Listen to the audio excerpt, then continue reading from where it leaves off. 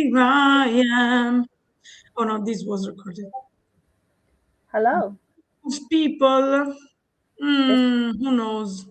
This is S. I'm Kate. You have joined part 2 of the ACEs Never Ever Ever Sleep Above and Beyond IAD 2026 live stream. Will we just make the name longer every year? Yes. Like every ACEs year Never we Ever add Ever Ever 10 years. It's like ever. this long.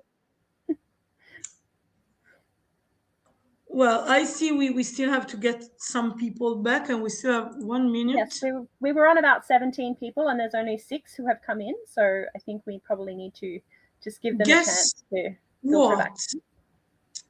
When we closed the other stream, there was still about 13 people watching, and I was like, why are you here? Great, put a face to the name. Oh, it's you, Wilka. That's Wilka. Wilka, I have to say, this time I'm going to try and sleep a bit because it's like 31 hours, not 24. So I have to preserve myself a bit also because on Tuesday I'm going to work, but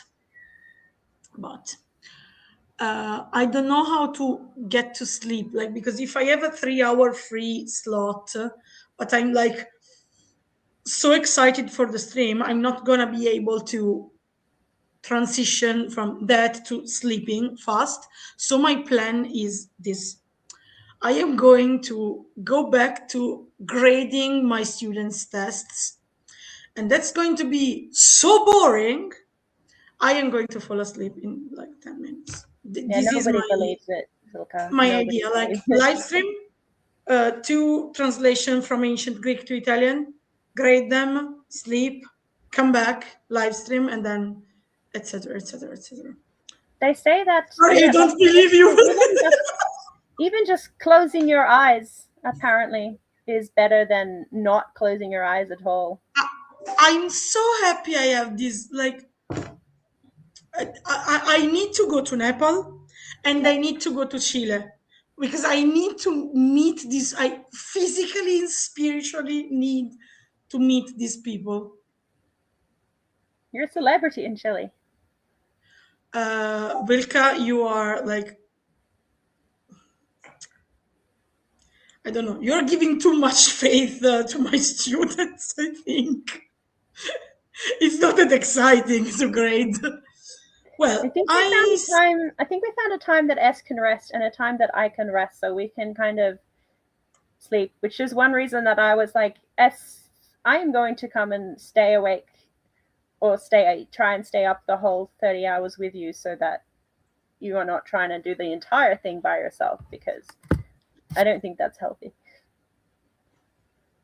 or safe. Why is it unhealthy if I do it and it's healthy if you do it? Wait, this is a double standard. It's not good broadcasting. Anyway, it's all right. I think it's time for you to do your next panel. So I'm just. We lost a few people in the transition, but it's fine. It's fine. They might come when they work out how to make it work. You have the next panel now. It's ASPEC Takeover Hour. Am I correct? Yep. Greatest ASPEC-TATIONS, the most amazing title ever conceived. So I'm going to add on stage Jae with wow. Hello. Hi. Hi. The most aromantic person in front of a webcam, but I also have my aromantic flag. Yeah. So there's some aromanticism in the air. Then I'm going to add Susanna. Hi. I'm going to add, it's a lot of us. I'm going to add Amanda, and I'm going to add Hello. Here we are. Hi there. I recommend that Hi. Amber and also Nolan. Yes. Yes, pronouns. Where should I? The screen is very crowded now. I think. Bye, Kate. I think. Hello. Bye bye. Yeah, with the 3 dots. Yeah, Bye, yeah. Kate. Found it. Bye, Kate. Found it. See you Bye. later. with the 3 dots on your image below, you can do that.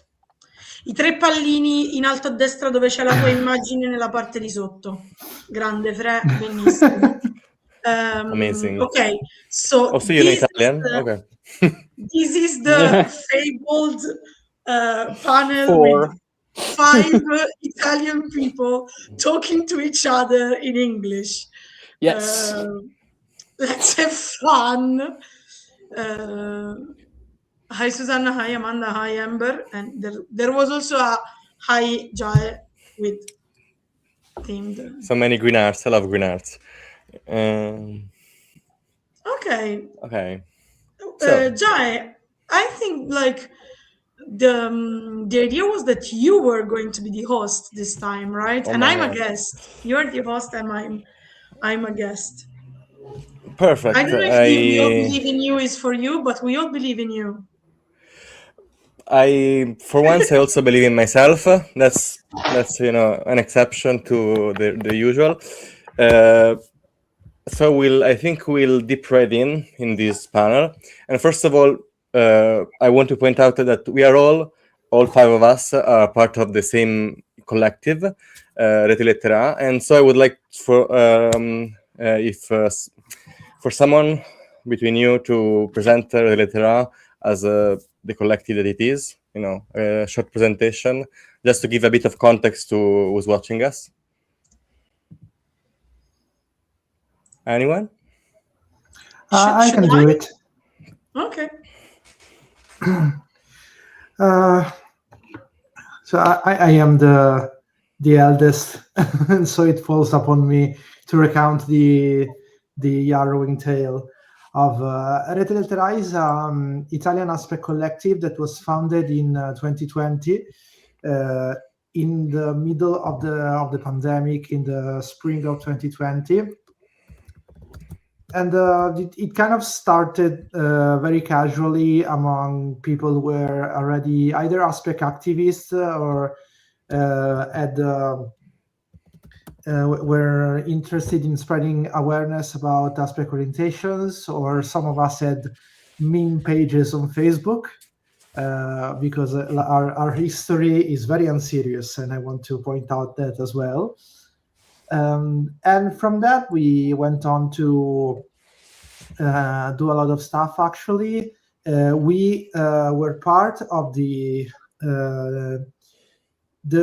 group of association and collectives and organizations that decided the date of IAD, and we have been contributing to it ever since, through mainly S, which is a pillar of IAD.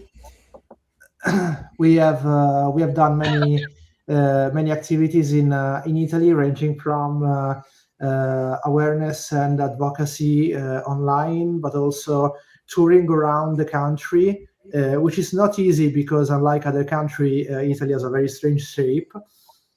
We have organized Aspec groups at local prides, local pride parades.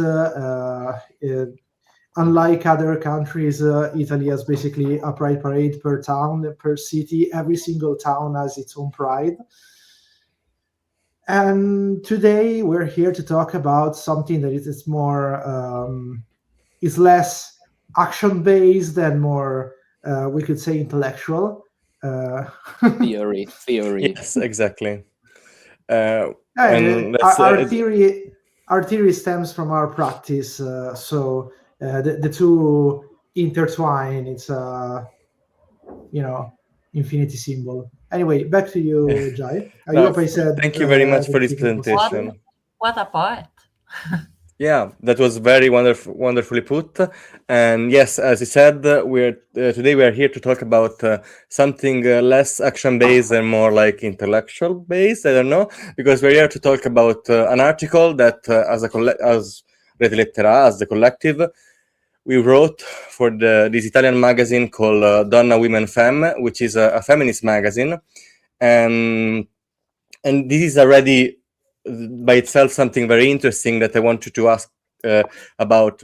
This meeting between our Aspec activism and the feminist movement, a feminist magazine. So I wanted to ask you how this article, how this project came to be, and so the genesis of it, if you will.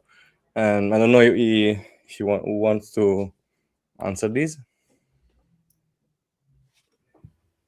Okay, so maybe I can go, because I Yes. am also part of the people who are in the WF, this okay, this magazine, who, as Jai said, is born in 1975, for the precision, in the context of the feminist movements.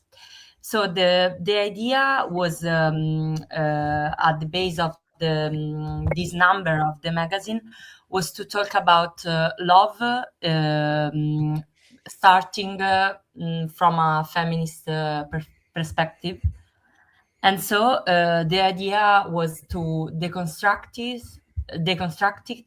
to talk about how love is changed, how the patriarchal basis of love are, if they are challenged in modern society, how people and feminists all around the world live love in their lives. So it was very important for me as an Aspec activist to try to imply and include the Aspec perspective of love. I think that the Aspec community has a lot to say about love and sexuality, and I think that it also intertwines very well with the feminist perspectives, because the aim to both the Aspec community and the feminist movement is to challenge the patriarchal basis and structures of society, and love is very full of these implications of those structures. And so I think that the two perspectives are really intertwined, and so the other people of the magazine believe so. So we started a collaboration. Very interesting. Thank you. Yeah, sorry. I don't know if somebody wants to add something. Yes, of course. If anybody else want to add something to this, they're welcome to do it. Otherwise, I will ask you also about. I want an interesting part of that maybe we'll also explore the connection between feminism and Aspec. We'll go back to that later when maybe we are going to talk about the content of the article. But first of all, there is I would say a methodology question, but also I think it has a political aspect to it, because as a collective, we decided, even I wasn't involved in this project, and this is maybe also the reason why I'm asking you. I'm the one doing the interview, but we decided as a collective to approach this article in a collective way, like writing, trying to fitting together different perspective and different pieces, like in a series of smaller articles, to create what we decided to call Counter-Romantic Manifesto. I want to ask to you all, why this decision? Like, what was the process to decide to do this as a collective, instead of like maybe choosing one or two people to write a more coherent article, and then maybe like having the other part of the collective doing the part of reviewing and approving what was written? I don't know. if you can answer that, some of you. Yes, go ahead. I see that also Amber wanted to say something, so I'll be short. I'll be fast. Yes, as you said, going that way would have probably brought a more coherent article, but that's not what in a way we consciously decided. I know it sounds like, you know, the fox with the grape. Like, it's not that the grape is not good, it's that I don't want it, but we actually wanted to embrace the incoherence of it all, because what we wanted to communicate is that, like, first, our experiences are all extremely different. Like, what we aim to do was specifically show that, like, the allonormative model and expectation of romantic love is something that erases and doesn't recognize the existence of ASPEC experiences. Mind, all experiences, be it asexual and alloromantic, or aromantic and allosexual, or fully aro and ace, all of these experiences in varying ways are not something that is accepted and recognized by the allonormative model of romantic love. So we first of all wanted to reflect this fact that, like, we have, our experiences are all different, and it's not always easy. It's not something we should take for granted, that it's always easy to find, like, you know, one or two voices that can represent everyone. Of course, not even these 4 people could represent everyone in the community, but we wanted to, you know, like, highlight the fact, like, embrace this difference and show this on paper, like, we have different voices. What we also wanted to highlight in this manifesto, that was like, it's a manifesto because we gave it, like, some points that are not all the points we would have as political points against the romantic love as an allonormative model and set of social rules, but it's some of the political points, main points that we had in mind. But we also have these different points in the manifesto elaborated on with different kind of texts. Like, we vary from, like, historical think pieces to, like, love letters in a way, not non-romantic love letters, but love letters indeed, or like my piece is like a movie review in a way. So we have so many different things because we wanted to reflect the fact that, like, our voices are, like, sometimes incoherent, sometimes dispersed, and they are like different shards of the global theory and political elaboration of the ASPEC community. Not because we are a young community, we don't have a political elaboration, because we do have that, but we are systematically opposed and erased.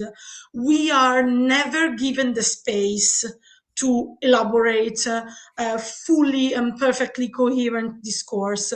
We do that anyway, we try to do that, but it's always made hard for us because we're not given space to share our opinions and build and create a collective voice. And so the people who actively brought this oppression to be and made our voice to seem scattered and dispersed, now you have to pay for that. And you will have to read an incoherent piece. You will have to read all the differences and all the different voices, and you will have to do the work. You will have to do the work that you didn't accept us doing when we offered gently.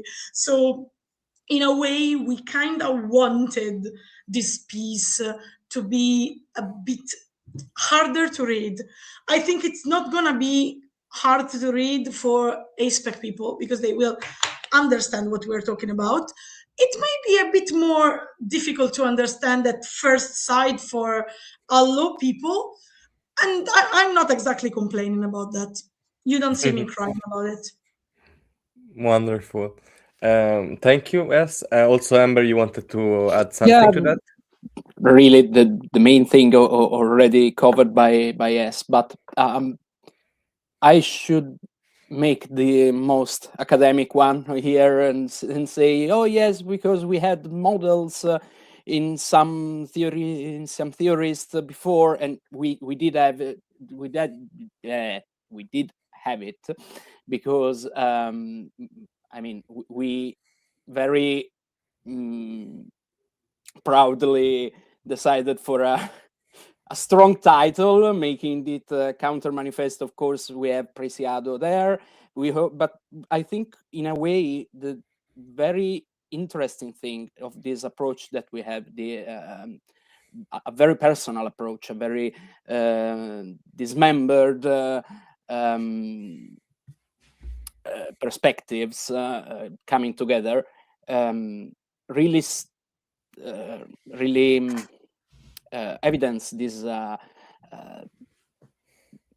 personal approach, and that I think that many of us encountered it also in looking at other activist movements.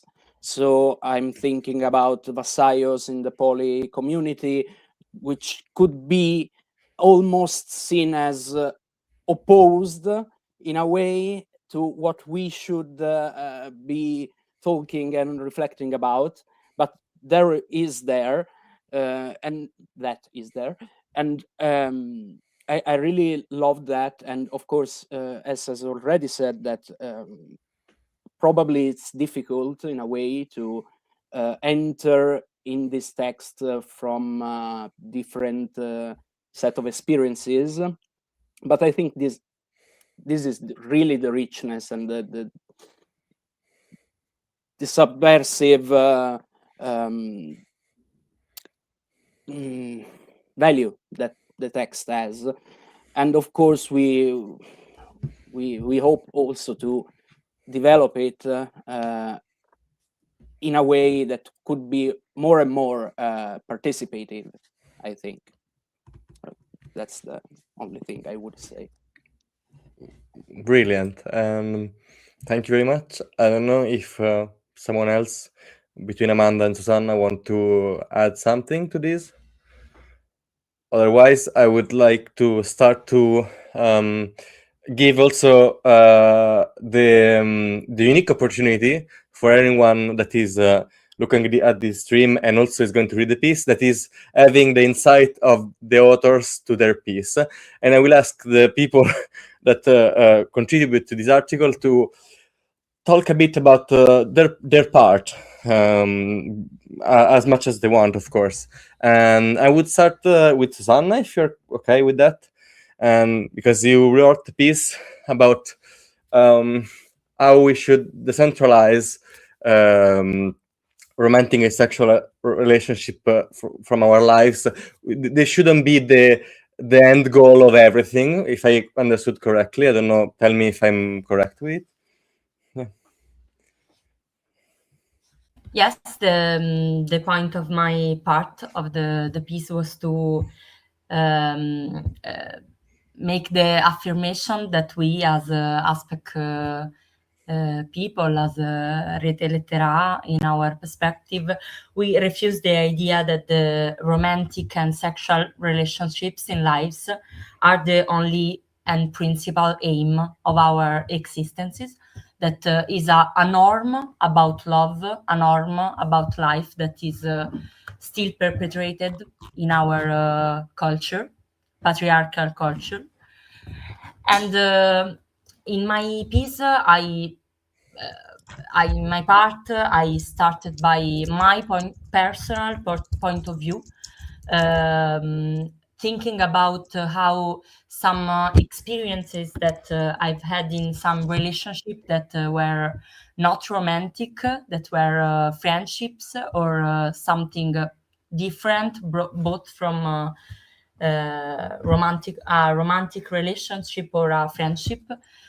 some things that I have experienced in so-called platonic love or non-conventional relationships is some very often the things that I have experienced in these relationships are the one that made me understand what love, what care is, what being able to be there for the other person really is.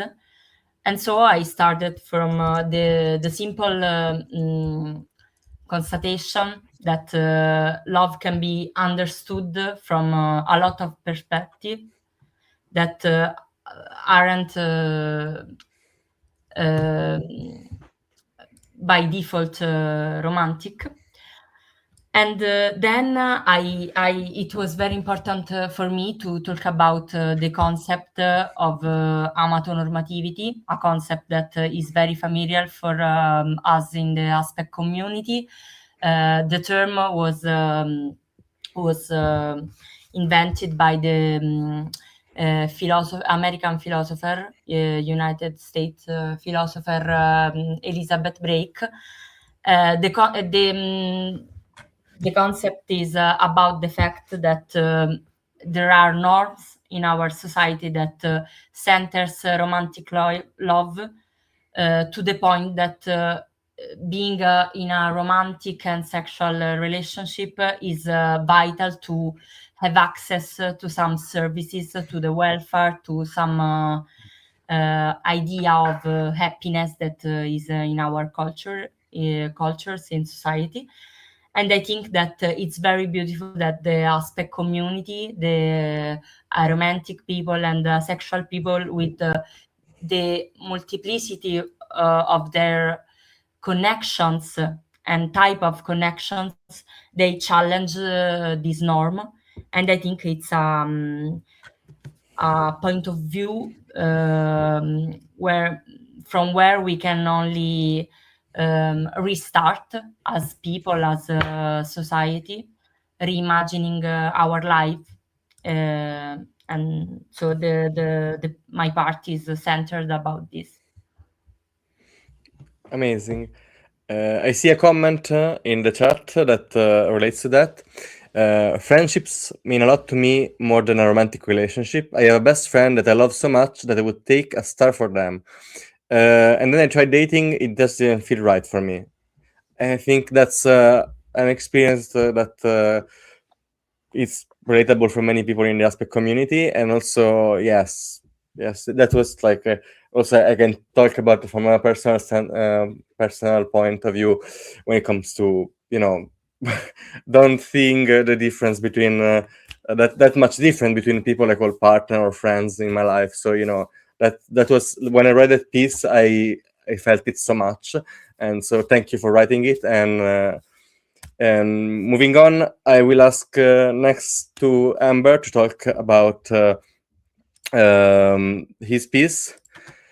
So we are like it's kind of connected, but it's more about the fact that there is an expectation for all of us by society when it comes on how we're expected to function, how we're expected to be attracted to people, you know.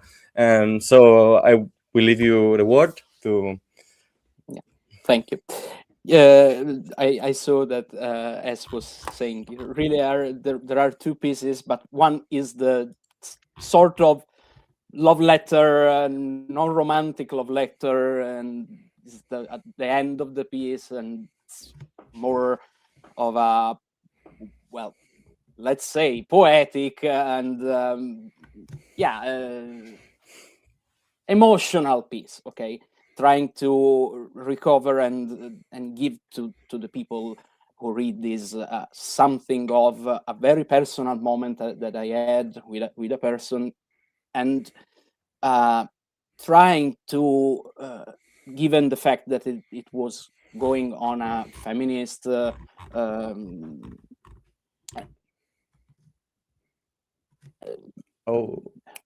journal, Okay, with its. I am lagging. Just a bit. You logged for a moment, but now you're Just a back, bit. and seems fine. I don't know. Yeah, I don't know. But let's hope. And the first piece really is about when we were thinking about it, we used to call it the circus piece, because it's about how in really we not logic these expectations are that are imposed onto us really are, if you look at them with a strict angle and with a camera right on them, you see that they are really without in my piece I try to remember something that happened to me when I was really young, I think around 12, and they're already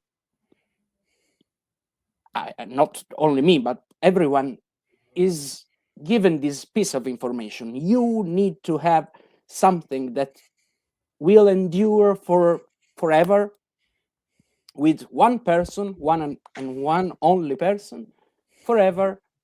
And it doesn't really matter if this person is made for you. The problem is you have to. I'm sorry for my linguistic difficulties here, to match and not give it really a second thought about it, okay? Because it's very difficult to how can I say it, extrapolate about this, but in a way I think that both my pieces were really constructing on this personal aspect of the whole construction. And I remember that one particular metaphor about basketball really was really loved by the other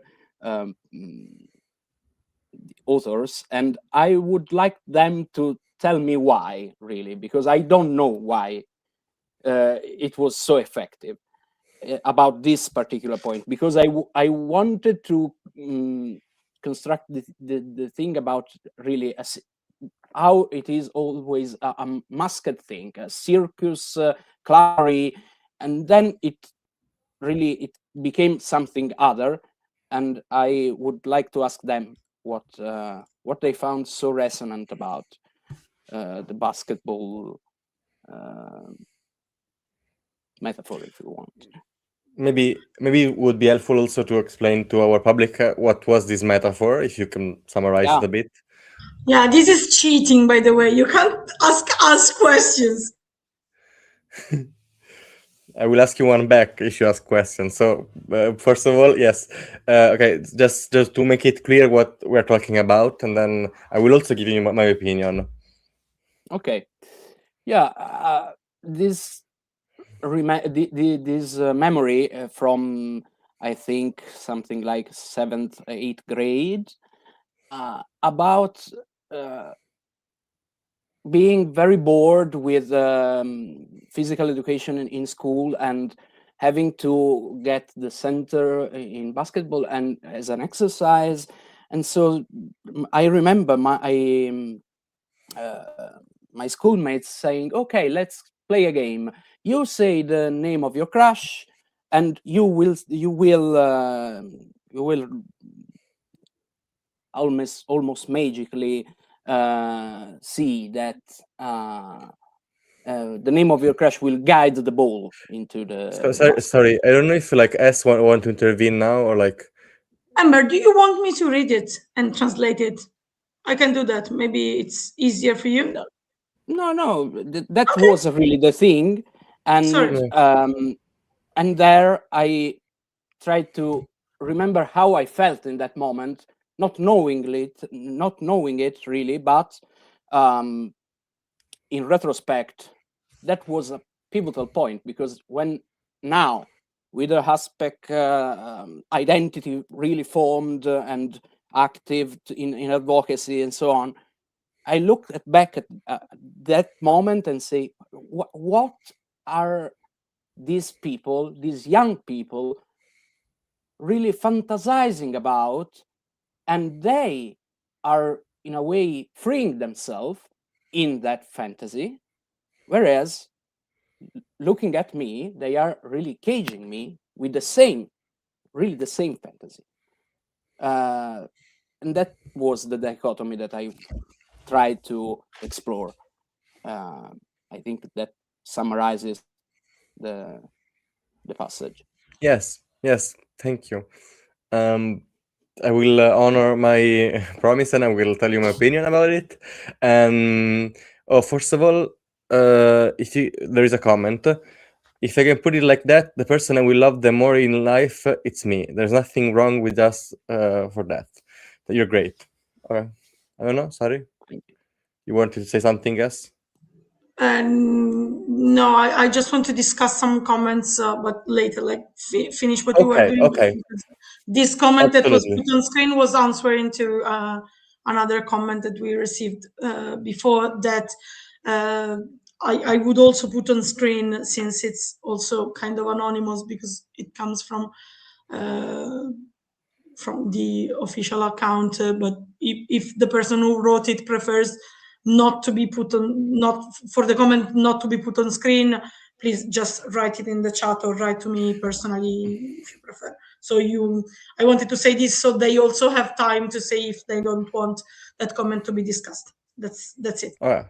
We'll take the time. We'll wrap it up with this question, and so we're also giving time to the person to eventually respond to your request, and I will come back to answering Amber.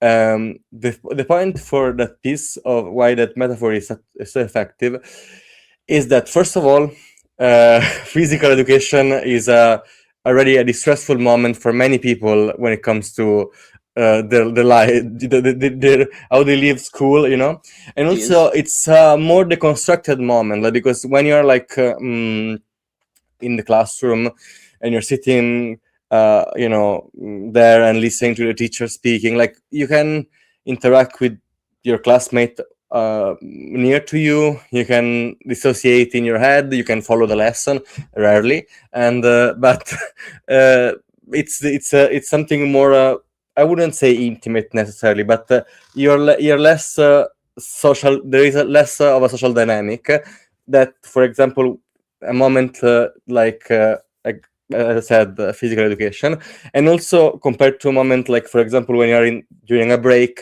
you are also like you are deconstructed, but also forced to do something usually distressful, like exercise and performing. And so I think it makes emerge this kind of dynamics more.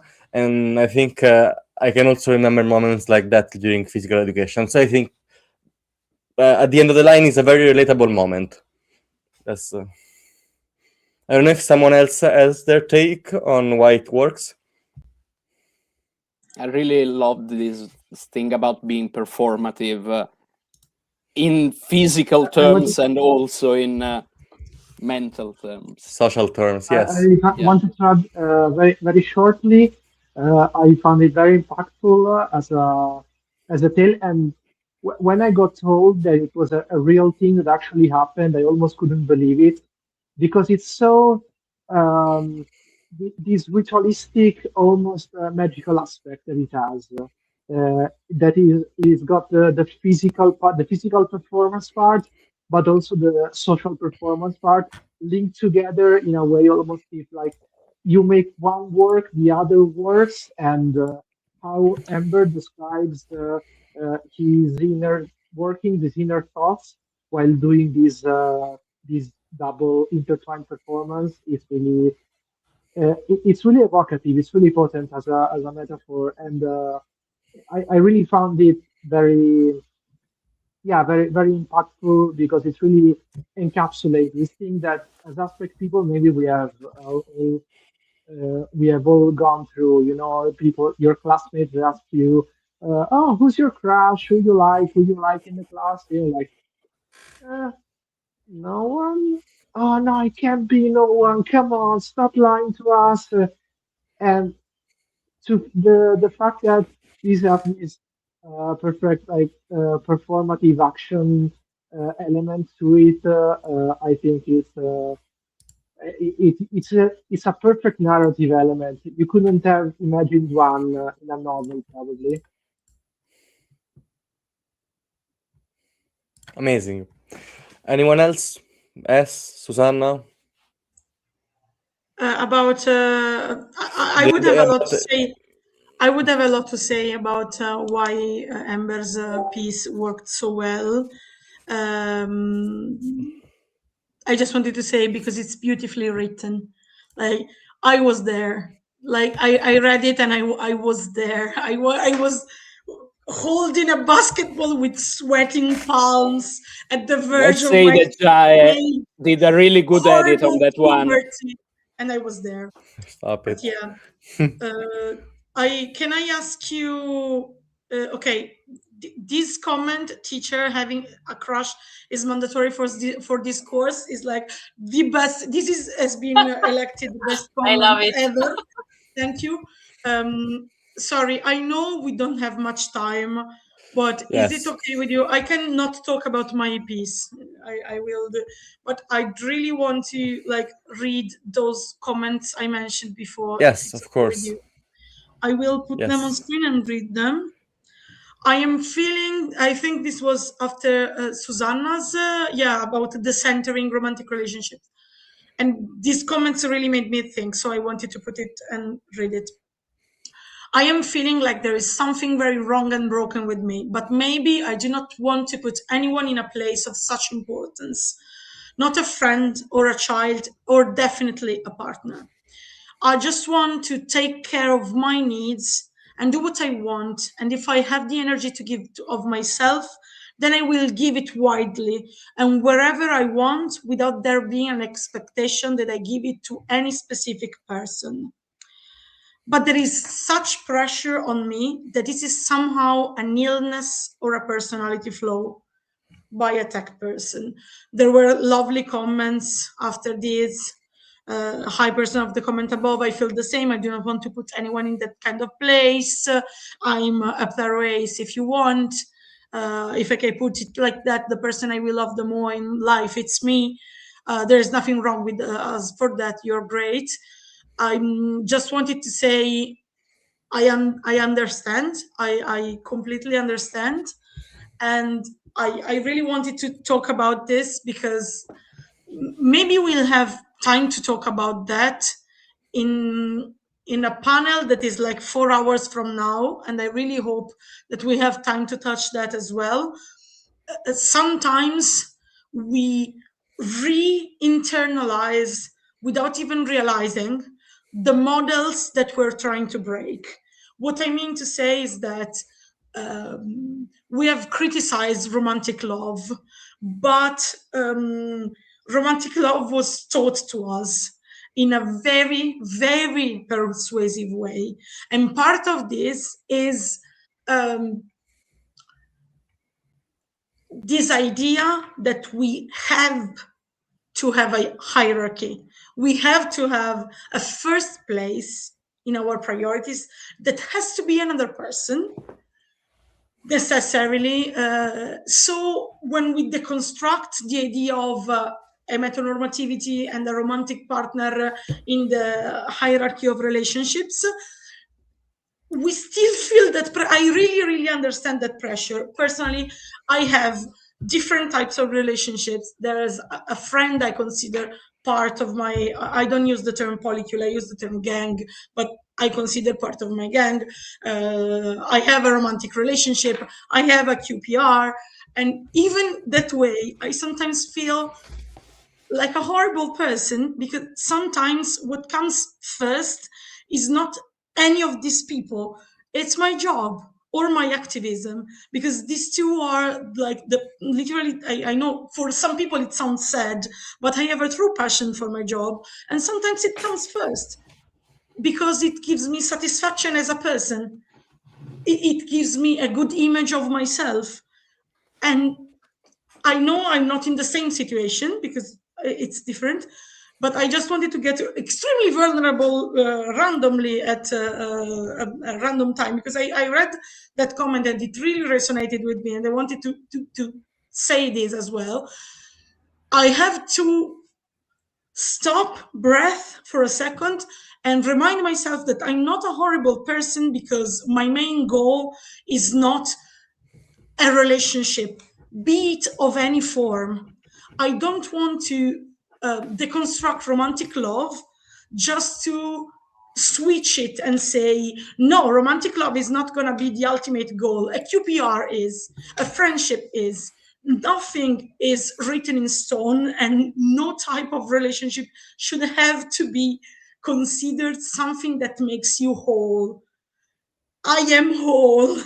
And if I want to feel full, I want to do things that make me feel realized. Then a lot of the times this will be with other people, and I love other a lot, like also the people that are in this panel. But yeah, I really understand that pressure, because I think that like we have internalized the idea of the one so much that even when we deconstruct it in a romantic love perspective, it comes back to us.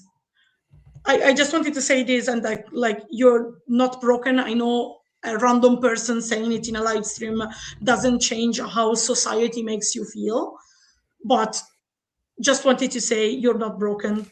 I sometimes feel broken for the same reason. We're not, and if we don't believe our own voice, let's like exchange. I will tell it to you and you will tell it to me, and in some way we'll do that. Sorry for this extremely out of line. I hope none of my students ever find this live stream, because that would be humiliating. No, I thank think you. it will be insightful, honestly. Yeah. We were also looking for that. I think like also of course we are talking about we're doing this thing which could sound a bit weird, that is this cross media, like talking in a live stream about an article, and but the point is to simulate a conversation and to bring it up experiences and doing parallel. And this was an insightful comment, and and it was, and thank you to the person that wanted to share this with us. And I didn't see the last comment you put on screen. Yes, the time. Okay, we should collectively apply the "it's not a race" to this part of life and social expectation too. Every person in our life we consider important are equally important as much as our important things. Thank you very much, Uomo d'altri tempi, for this comment. And as you said before, time is not an infinite resource, so I will move on to Amanda. I think Amanda wanted to say something. Oh, okay. Yes, I wanted to Amanda both for the comment, and then I want to talk with her about her piece. And yes. So for a very short addition to what S said and that comment said, having had a very hard past relationship where my being asexual was had become a very harsh barrier, a very harsh obstacle in the relationship, and it made things very difficult. And I didn't even know I was asexual, so really that feeling of brokenness, of there is something wrong with me, really resonates with me as well. And I think that as the suggestion of applying the "it's not a race" mentality it's a very good one. But also I want to add another thing, which is people shouldn't demand of you any priority, anything more than what you can give them. Because maybe you have many friends, or a job, or things you like to do, or simply, like me, you don't have a lot of physical energy to go through your day, and you have to really ration it and decide specifically, okay, today I'm going to do this one thing, and then I have to lay in bed for the rest of the day. And I think that I know this is very cut and dry, and it's more nuanced, and you don't have to. I'm not saying cut people off from your life just because they want things from you, but I think that there is also a component of you give importance to people, things in your life, and aside from things that may that are imposed upon us, like working for a living, unfortunately. I think that when it comes to people, it doesn't matter how that person feels important, because they have a label of partner or spouse or whatever. They don't get to make demands. They don't get to say, "Oh, you have to leave everything, come to me because I need you." And maybe uh, and maybe you do it anyway. Maybe you want to be with them when they need you, but I think that there is this little switch that um, practically it doesn't make really a difference. In the end, you go to this person, you stay with them, but the mentally, psychologically, and also in terms of dynamics, doing it because you're demanded to, because uh, you're kind of forced or have this emotional bargain put on you, and and on the other hand, doing it because you feel like doing it. It's a completely different thing, and the spirit with which you do it, with the spirit with which you leave the relationship, be it a partner, a friend, an acquaintance, a colleague, a comrade in activism, it's completely different. That said, sorry, this was a very banal and shallow thing to add, but it's like That wasn't. It wasn't banal. You were making me cry there. So That wasn't superficial at all. It was like, or like given, like it was also very insightful, and I think also in a way it connect to your piece, because you wrote a piece for this article that want to compare the notion of true love, so something that is big and prioritizing, and something that you have to aspire to what we have in our life, that is like a plurality of of things we care. Like, we usually talk about this when referring to people, but actually we could extend this to also things that are important to us that are not people, like passions, jobs, pets, and whatever. I don't know if I'm I'm correct. You agree with this? I don't know. Yeah. Yes, I wanted to when we divided up this piece to write among ourselves, and we chose these various parts to write. I chose the one about representation, but not like we commonly say it as with meaning people from our community that are represented in media. But I wanted to uh, like how love, the true love, the one true love, is represented in art, in media, in culture. It's kind of a pet peeve of mine. I'm an educator by trade, but somewhere very, very, very deep inside me, there is the spirit of a movie critic. And so I began from my own experience, from what was the prevailing representation of true love with my generation. I was born in '91, and so of course I had to start from the greatest romantic movie of my generation, which was Titanic. And during the late 90s and the 2000s, we were exposed to this incredibly amatonormative soup of art and media. You had, of course, these great sweeping romance stories, and you had, of course, a representation of love music. You had the boy band wars, a lot of stuff. And then I tried to broaden my horizon because, of course, the thing you tend to do sometimes when you think about phenomena of your generation is to think that it was limited to your generation and to your experience or to the common experience of people of your age. But of course, actually, there was the amatonormativity soup changes its flavor and changes its ingredients, but it's always there.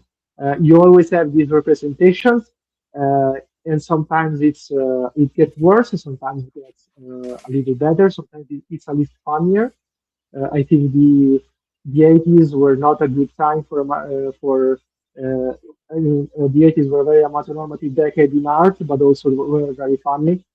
Um, right now, for example, we have this alarming rise of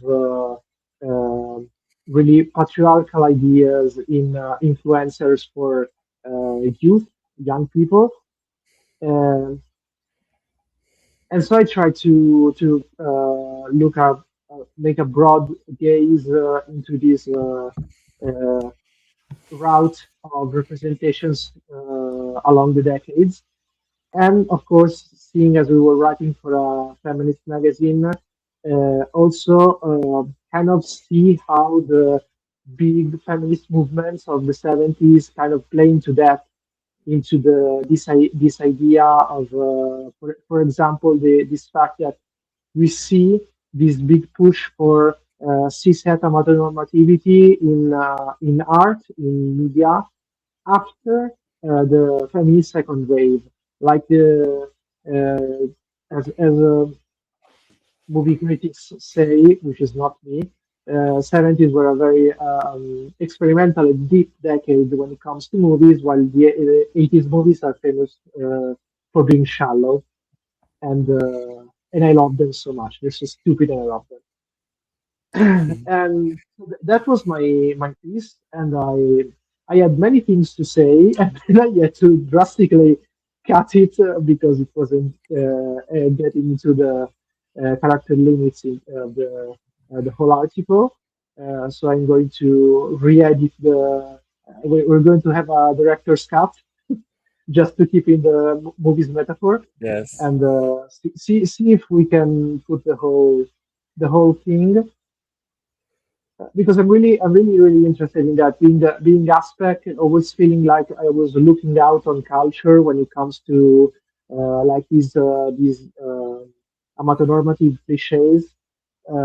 It of course made me really have this interest, have this look at these representations as kind of what are they saying about it, but not, it wasn't resonating with me. I was always feeling like I was outside looking in, and at the same time, of course, I for a long time tried to uh, learn how society works and learn how to behave, learn how to mask, if I can borrow the term from the neurodivergent community. And of course, I try to do it by imitating social and cultural models coming through, of course, representations. Amazing. And as you said, I will give a little bit of an anticipation. The article is out now in this magazine that is also available in digital version. So if you understand Italian, you can buy it. We are later, we're going to have in the future, we're going to take the various pieces, and we're going to publish them on our website, and where we're going to have some more space to give a director cut, if you will, and we'll also put some more parts. Do you plan to translate the article?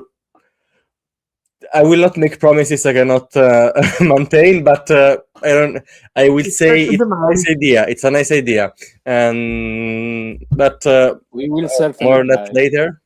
Yeah, I think it's a very nice idea that maybe we will consider. Yes.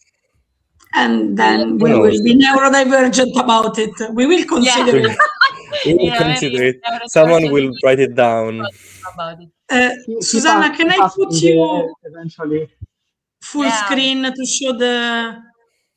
How do you translate smancerie in Italian, in English? I would want to ask the same question. I don't know. Smancerie, like,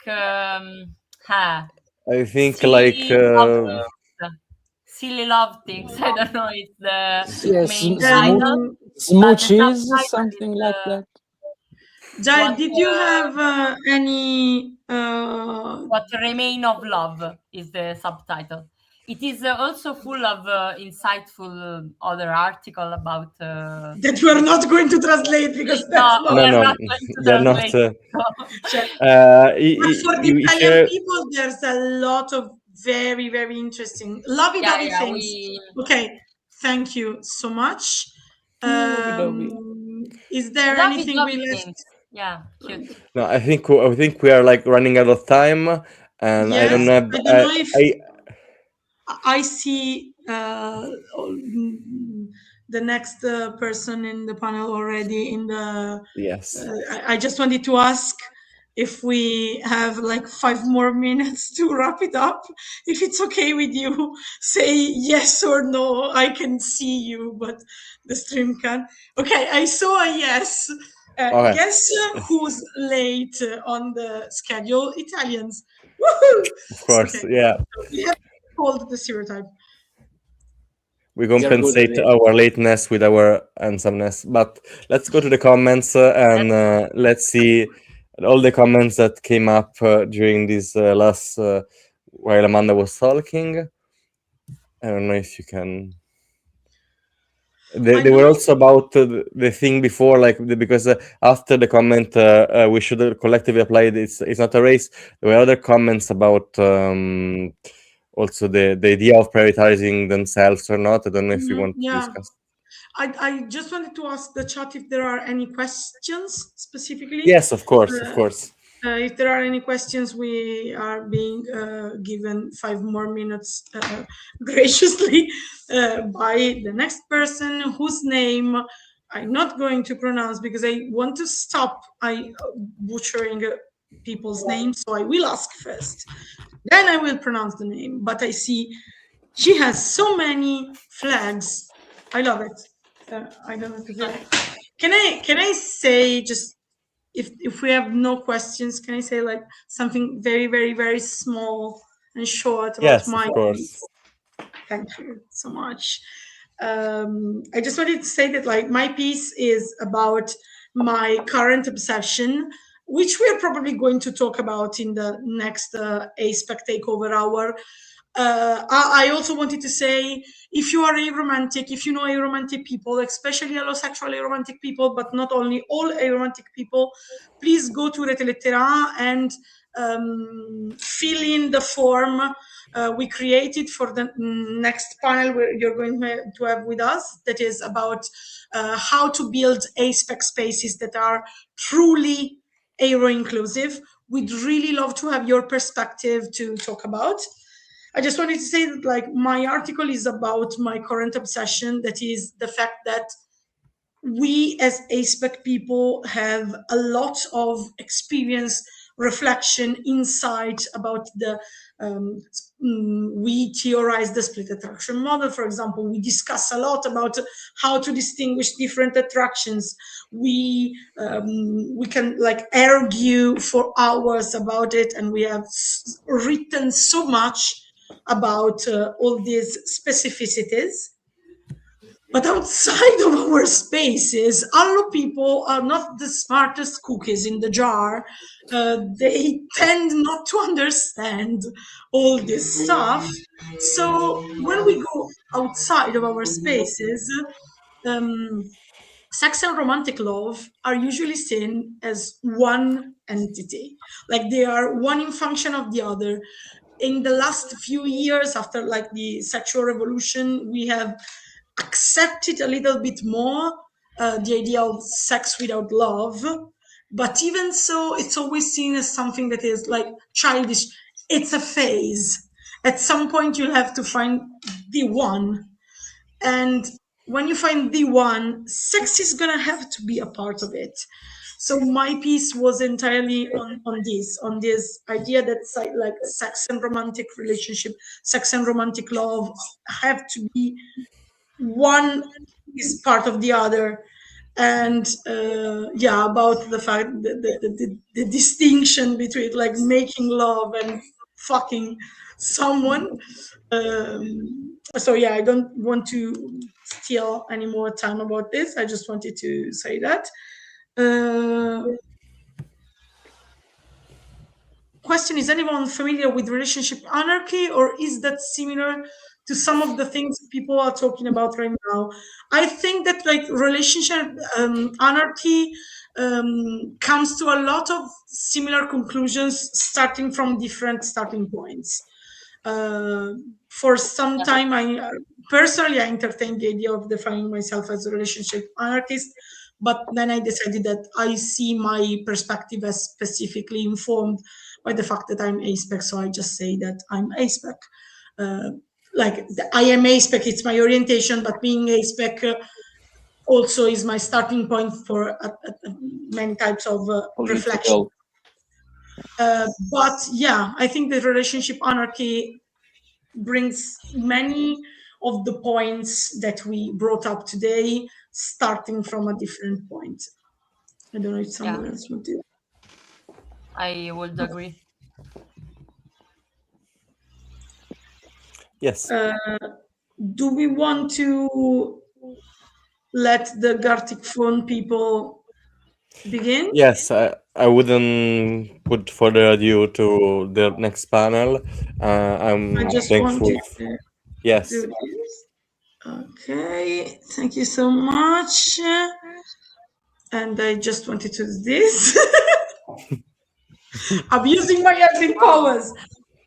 I love you so much, all of you. No. Okay, so. Yes. Bye. Thank you so much. See you in 3 hours. I don't know. I'll be back. Yeah, we'll be back. Me and Jaya will be back. So Write the name of your favorite boy band in the comments. Backstreet Boys are superior. Bye. I love you. Bye. So, Gartic phone, I'm going to put you on, and I'm calling people Gartic phone. Baba. I'm adding you on stage. How do I pronounce your name decently? Well, my name is Carlijn, but I always Carlijn, use my username is Carlino, so that's sometimes easier. So Carlino or Carlijn? It's both fine. Okay, great. You have an amazing collection of flags, my dear. Yeah, I know, because like I'm just a hoarder with flags. Yeah, I have more flags than I can count. Like I try to be like decent and not put everything here, because I have like 4 ace flags, I think. And then I have 1 arrow ace, and then I have like 3 arrow flags. So I will say technically I'm not even a romantic, but I have like 5 you arrow still flags. have it, yeah. Yeah. There's this one drawing I found, and it was like being ace is just collecting all the flags. Like because there's so many. Well, I am very bad at this, so I'm going to be on the side of tech support. I will kick Amanda out because I think she forgot going out. I need a flag big enough to cover a wall. Any suggestions on that? Suggestions, paint.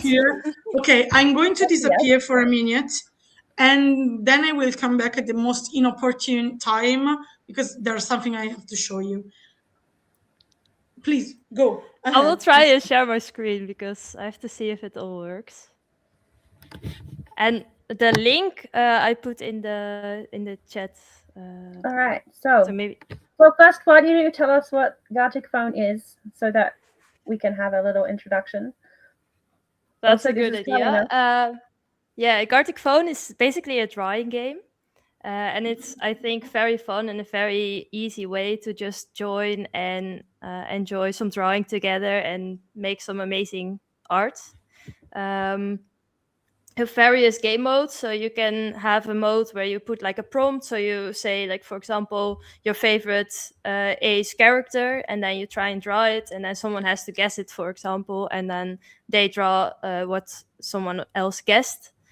So you can have like a phone call, basically. That's why it's called Gartic phone, where every time someone has to guess a drawing, put a prompt in, guess a drawing, and that way. So in the end, you get something totally different. But the easiest way to start is to just have like 5-minute rounds of drawings and have a prompt that someone says, and try and create some amazing ace art. So, and yeah, I think it's a great way to get more ace drawings in the world. Sorry to interrupt, and then it doesn't matter if the drawings are not very, you don't feel like there's something I have to show. Talent. There's something I have to show Little Lemon Seed. So Little Lemon Seed, please look at the screen.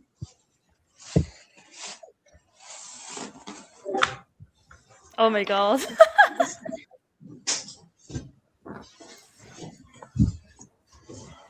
That's giant. This is my 6 meter per 4 meter ace flag. Could be bigger.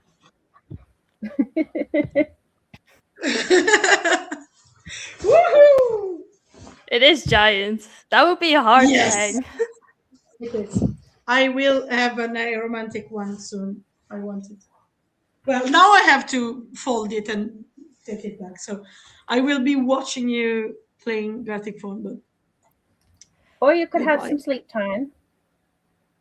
I'm not sleepy now, but I will try. As I said, I will try grading some of my students' tests, and this will make me bored, and this will make me sleepy. That's the plan, but that's it. Bye.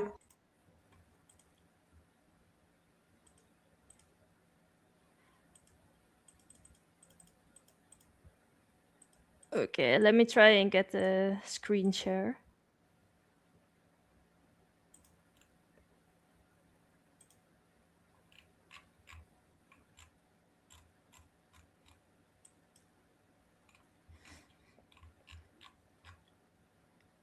Yeah.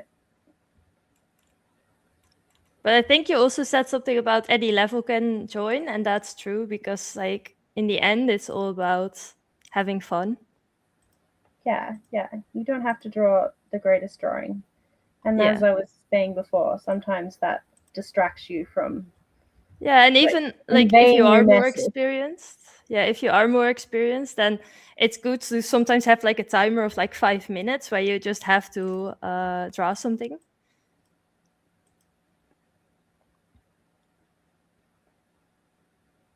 Have you figured out how to share your screen? Yeah, but my computer itself is like not allowing it. So let's see.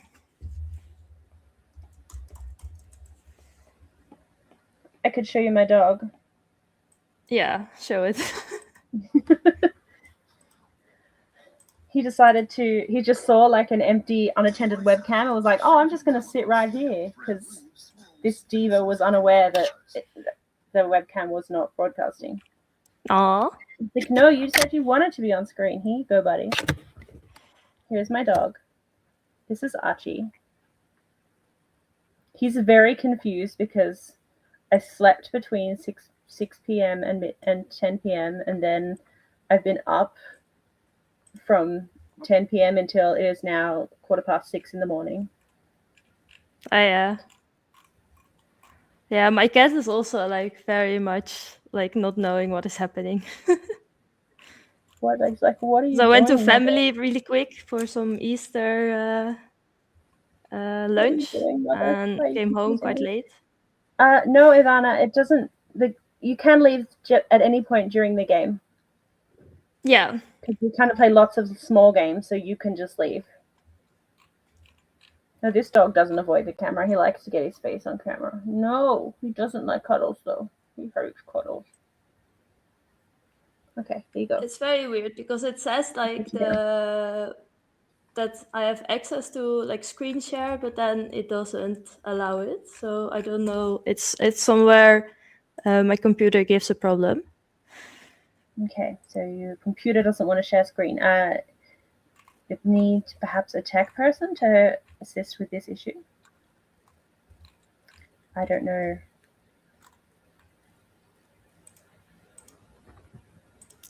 Let's see. I do not know how to deal with that issue. But I see that we have 5 people who are ready to play with us. That is good. Yeah, that's definitely a good thing. I see. Nia, are you able to help with this problem? So your computer objects. Yeah, and I have it like accepted, but it's doing some strange.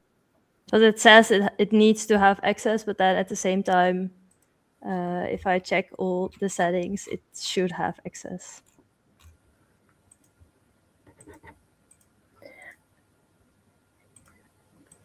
Yeah, it should, when you try to screen, it should come up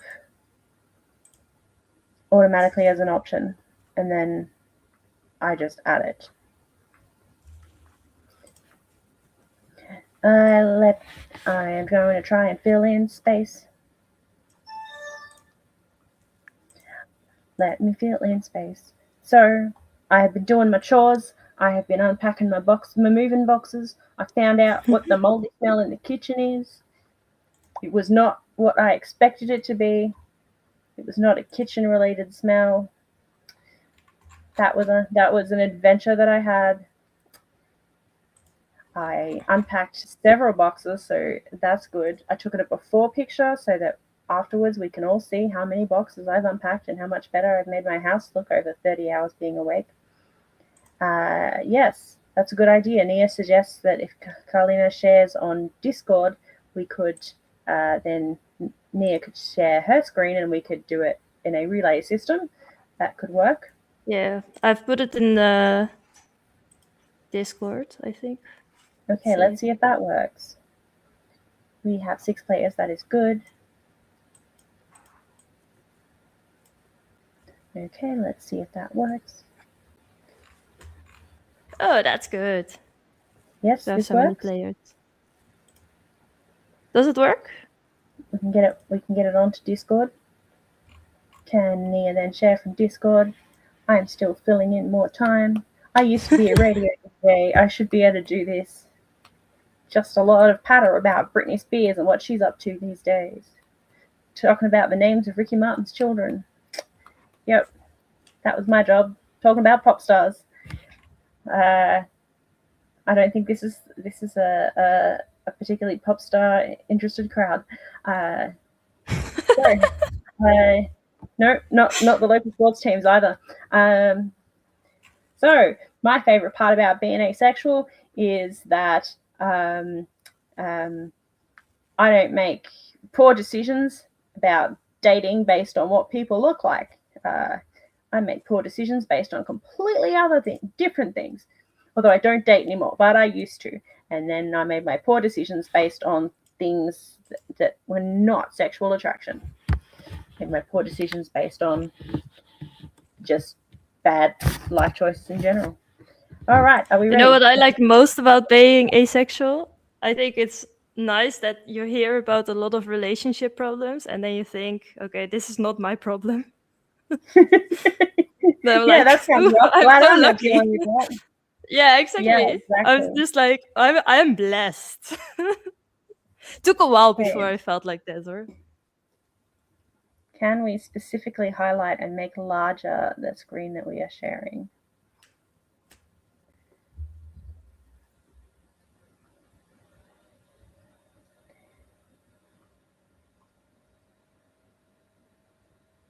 Yes, we can. And Nia, if you could make it as much as you can.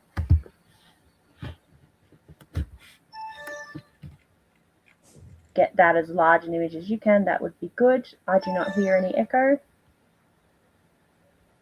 Yes, fantastic. Thank you, Nia. Let's go. Bit too big.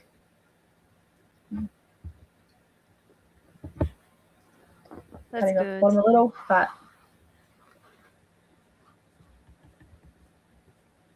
okay. So I think everyone can see the screen, so that's good. Yeah, I think we are good. Yeah, so we can start the drawing. So yeah, you said already, like anyone at any level can join, and what my idea was for the first round was to do a masterpiece, but then for like 5 minutes, and that's like a warm-up round to just like start some drawing. And I think a good challenge is to only use the colors of the ace flag.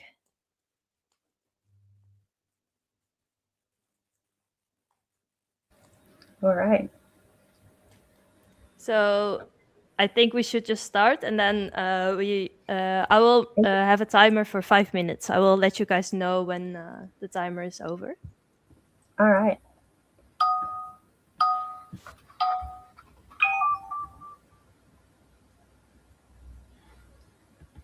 So try to only use the flag colors. Oh, all right. We're only allowed to use flag colors.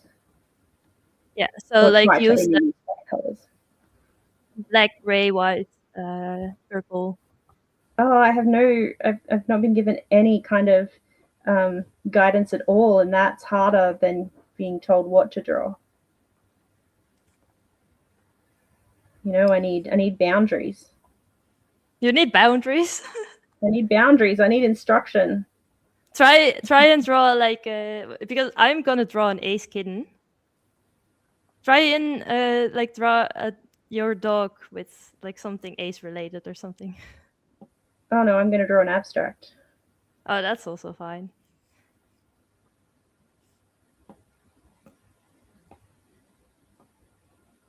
Also, this is a warm-up round, so any drawing is always a good drawing, as long as there's lines on the paper.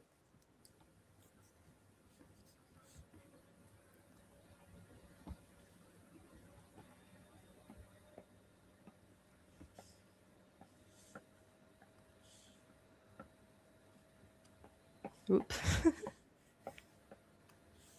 Oh, so we can see what Nia's doing.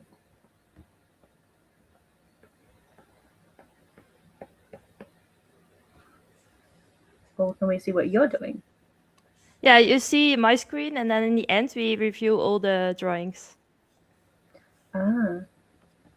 So, and anyone that's like watching, it's also a bit of a break time, so you can just drink some tea, enjoy some drawing time, and then together we can watch Most some of of the the people drawings watching after. are participating, which is cool. Yeah. That's one of the things that I think is like the most fun thing about interactive games. And so what I normally do as well is I usually stream some like party games on Twitch. I have streamed some Gartic phone before, but now it has been like a year ago since I did it for the last time. But last year, when I saw the Aces Never Sleep stream, I got the idea of doing the Gartic stream, so now it's finally here. So it was already a year in the making.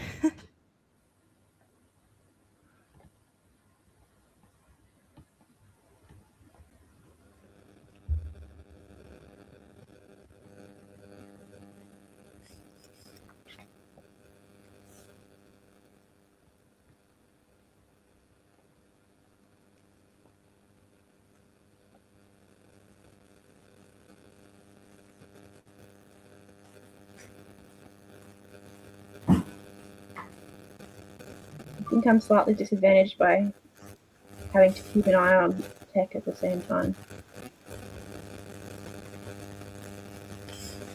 Like, otherwise we would all miss important gems like cats trying to jump on laptop.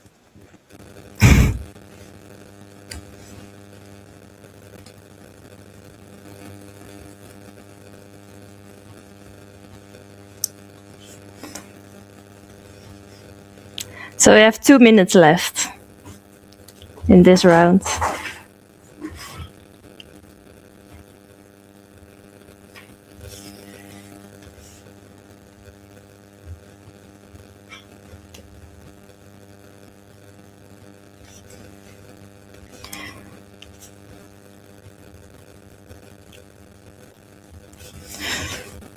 Yeah, those are more of a party.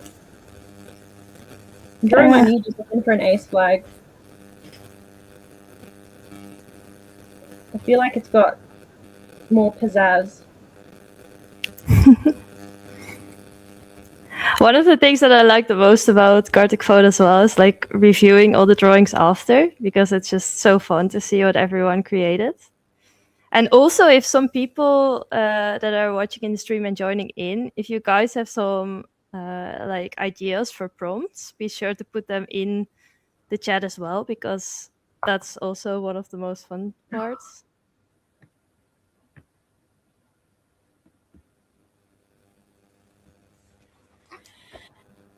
Okay, we have 30 seconds left.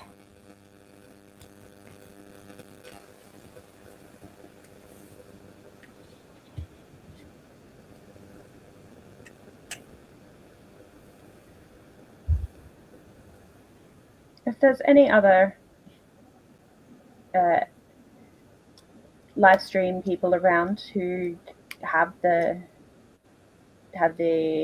capacity to come on and join Carlino and me, then you're welcome to come on air. Gartic phone is ringing. Yes, that basically means time is running out. So put your last colors in. And 5-minute rounds are not to make a masterpiece. It's just to have like to loosen up. Yeah, it's loosen up the specifically creative said juices. masterpiece, from what I recall. What? I recall that it specifically said we had to do a masterpiece. Yeah. But masterpiece is also like, you can have like 30-minute masterpieces, half an hour masterpieces. That's the same thing. All right. I put moderation on so we avoid like strange people joining in. You gave me the moderation link, but that link is no longer valid. So. Oh, okay. Yeah, I had it on like a second screen. So yeah, now it's the time to look at all the wonderful pieces. And the challenge was to draw only with the ace flag colors, because of course it's all about International Asexuality Day. Let's get it started. So yeah, I went basically with my cat with an ace flag. Beautiful kitty. Yeah. If I With don't slightly alarming purple eyes. Yeah, if I don't know what to draw, I will just draw my cat. So now we have flag holder number 3 with cake. That's very, very much ace related, so very good. I would love some cake. On my way home today, I wanted to stop at the station and get some cake there, but yeah. You might have to show us how to get those colors the next round. Oh, yeah. Black. Okay, let's use see. it as a bed sheet.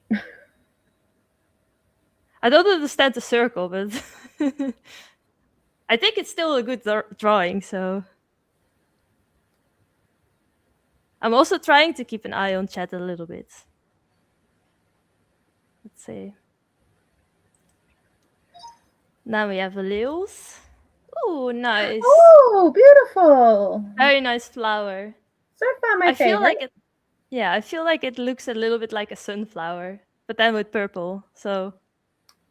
I'm trying to get the crocus as the official asexual flower. That's what I'm pushing for. Oh, yeah. Oh, aces never sleep. That's what they were trying to say. Of course they were. Oh. Wait, we can go back.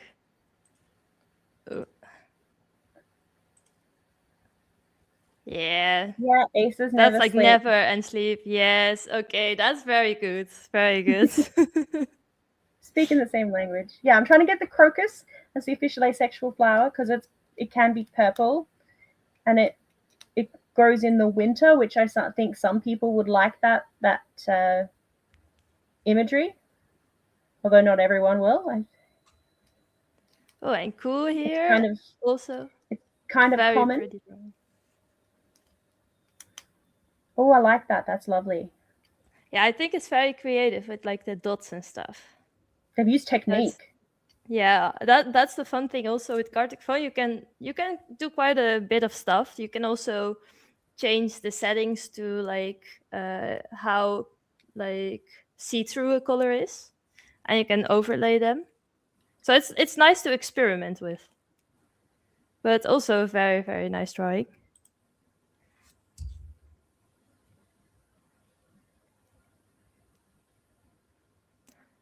Ooh, Aspec Nederland said, I think the flower actually is a 5-minute masterpiece. It is. It is. There's a lot of masterpieces. I like this one as well a lot.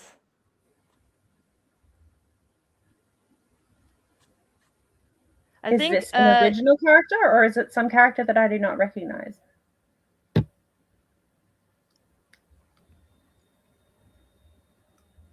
I tend to use quite of the thick drawing.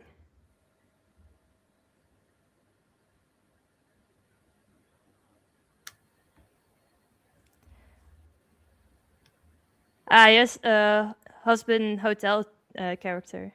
Husband hotel, right. Alistair. He's ace. Oh, let's go. That's one of the prompts that I also wrote down to do like an ace character. I have heard of Alistair, yes.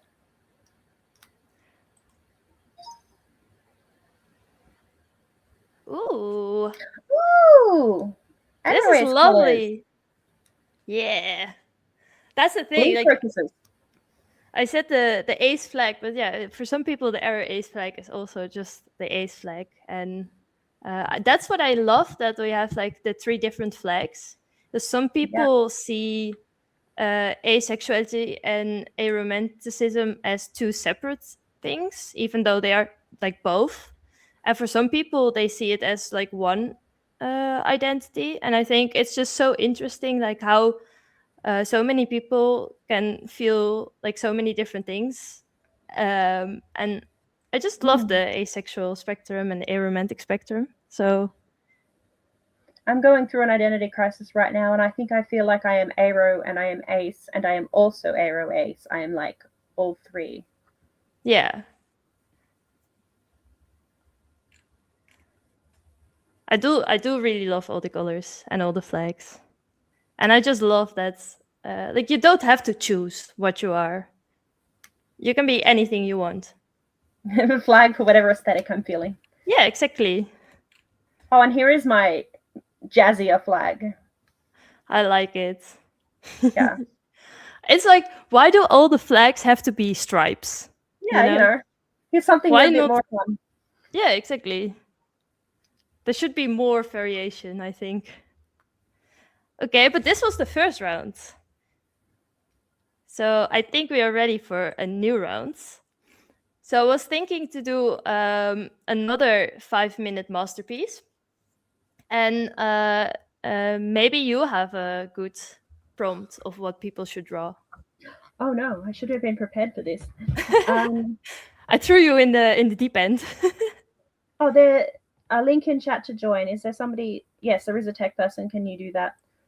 Thank you. I am Robot Jane Austen. Should you see Robot Jane Austen appearing in any game, I find it's a good name to have, because nobody ever is called Robot Jane Austen. No matter what game I might be playing. Oh, cool. Oh yeah, here's a QR code. That's great. Okay. Yeah, okay, I thought. Let me share. Like, I also shared the link at the same time, and I also shared the QR code because I was like, oh yeah, I can do that. What can the theme be? Okay, let's do a masterpiece. Oh no. do your favorite ace-associated symbol. You know, you could do, but don't use just ace colors. Do it as colorful as you can. That's a good one. Yeah. So you could do your cake, you could do your dragon or whatever, but try and do it in a colorful way, or do it, I guess you could choose to do it in a photorealistic way. So you could choose to do cake in traditional cake colors. Yeah, and also remember you have 5 minutes. So if you do a dragon, you have to do a fast dragon.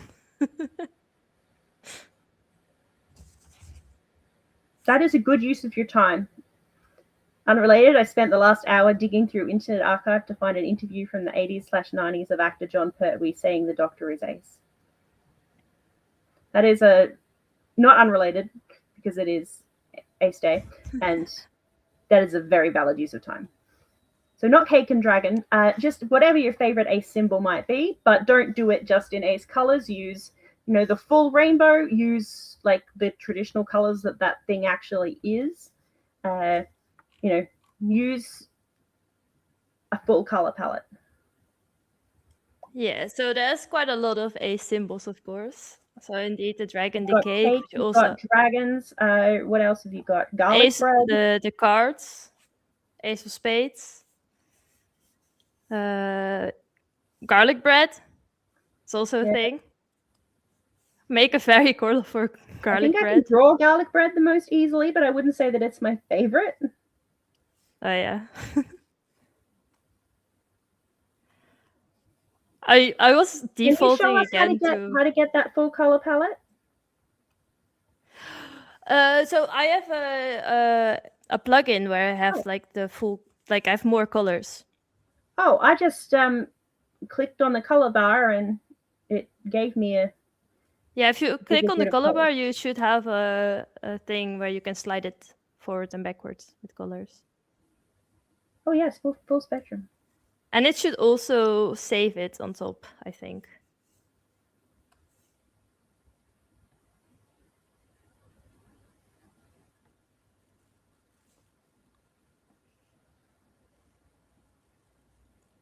So yeah, for everyone, you have to do your favorite ace character.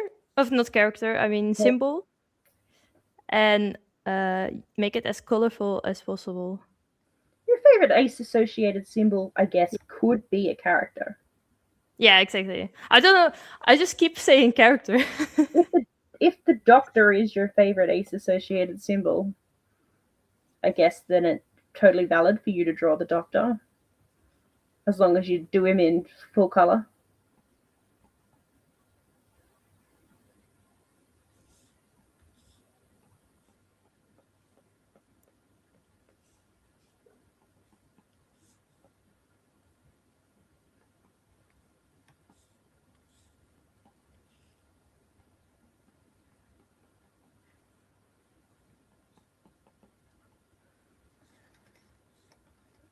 Cool.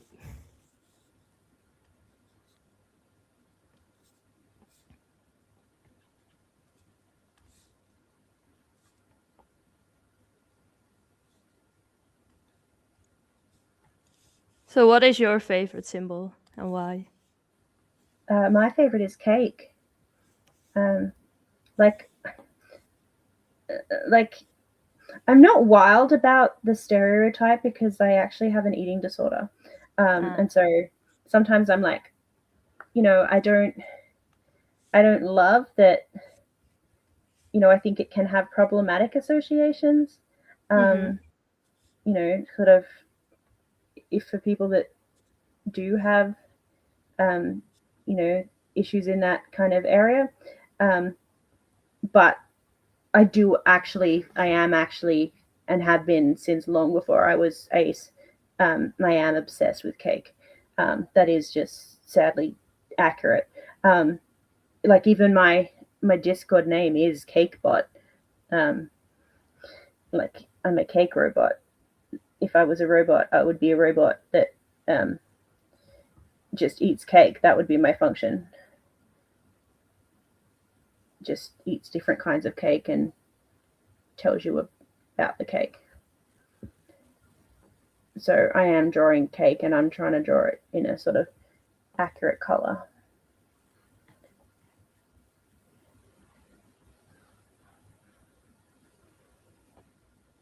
You have no purple or palette. Okay, so you should have, oh, hang on, can I highlight me for a second? Yes, I should be able to do that. Here's me. See my screen? Yes. When you click this, see I have this bar here for color. I hope that you have the same thing. All the colors, and then there's a bar here that shows you which color you're using. When you press it, it should come up with all of the different color options. And you can choose from a grid or a spectrum or sliders. I hope that you have that. If not, I do not know how to help you.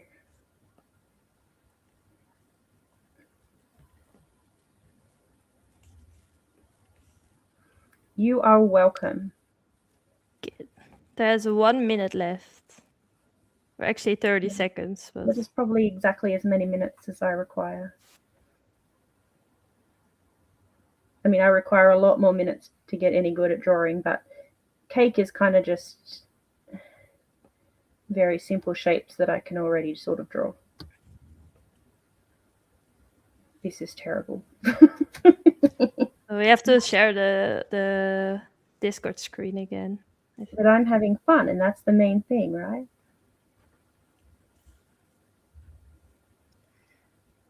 Now, do we have a dropper so you can get the same color back a second time?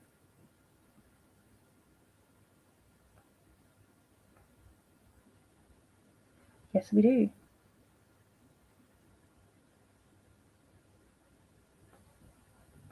Let's see. Someone said... My iPad suddenly decided to just ignore me.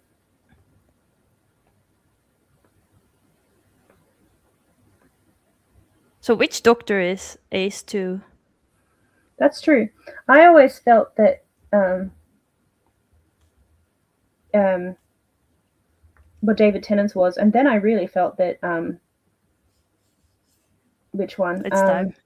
Matt Smith was, and then I hated River Song for a while. It's like, who does she think she is? But clearly, I was in the minority. Like, this is an asexual outrage.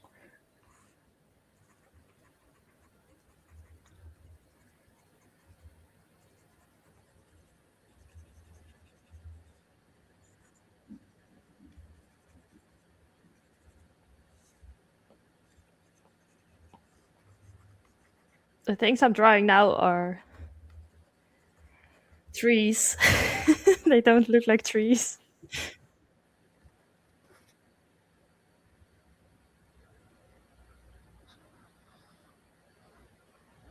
Yeah.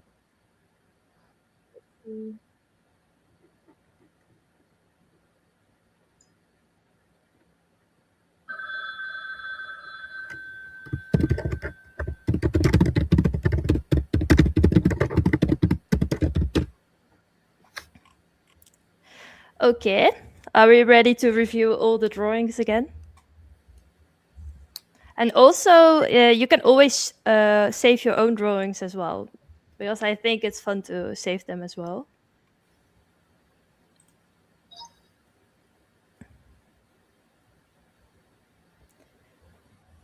So yeah, I decided to make a dragon, because I think it's just fun. Yeah. I made it with the Arrow Ace colors and then just some mountains. And these things on the side, those are trees. I see that they're trees. That's obvious. Yeah, exactly. You just have to imagine it being trees. I was making the stars and I was like, wait, it misses trees. Ah, thank you, Ava. It's very Nordic. Okay. So I have these things to save the drawings, but you can also save the drawings by just clicking on your own drawing and saving it that way. So that's good to know. I love him. I love a fat bird. Yeah, I have a moderation tool on as well, so it doesn't just show all the drawings, but it's like no use here. So yeah. Oh, The ring.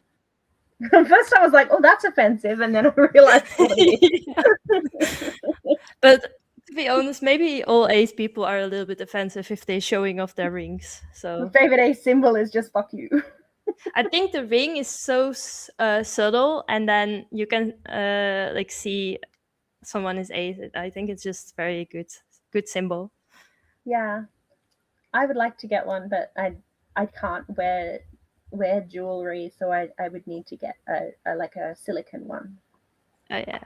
I lose it every time, but now a friend of mine gave me one, so now I cannot lose it because otherwise You have you'll be motivation. mad.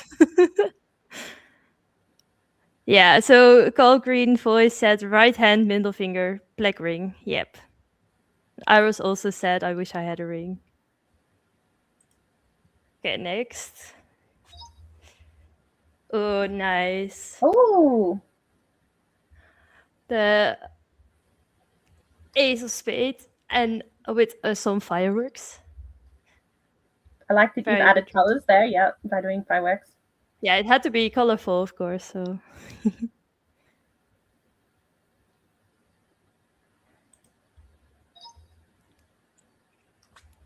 let's see. Another black ring and an ace card.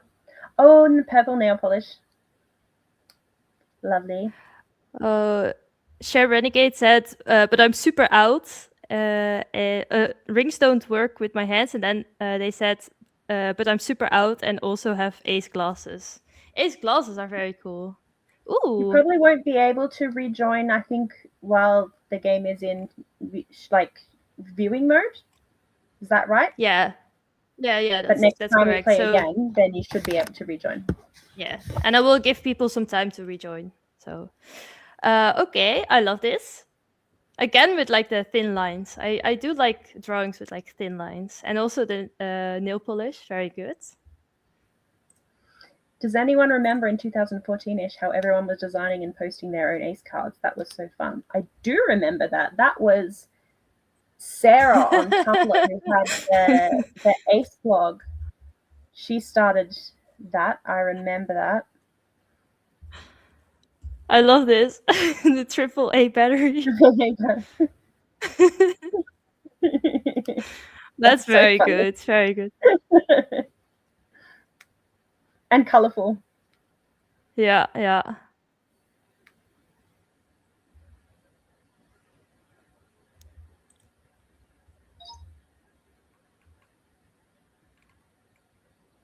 It's cheesecake.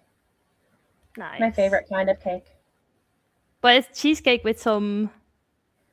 Yeah, it's like a blackberry cheesecake. Ah, nice. And you found all the different You also colors. get So that's garlic good. bread or cheese with some real problems. Oh, yeah. But I tried to give it like a crust, you know. Like You just mashed it together. biscuity That's crust. good.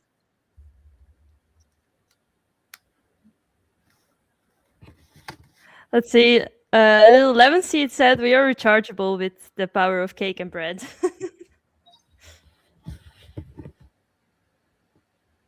Oh, it's a TARDIS. It's just not finished yet. This was the 30-second like TARDIS. Yeah. Yeah, well, it just is not quite materialized fully, and the top bit hasn't fully materialized yet. But we got it in the end, so that's good. Yeah. That's all that matters. Ooh, this is very, very Ooh. colorful. Now that's a new flag. Yeah. That's got some jazz to it. Yeah. But it's still like, why are all the flags the same? Yeah. Let's have some pizzazz. Yeah. Oh, this was the last drawing. This one, I really enjoyed this prompt. So, I think what is fun for the next one, and we have a little bit more drawing time this way. I think we should do a different game mode, which is called Icebreaker. And the fun thing with Icebreaker, so I did a prompt, you did a prompt, And with Icebreaker, everyone can write a prompt and everyone draws the prompt. So you All can, right. for example, say like, what is your favorite Ace memory, or what is your favorite Ace character, like things like that, and then people have to draw that specific prompt. And All right. I think per option we have to limit the time a little bit. So I think it will be like 3 to 4 minutes per round, because we are with we are with 8 people. So for people that want to join in the game, like you can join by scanning the QR codes, and maybe someone can share the link again as well.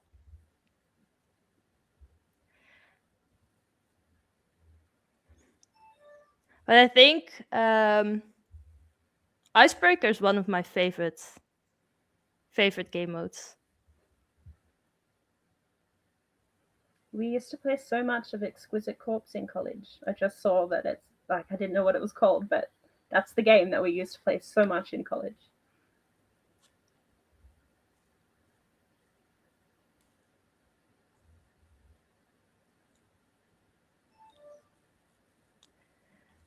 We have 11 people in now. Oh, great. Got 5 people watching the stream, or maybe they just have the stream on for background noise. Let's see. Let me put the things correct. I think all plus 1 is correct. So you have a bit more drawing time.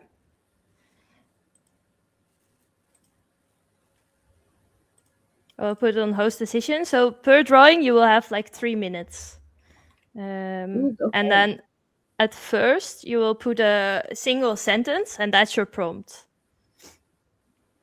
Okay. So remember, you've only got 3 minutes, so you're not necessarily trying to draw an artistic masterpiece. You're trying to convey an image. Oh no. Yeah. Logged out. And log me back in. Quick. It's basically called Icebreaker because it could be seen as like an icebreaker game. Yeah. To get to know each other a bit more. Are you back in, or? I have to mute myself before it plays me the ad. Okay, let me know if you're back in. Calgary is back in, so let's go. That's good.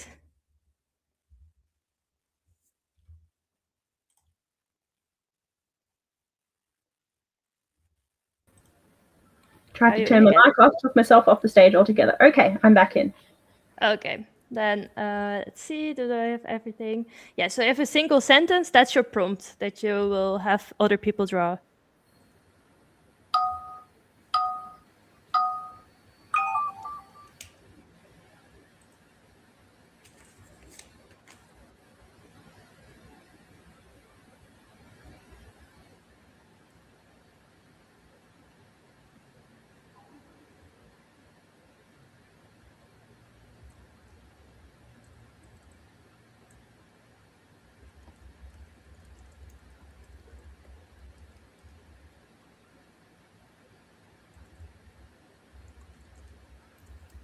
Okay. Be sure to put your all of them. Writing down, you have like a few seconds. So we do have 3 minutes to draw each one, or all of them? You have 3 minutes to draw each one. All right. Let's see. Someone put the most funny thing ever. Okay. Oh, I think one of those I can copy. Who? This is quite hard to draw in a short period of time. Oh dear. Is there there isn't like an undo button? Oh, there is. There is on the side, yeah. Yeah, those legs were non-functional. Mind you, my legs are non-functional sometimes. But these look very, very painful, and no one should be forced to live that way. Okay, there he is. I feel like nobody is gonna know what I'm drawing now. I should put a tree in. So with the moderation tool, I can see like the prompts that people put in. So. And one said, "Why am I up so late?" or something. Why am I up so early? That's the question. Because I promised. And it's kind of fun. Let's be real.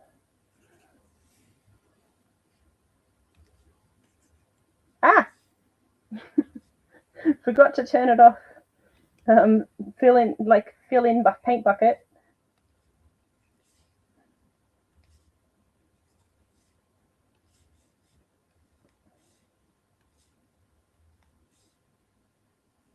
What is that mouth?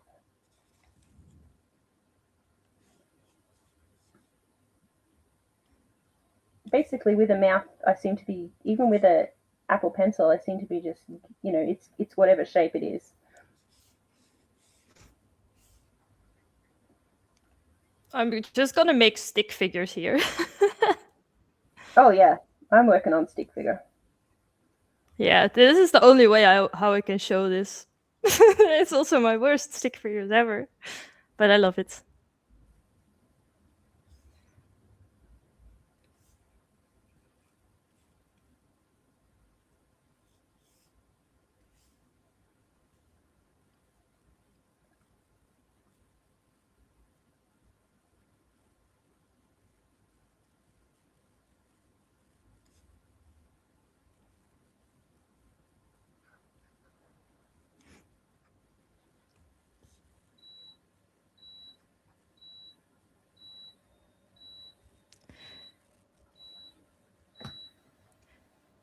Okay, there's a few seconds left. 10 seconds.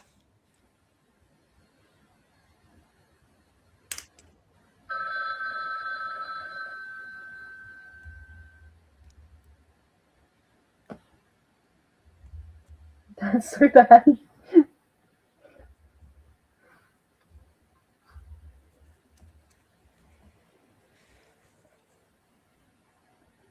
I love how last round I made a dragon in 5 minutes and that looked decent, I think. Now it's just stick figures.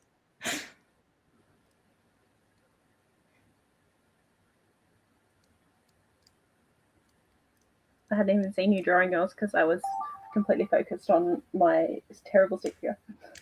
Yeah.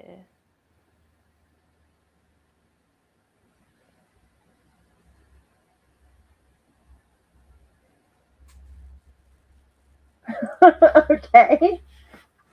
Okay. Okay, let me make a nice background color. Bam.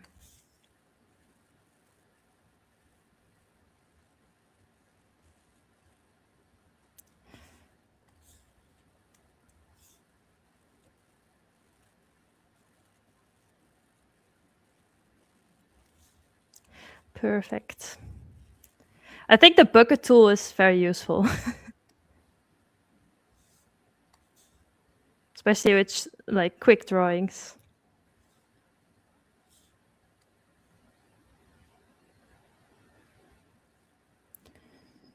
I'm supposed to be like, you know, talking and making this stream interesting.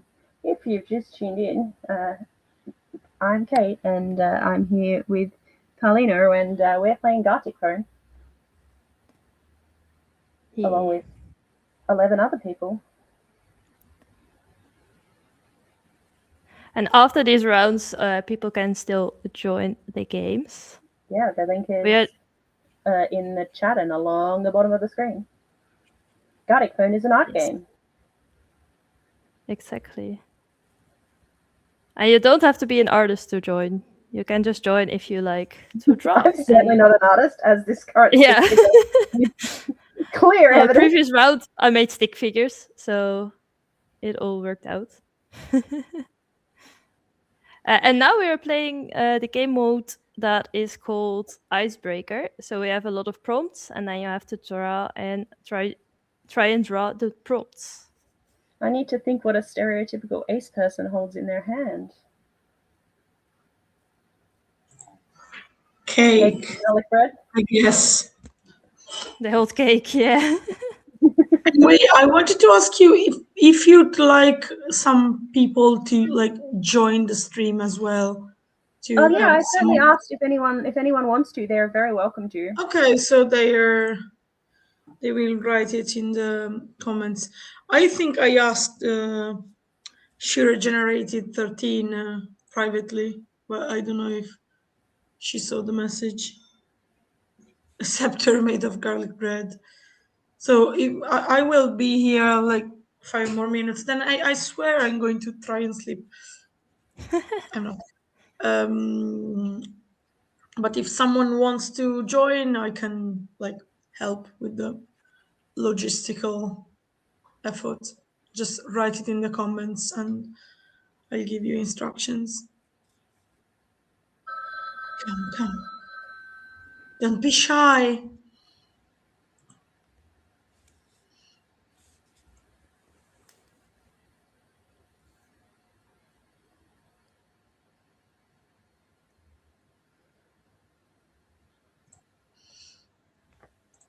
I see someone in the comments said in maybe 5 to 10 minutes. Well, that is amazing. Oh, sure, that's Charlie. Cool.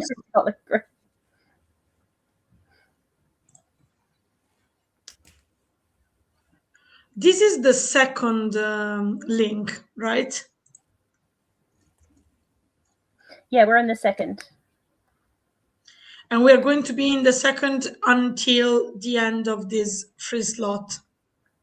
Even more. Yeah, a bit longer, I think. Longer, but this slot is all there. Okay. Yeah. So I will tag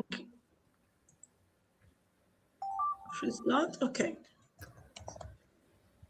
When I'm not late.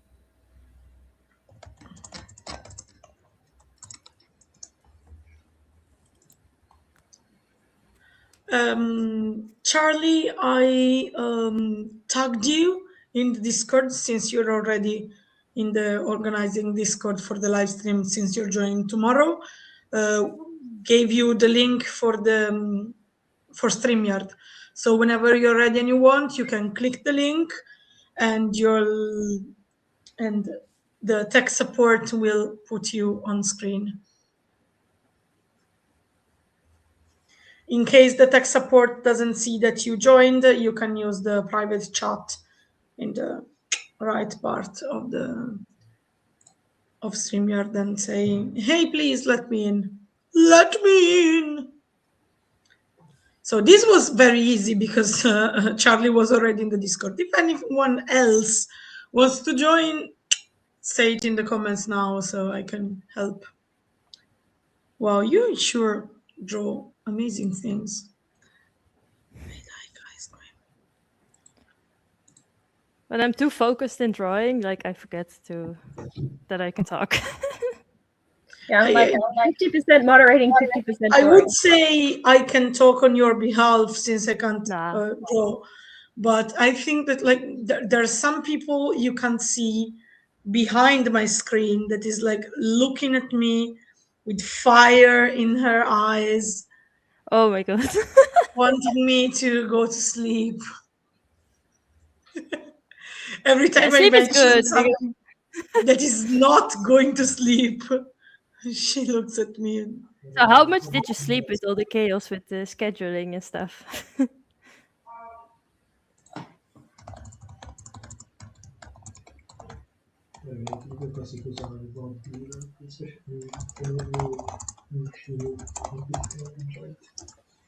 So I did like the wind blowing particle thingies to make it seem cold.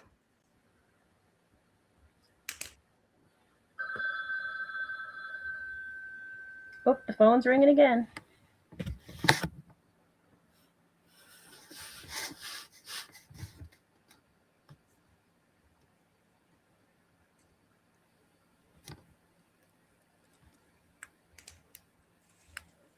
And if people that are joining now and already in the game, if they eventually have to leave, like that's okay too, because it will probably just show a white page then. Because it's quite a lot of drawings after each other. Let's see. Oh.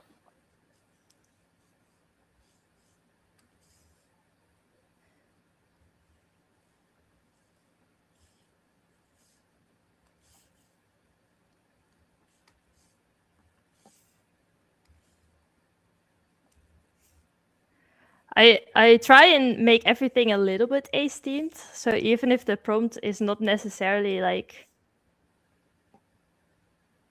something like ace related, then I still try and make it like in the colors. But We have that's a just very a different- challenge for myself. Everyone can do what they like with the drawings. We have a very different view of what constitutes a big ice cream. Oh yeah. 3 You do scoops big- are You big. see big, I see giant ice cream. Oh yeah. I think 1 scoop is small, 2 scoops is bigger, and then 3 scoops is like. Oh, like big serving of ice cream. No, I just see like a big ice cream. Maybe I took it too literally. I thought too much about it. That's my problem, maybe.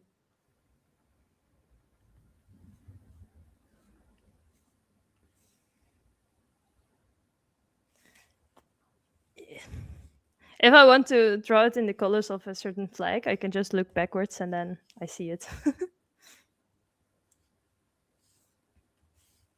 Check the old flag collection. Yeah.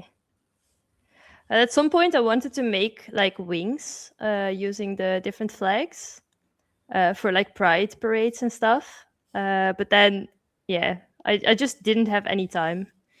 So my work schedule is crazy all the time. But maybe like if I change jobs, I can still make those wings.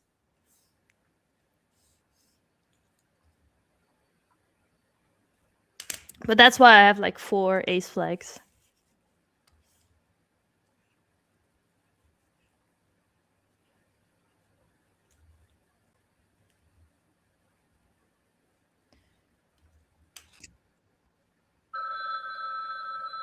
I'm not done.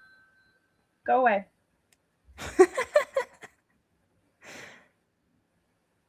Odd is happening.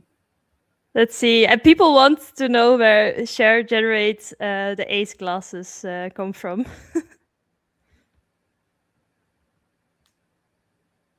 Oh, how do we know it's cold? Because there's no. Let's see. Oh, and Poetry Ghost said I've made some ace wings. If you are around for the micro segment about design, I can show it. Yeah, show it to me. Ah!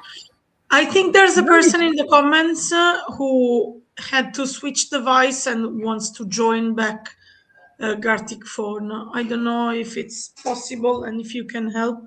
It's in the comments. They cannot join mid-game anymore because they... Okay. yeah. Or they have to try and go back to the other You have device. to join later. Yeah, that's the sad thing about the game, because if you do it with accounts, then you can often join, but now it's like an open link because not everyone has like a Twitch account or a Discord account. Kate, I hate to disturb you, but I ought to go to and try to sleep for a second. So yes, if you can read my message on Discord super fast, it's about one of the later panels. It would be amazing. no problem. Sorry. Mm-hmm. It's an erase, but where about is it? Let me see. Let me see. Yep, I see it. It's amazing. Yep. Oh yeah.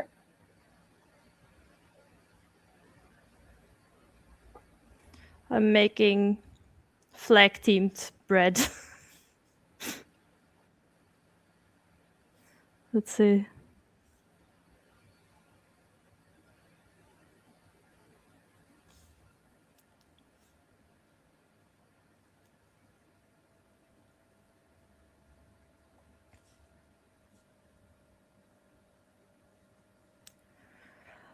So it's a ace baguette and an arrow ace croissant. Now I need to think of another bread.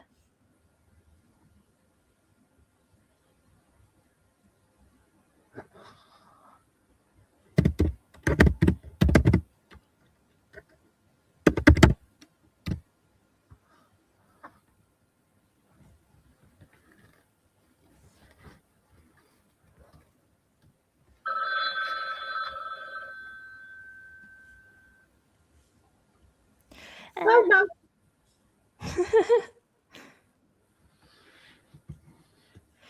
I need to put the colors in.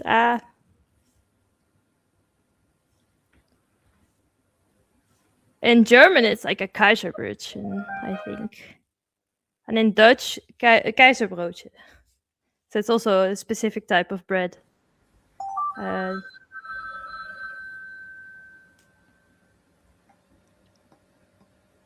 Poetry Ghost said yes, flatbread. And also, I've seen people make dyed bread before. Yeah. I would just eat it just for vibes.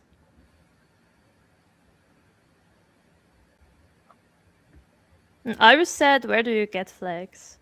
So my first flag, which is actually the ace flag that I hang behind me, that was my first one. That one I got with the Pride.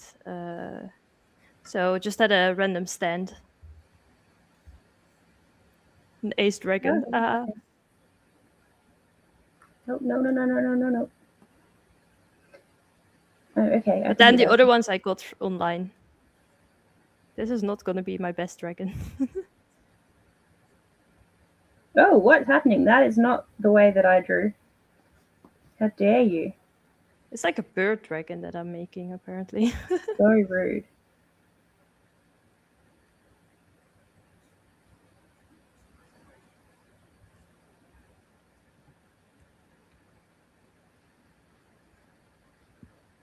That dye bread is amazing and so pretty.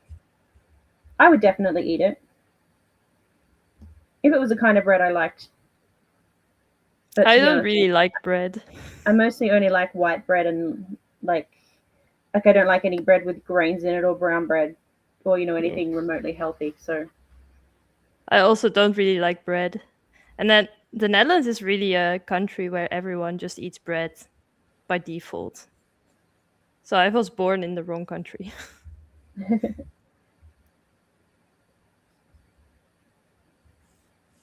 Well, that was half of this, spade was like really beautiful shape, and then the other half, the other side, kind of went wrong.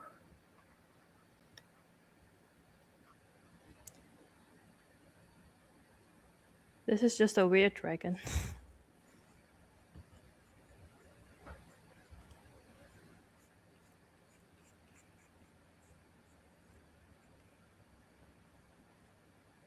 S says that they are going to sleep for 1 hour. We'll see about that. Speaking of bread. You all told me to go to sleep, and so I will try. I'll do my best. And here you are. I'm usually very good at going to sleep. Be gone.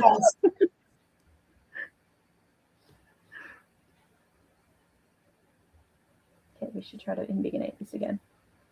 Speaking of bread, I should probably eat something. I realized I didn't have anything for dinner, so I haven't eaten since lunchtime. Oh, yeah. But it's me who's unhealthy. Okay. I made some tea just before the stream, and it's like all the way cold. Now I have iced tea. That is a beautiful dragon. It became better, but yeah.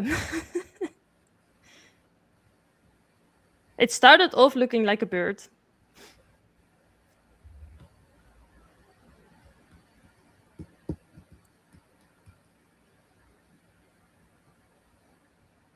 Can we do another room for those that are outside looking?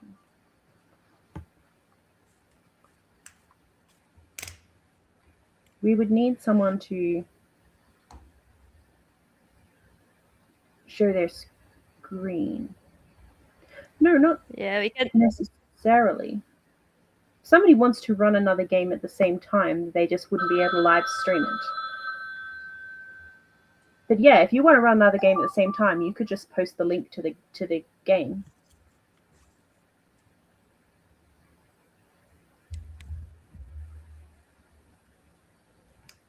I can also make an extra link. maybe.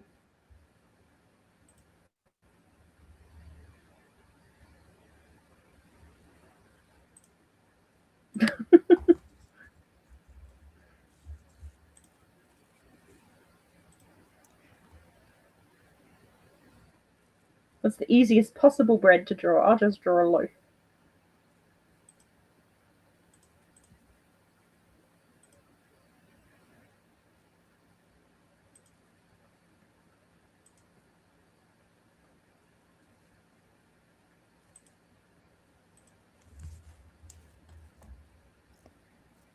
I hate the advertisements in between. This is a beautiful loaf. I'm a genius. They'll be so impressed at my beautiful loaf. What is a trope? Oh, like an idea, I guess. Like an asexual trope would be that all asexuals play Dungeons and Dragons. All asexuals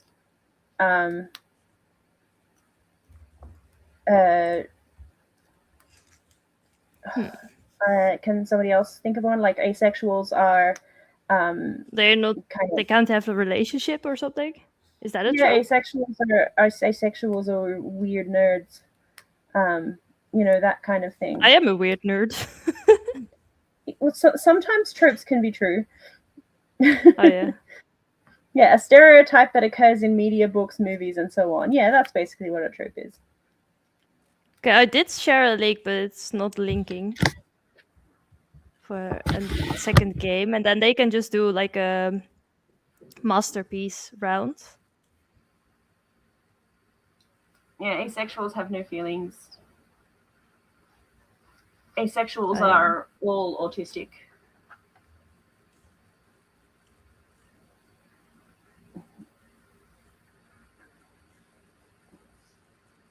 Which, just because I'm autistic doesn't mean that all asexuals are autistic, and I can still be offended by the stereotype.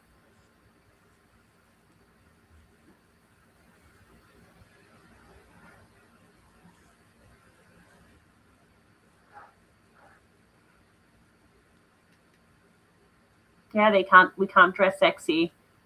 We're all little tiny flowers.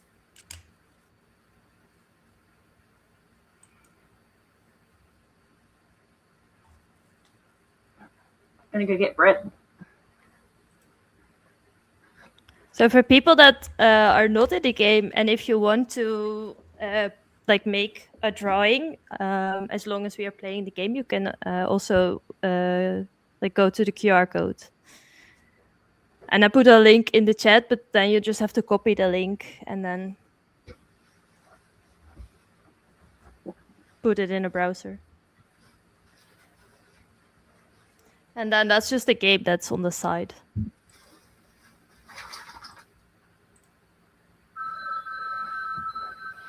Oh, the phone's ringing.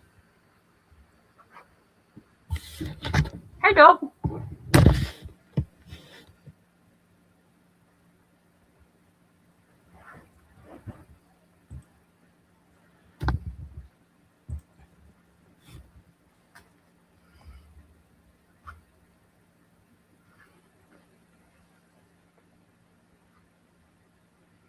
Asexual villains and serial killers.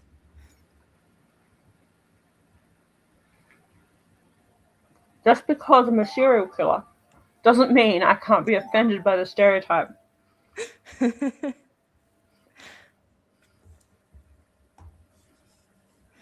Oh, I have so many ace moments.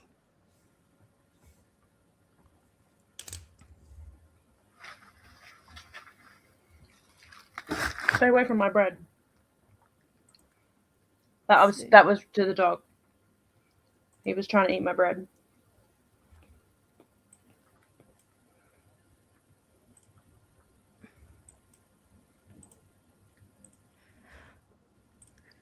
Okay. One person is in the other lobby. So if anyone else wants to be in the lobby, you can just copy the link that I just sent. My most ace moment.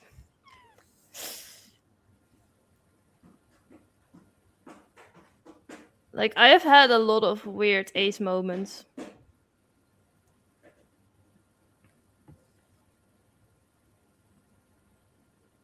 Nobody's gonna get this one. I'm going back to the stick figures.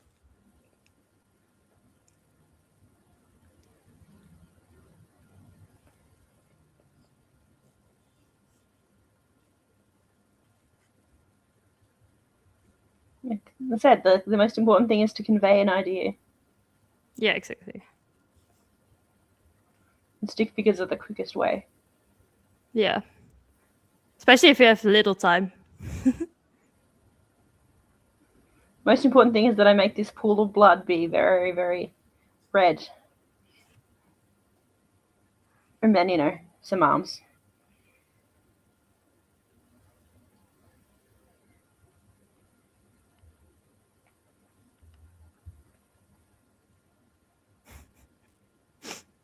Nobody is gonna get this. I will explain it after.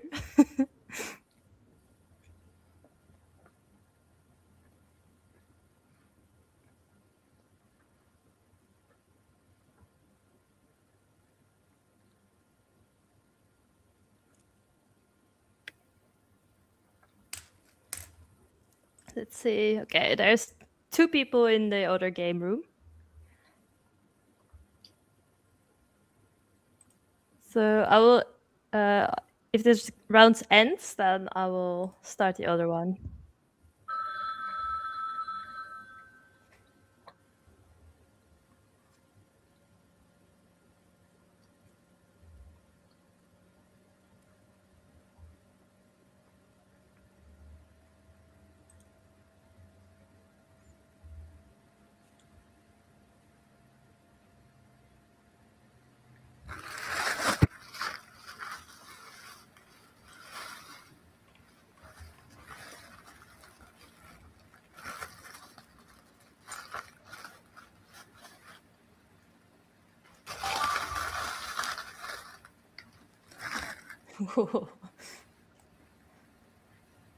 One person did draw something like serial killer.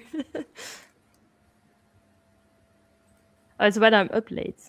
Okay, let me start the other game. So with the other game, you can just draw, and then at the end, if we review the rounds, I will close it and we will review these rounds as well.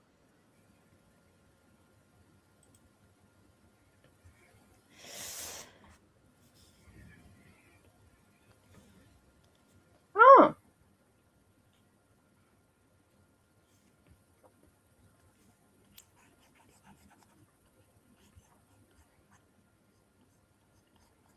I can't draw dragons. Yes, you can. You just have to believe in it, and then you can do it. Just believe in myself and I can do anything. Yeah, exactly. I have a dragon somewhere, but I think it's in a box. So I can't even copy it. Oh, that's a bit too much.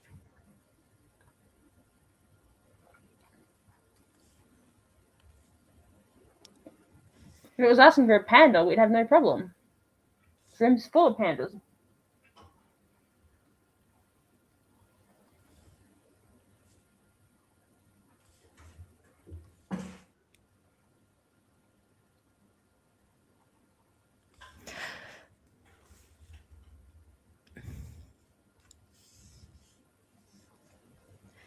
I do really like that there's the stream, the Aces Never Sleep stream.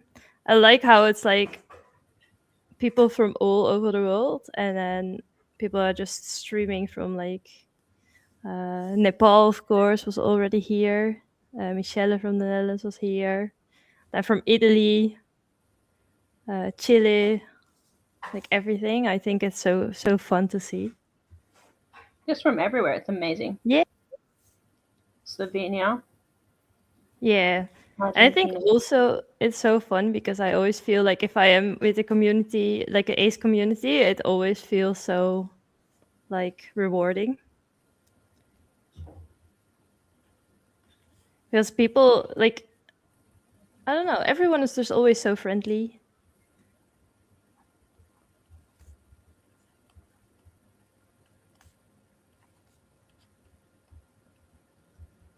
Which way around do wings go? I don't know. I feel like I have them wrong somehow. Probably like that.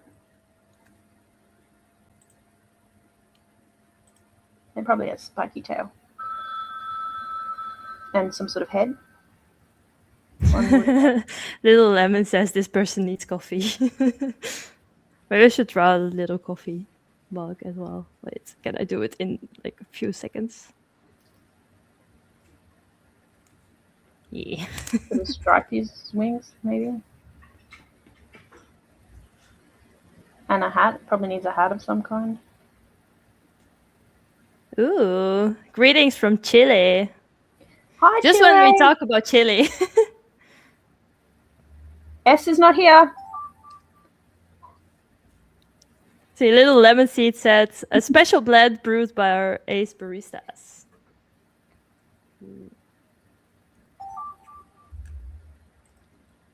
When I finished my studies, I became a barista for like 2 months, and then I quit.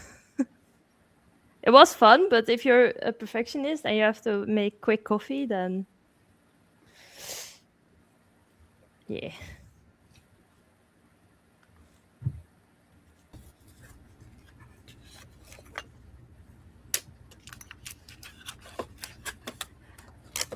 Stereotypical ace person.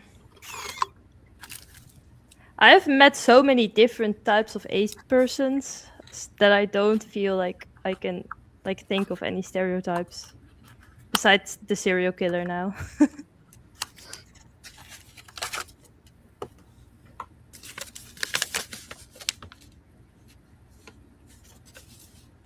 I'm gonna just have a happy guy.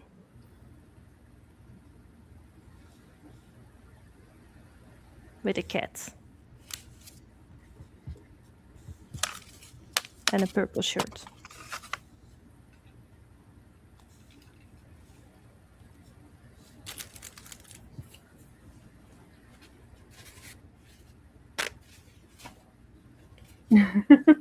My aces moment would certainly be when they said, you know, I just happen to have exactly 2 beers in my fridge at home, and I responded, oh, cool for you. You'll have a great night.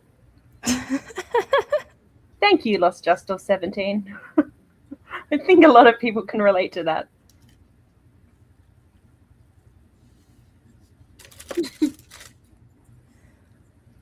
This guy is very happy.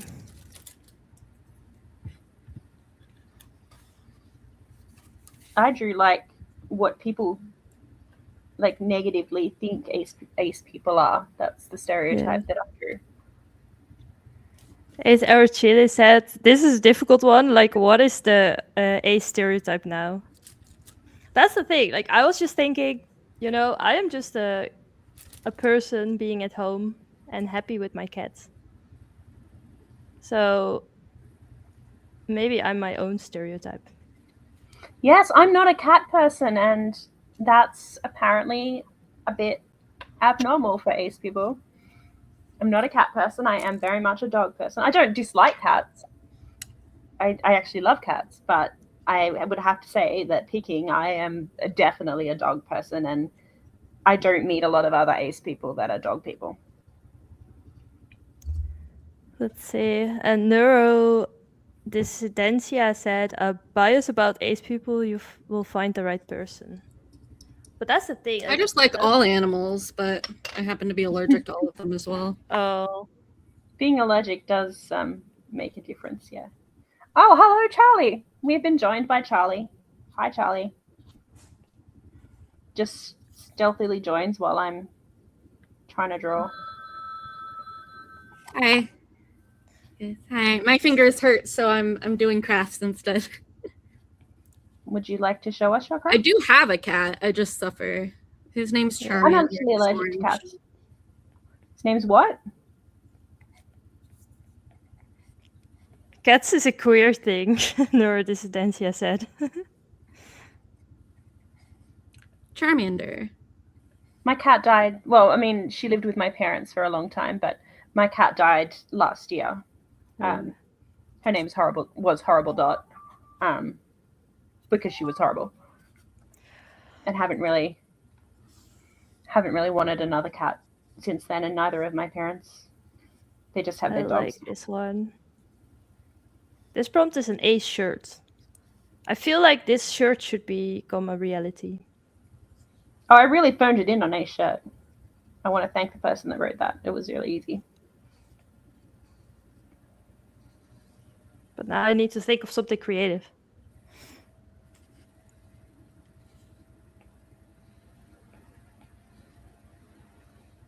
Ace King. I just got Ace King. You know what I'm going to give him? Garlic bread scepter.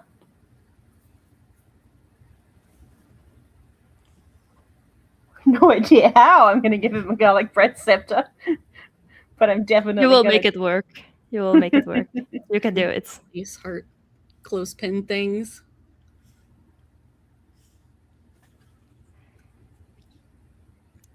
Always when I don't know what to do, I go back to cats. For pride.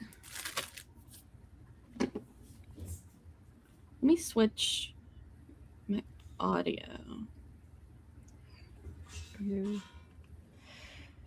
Let's see. Also, Little Lemon Seed said also a lot of Ace people I met here in Italy are also vegan. Are you I know guys a lot of vegan? vegan Ace people. Yeah. Also a lot of Ace people. Oh, now I hear myself double. Are you I know a lot of vegan Ace people.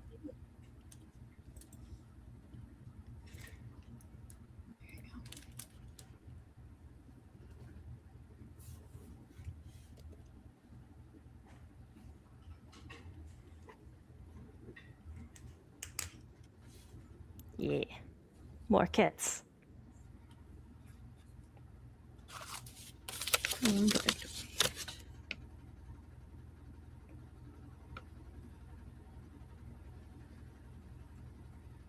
Also, Little Lemon Seed says also, do like me, I'm already allergic to dust and can't breathe.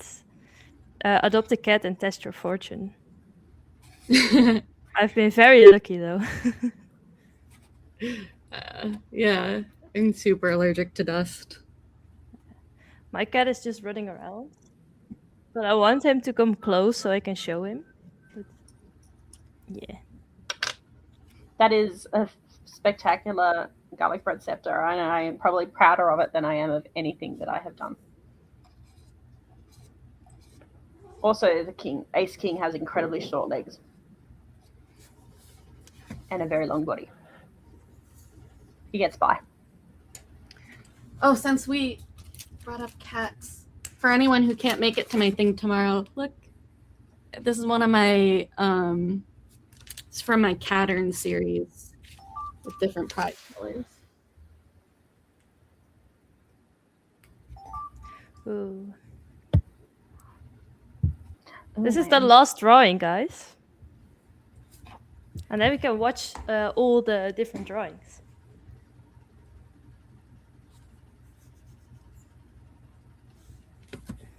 This is your own prompt, by the way. Oh, yeah. So the last one is always your own.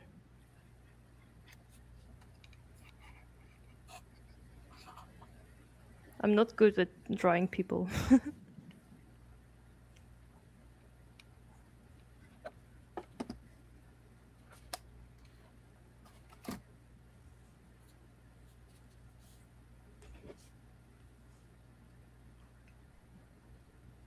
So what kind of arts and crafts are you making?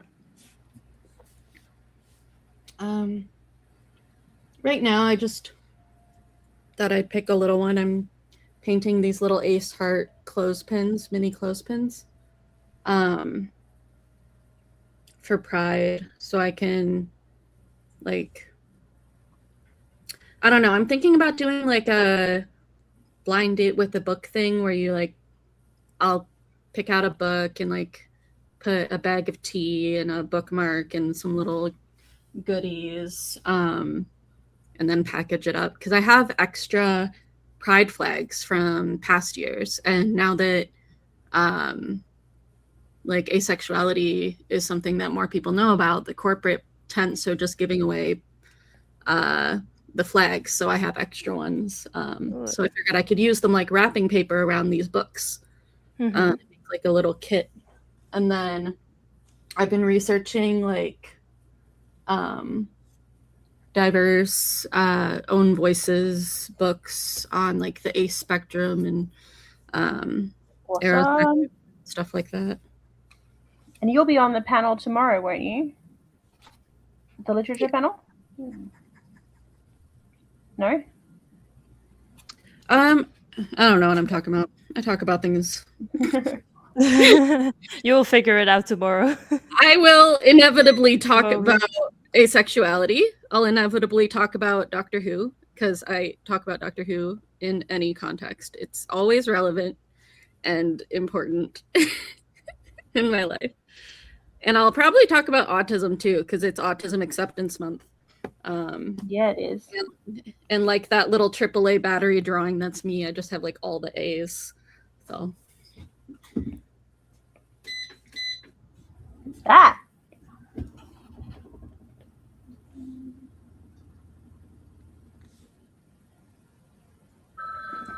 I am not having any eyes. This is a true story.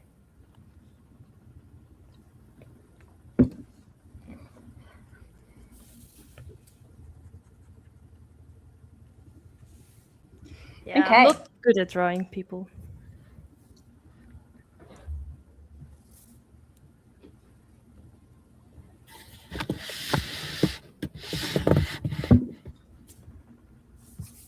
Oh, speaking of books and superheroes in sexuality, the author C.B. Lee has a series that's like, the first book is Not Your Villain, and then like Not Your Sidekick and Not Your Hero, and it's just like that's the pattern for the titles in the series. One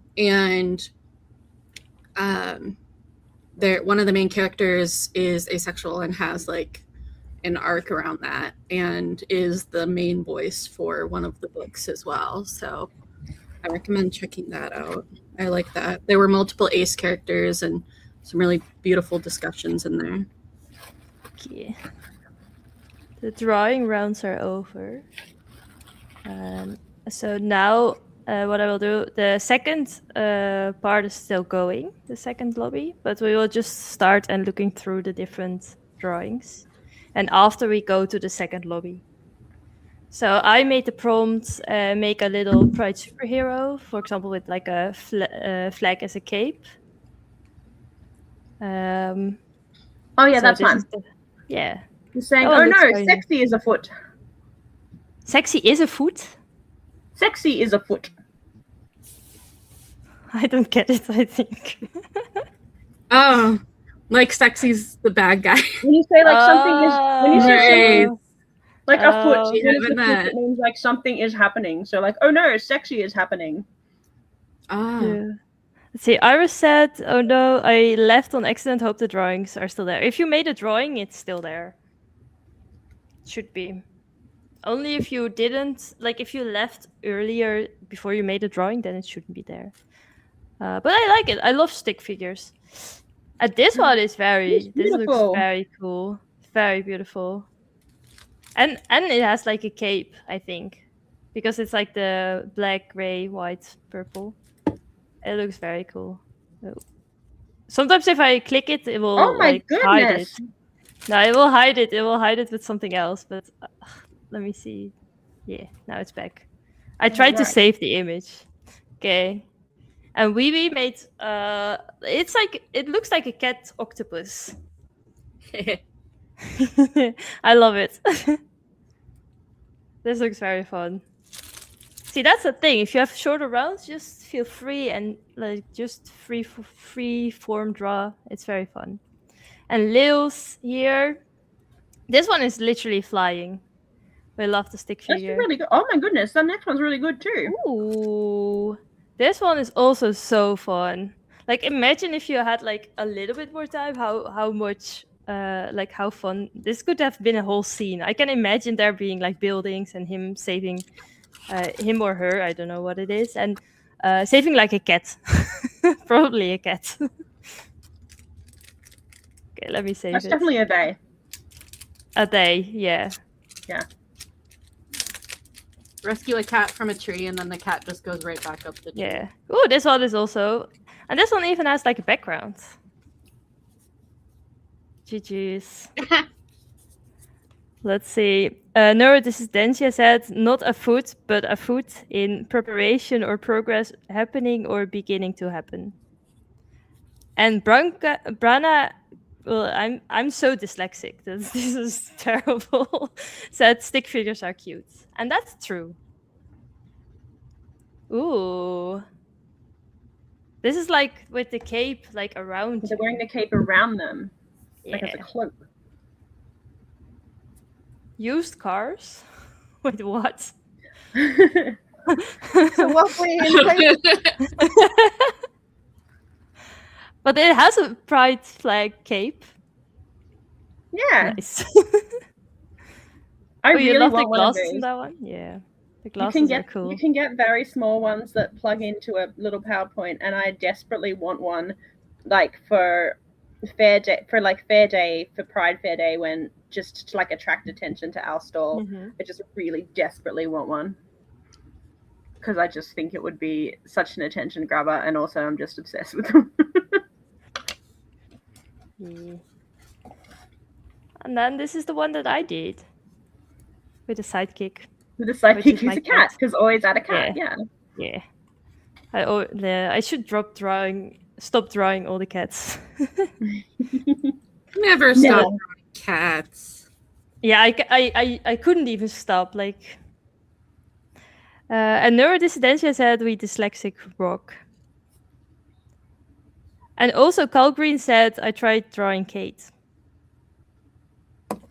So that somebody looks like somebody's go-karting. Oh, with this one. Yeah. So this was my first one with the stick figures. The picnic? No, it was the Pride Park in Amsterdam. After the Pride Walk, there's the Pride Park. And that was, I brought my mom there because I wanted to let her know that asexuality was a thing. So I basically like grabbed her and said, look, these are people like me. And I was crying and she was crying. And that was the first time that she realized asexuality was a thing. So that's the whole explanation here. I thought it said Pride Pack. Pride Park. Pride Pack. Park, yeah. So that's where they have like all the stands with information. So.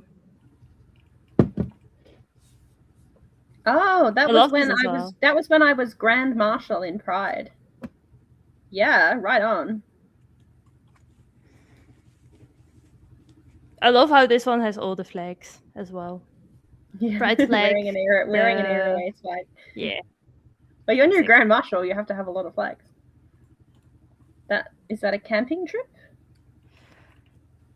It looks like a picnic. Yeah, little picnic. Well, I just thought camping because it looks like a nighttime scene, but yeah, you could be right, a picnic. Camping is a picnic that happens at night. But I don't know if they are in chat to explain.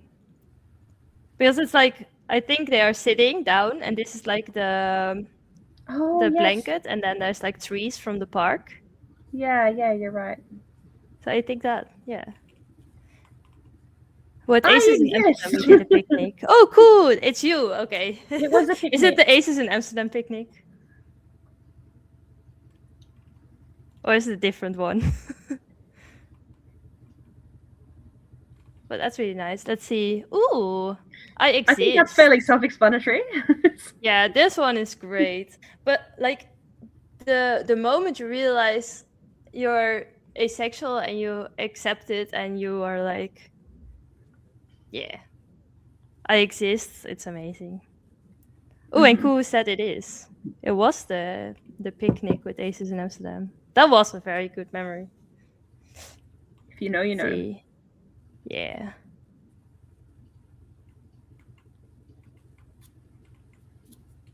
feel like I shouldn't Well, yeah, interrogate that. I had no idea what a Grand Marshal was until Yasmin was. Let's see. Is that holding Ooh, up so a sign in a march? Or it is, I think it is like the internet and finding out that asexuality. Yeah, looking on the yes. Yes. I feel like exactly. we're trying to decipher all these different ones, but I feel like that's it, because it's like the search bar and like the internet sign or something. Yeah, it's That's basically how it went for me. Yes, the internet.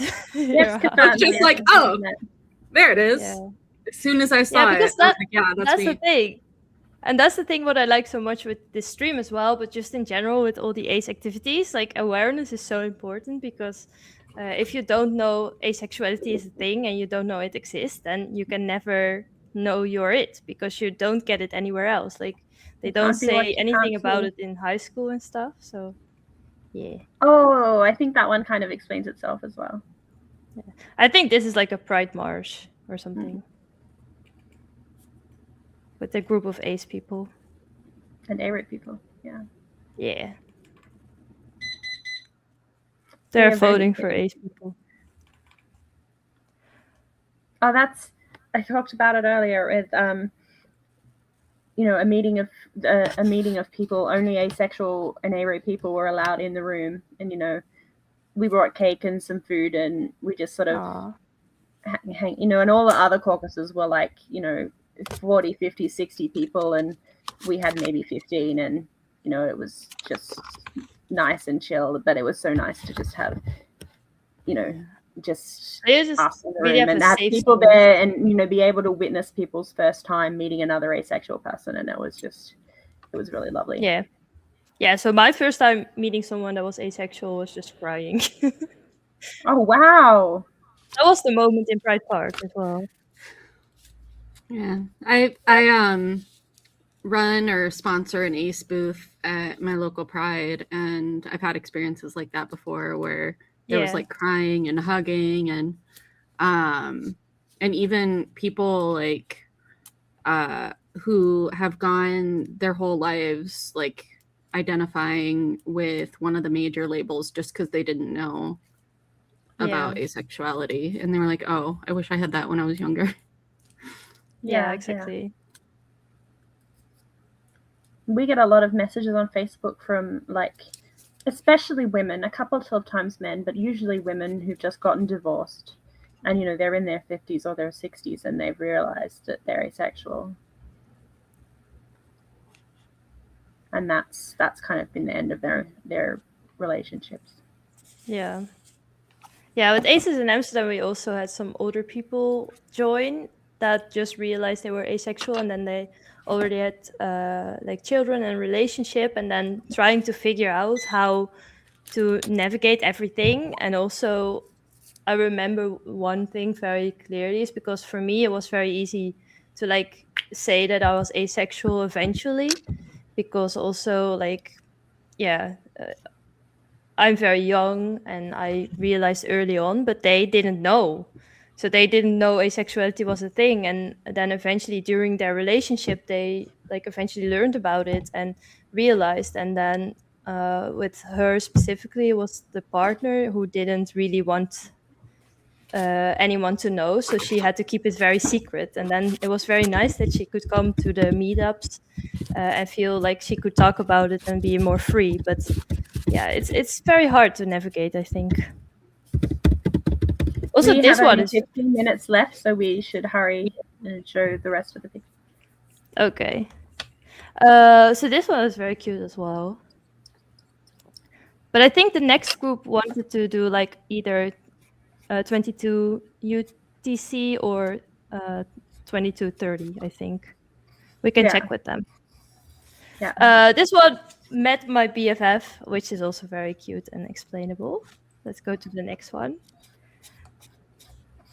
A stereotypical ace person. This one I found hard.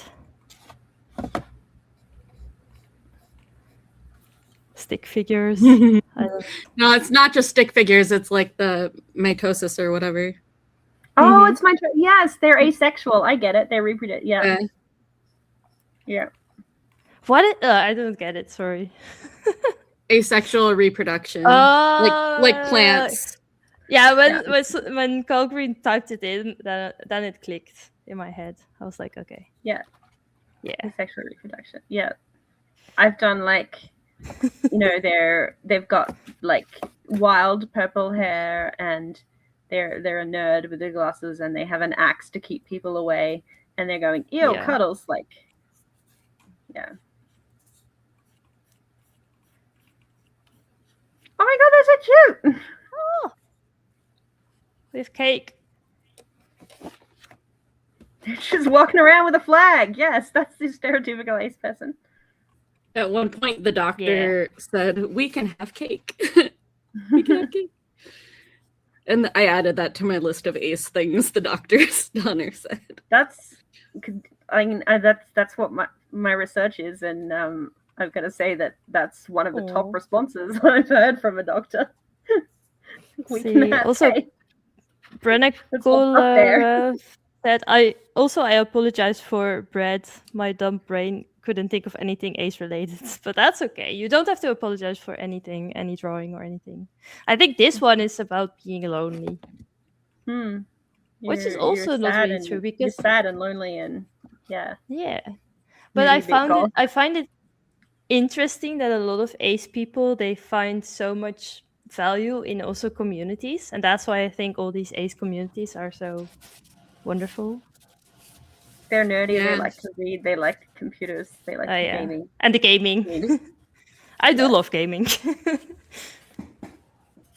Yeah. I just can't read because doesn't necessarily mean it's not true. Yeah, exactly.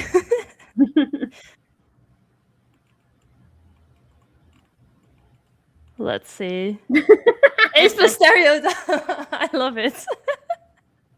This one is very, like, you thought through it very well. That's very good. They have a cat.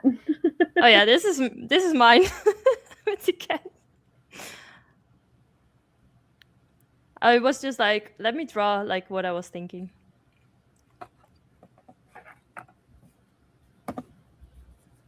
What is this one? I think they didn't get to finish drawing their yeah. names. Yeah, it's quicker rounds because otherwise we couldn't finish. It's sort of the beginning of it's sort of the beginning of a Sheldon. Oh yeah. Yeah.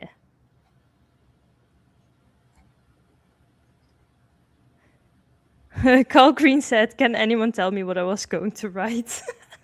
Right. I don't know. Gaming is cool, Neurodissidentia said. Oh, this one is also super cool. I love this. Especially all like the main hair. food groups. Main food groups. That's a bird again.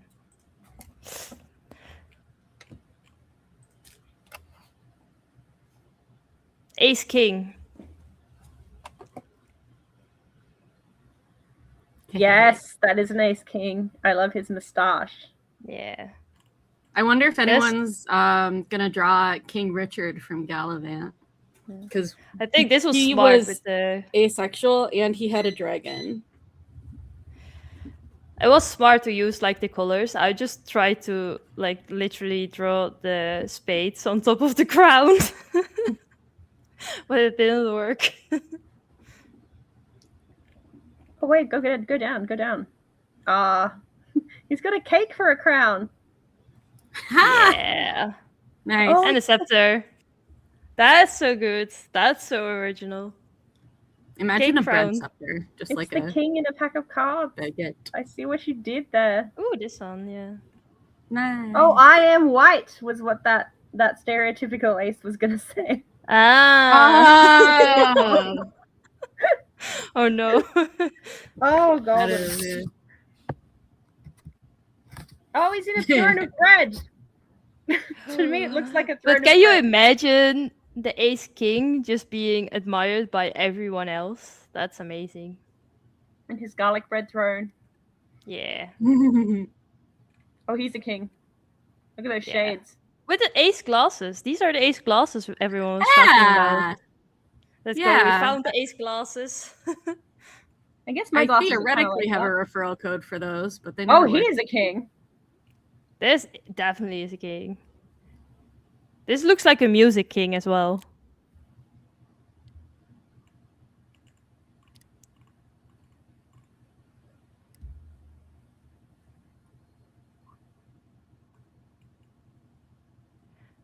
This one's also a king. I feel like these is like wool or something on the sides.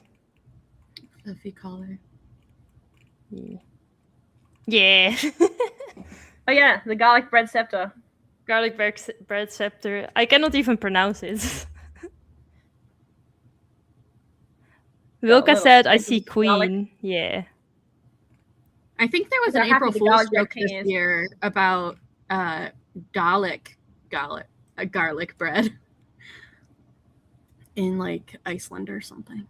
An ace shirt. Appreciate this Let's see. prompt. Nice and easy. Hey, that's mine. Yeah, I hate This is cookies. amazing. I need this. I can make it. Yeah, you should. Ooh, I like Look at it. Galaxy. It's the flag, but it's jazzed up a bit. Yeah, That's that's right. good. We should flag, but make really it stop jazzy. using like all the stripes. Ooh, this is also kind of space galaxy kind of. With I think this is maybe supposed to be like a spade. Maybe. Or a tree. Yeah. More circles. Nice.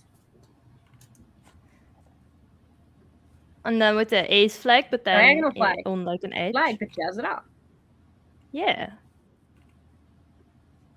I feel like a shirt like this exists. It does. But like I said, I appreciate this prompt. It would allow me to phone it in. Yeah. Sounds fake, That but shit okay. probably Yeah. exists. Yeah, that was good too. It's a podcast. Well, I never said that it had to be an original. Let's see. I keep my trap shut. Oh no. Patent pending.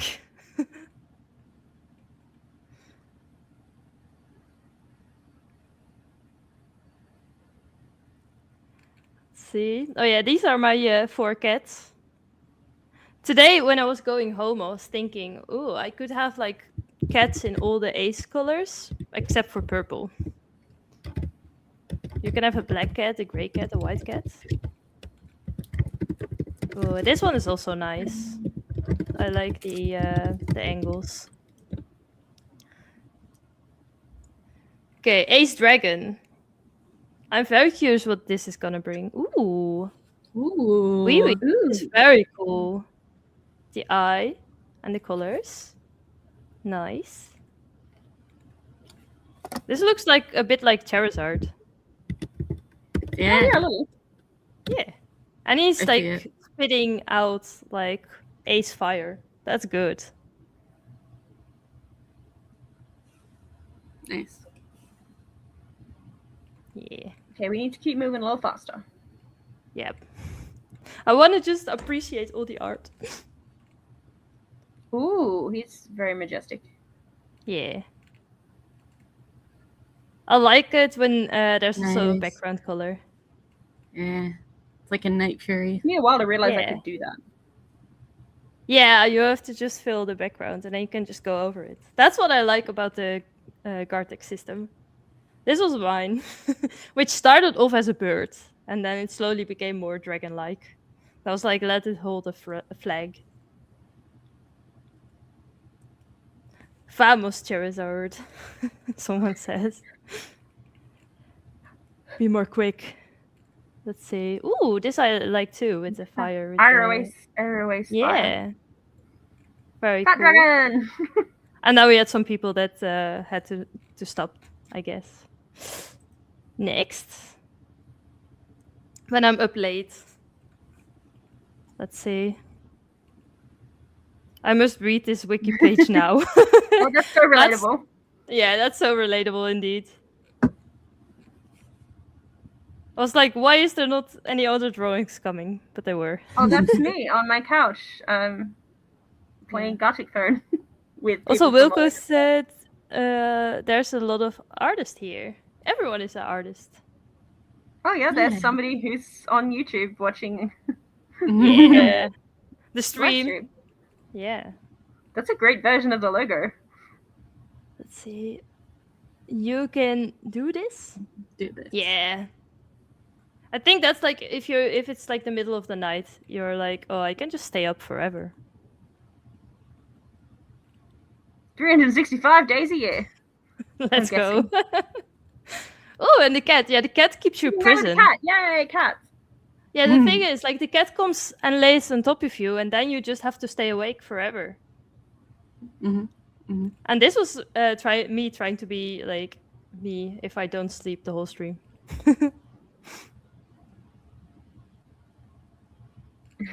Just one more. Just one more, yeah. This one also needed coffee, indeed. This is more like what I did as well. Reading the book. Nice. See, I was a little bit faster here. Let's see, Little Lemon said, when I first adopted my cat, I was scared of waking her up. I felt so bad every time. Yeah, that's the thing. If the cat lays on top of you, you stay. So this is the big ice cream on a cold day. The ice particles, very good. And a big ice cream. See, a lot of scoops. You make it look cold. Yeah. I think that this was a good prompt as well. Yeah. It's like... Yeah. But this was mine. Here I really tried my best. Oh. It keeps jumping to a different picture, but that's like the mod. Yeah, you had the big ice cream. I tried to make it cold by making it snowing and have icebergs, but I ran out of time to paint them. That is like an you also alien still had 3 size scoops. ice cream. I think 3 scoops is a big ice cream. Oh, that is cold. This one, That one looks really cold. It's getting colder and colder with each one. Yeah. Oh, this one even has a snowman. Iceman. This one also I really like. Oh. And then it keeps hiding it. Go away. No, go. Yep.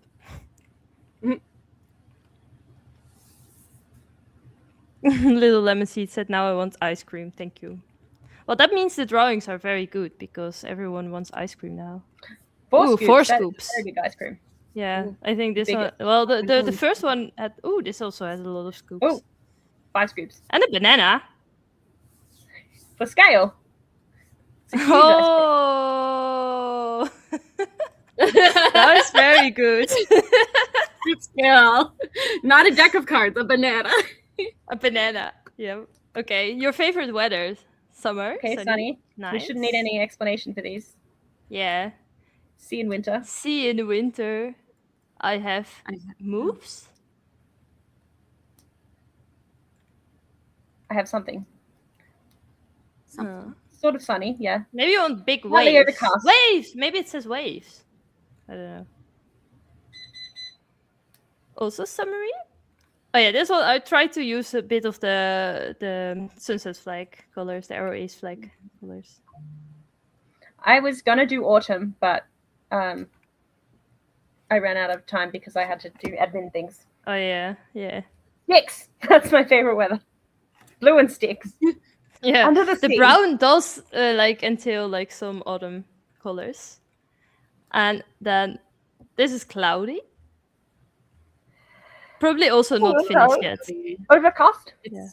It's nature's diffusion. Winter. It's great Cold. for photography, for migraines. Yeah, I love it. That's quite a good one. Winter. No. I like I want 2 seasons, summer and snow. That's basically what I want. Sunny. Yeah, sunny weather and Autumn? snow. This I really like as well. Or is it like spring blossoms? Coquin said, no, it was finished. I just decided clouds are all you get. I like that.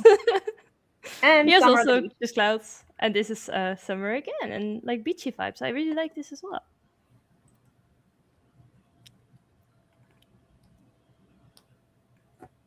Okay, bread. A pretzel. Bread. Yep. Nice. Well, this is some good bread. Now everyone is gonna be hungry again. Like even me that doesn't like bread gets I'm hungry. definitely having Yep, bread after bread. this. I will just try and see if I have snacks, but I probably don't have too much. Oh yeah, these are my ace, an arrow ace breads. Oh no. Ooh. Ooh. Done. See, I'm pretty happy with my bread. Yeah. Some good bread, some solid bread. It could have been like burnt bread or toast.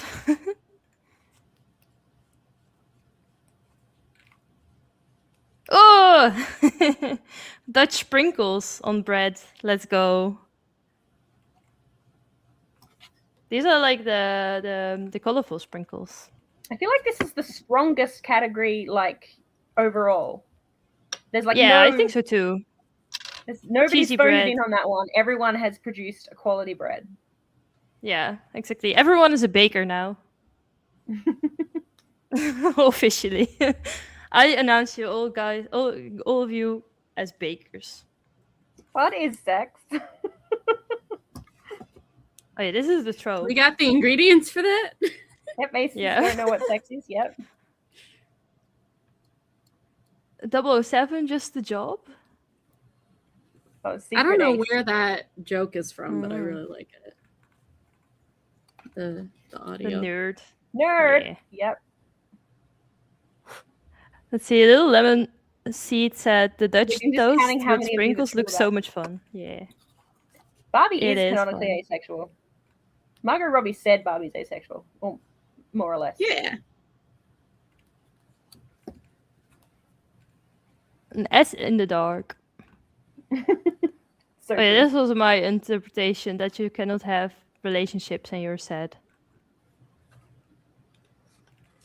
You must be sad. Yeah. We are I am serial so killers. sad. Yeah. Well, I like this one. I saw this one in the preview. yeah, just because I am a serial killer. You only wear purple. I like that one too. I'm not purple.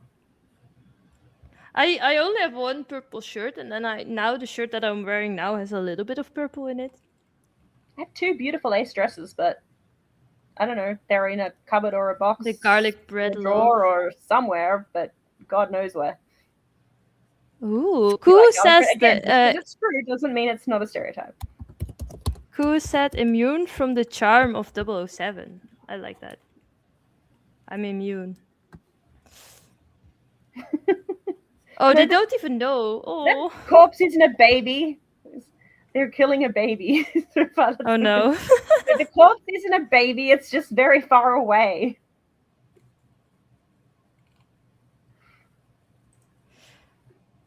Let's see. Oh, there we are. Ice Queens, yeah. Your most ace moment. Is this your? Looks like they didn't get to finish. Oh, Yeah, one I of think so my too. my ace moments is on YouTube. Oh, really? Yeah, it was so I about once a month, if we can manage it, I join Nerds with Dice, a group. We call ourselves Oops All Ace, and we play Thirsty Sword Lesbians, but like everyone in our group is on the ace spectrum. And one of us like made like a sexual innuendo gesture or something, or like their character did, and I didn't get it. So I was just like, well, my character doesn't get it either because I don't know what's going on. So I just kept going. And then afterward, I was like, oh, yeah.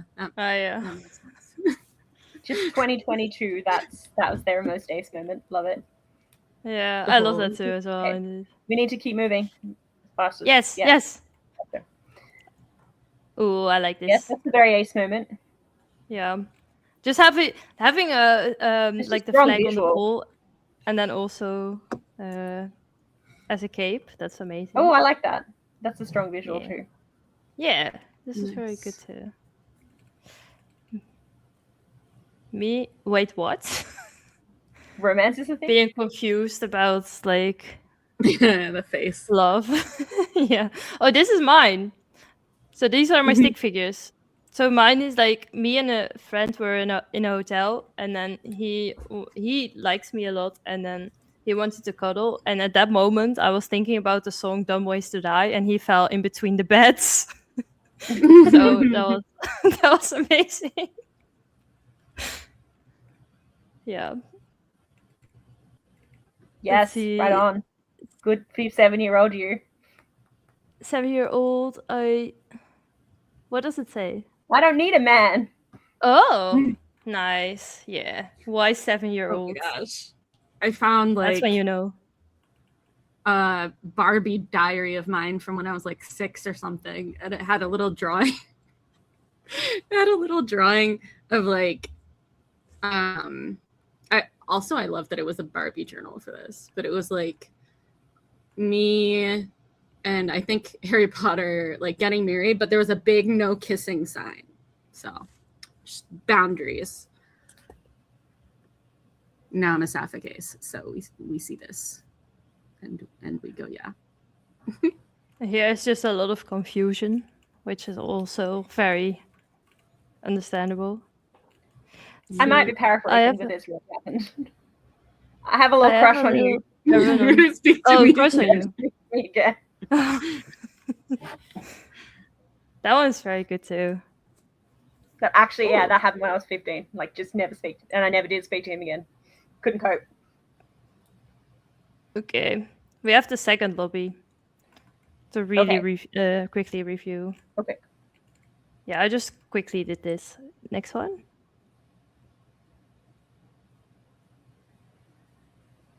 Aces in an Elo world.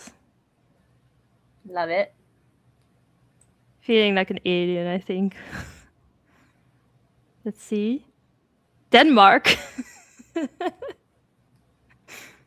Yay.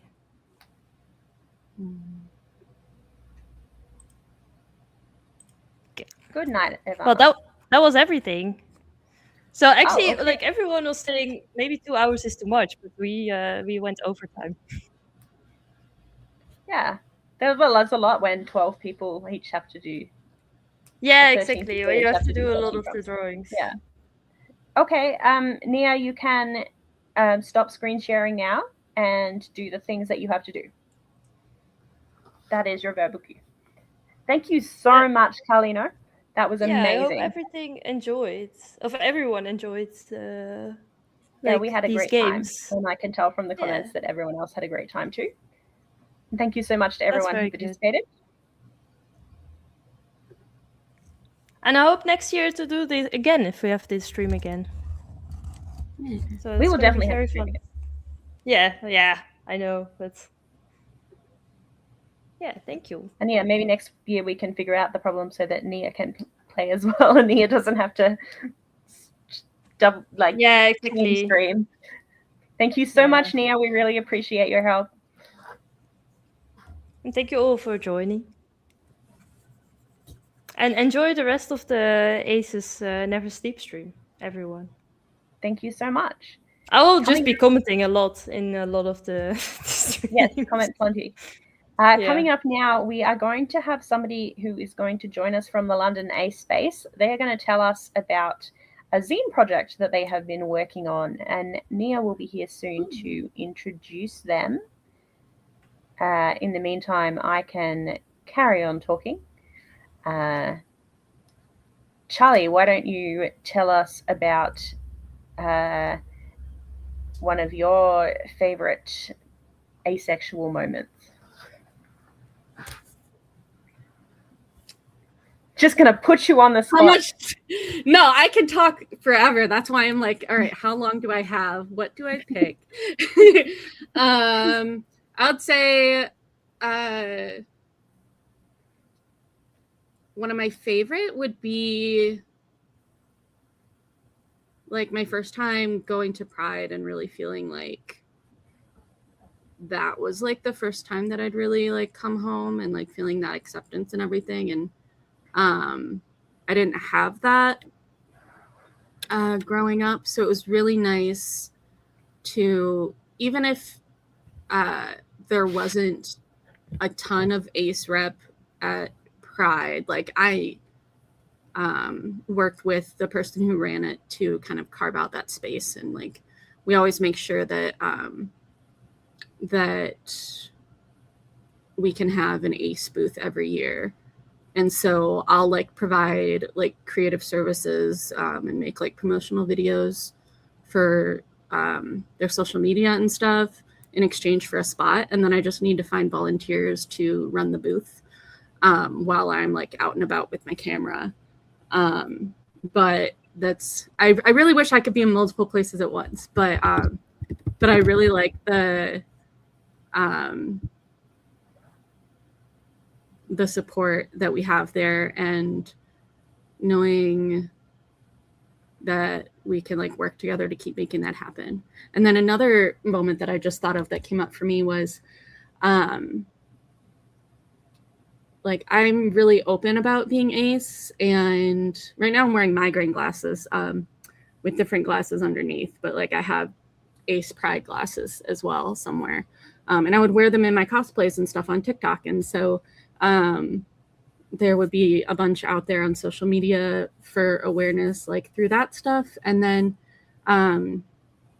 also like someone I went to high school with, like realized they were ACE because I'm so open about it and I talk about it and I post about it.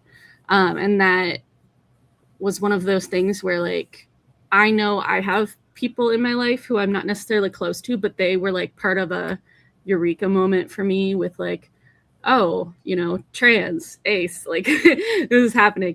And to know that like that significance, like I'm a part of that for someone else is really special too. And so just one of the many reasons why I like continue to be so like out and visible and everything, especially because there aren't as many of us. I just like really want to be out there. Yeah. Thank you so much. Yeah, one of my favorite things is going out and being there at Fair Day and meeting all the people and people who are just so excited to see asexual representation, because they come to a queer event and they're like, oh, you know, I'm going because I'm queer, and they think they might see, you know, another ace person or something, but they're not expecting to see that there's an organization there that represents them. So yeah, they're really absolutely. They're really so excited to see that you're there. And now we have our aro flags as well, because we're turning from, we used to be an asexual organization in my local area. You know, we were an asexual organization that kind of welcomes aro people, but now we're changing our name and we're becoming an asexual and aromantic organization. And so yeah, having our aro stuff and everything out as well, people are really excited now. Please welcome Nia, who is going to introduce us to Gabby from the London A Space and tell us about why she is here and the project that she's going to tell us about. Hi, Nia. Hello? Is your mic on? We can't hear you. We're getting no sound from you. Okay. There you are. Yep. No? I still can't hear. No sound at all from Nia. Yeah, no sound from you. No.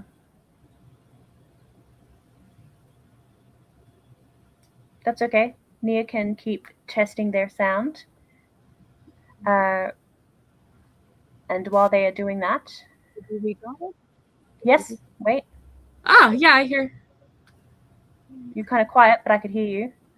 Discord always likes to mess my audio settings on my laptop. I don't know. They don't go along very well, even though I'm there all the time, basically. But thank you so much again for giving us the space. And I am so very happy to introduce Gabby.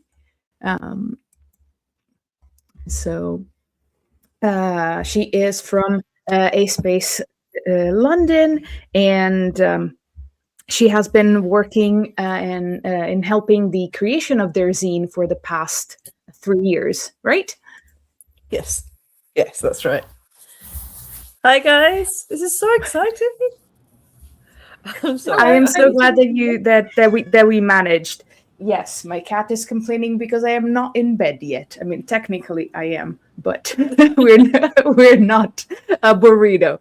But please go ahead. I did prepare a few questions, but first I wanted you to introduce the project, introduce the organization, because I've just had the pleasure and privilege to submit one of my little artworks to one of the editions of the zine, so I was very excited that there was space for you to talk about it today. Sure. So Ace-Based London is a very small community group based in London, and it was started by Lucian, who is a really amazing person who has really been so supportive ever since I came along to almost anything we wanted to do. Mostly what we do is small events, sometimes panels, or sometimes meetups to have little discussions, or sometimes more casual social events.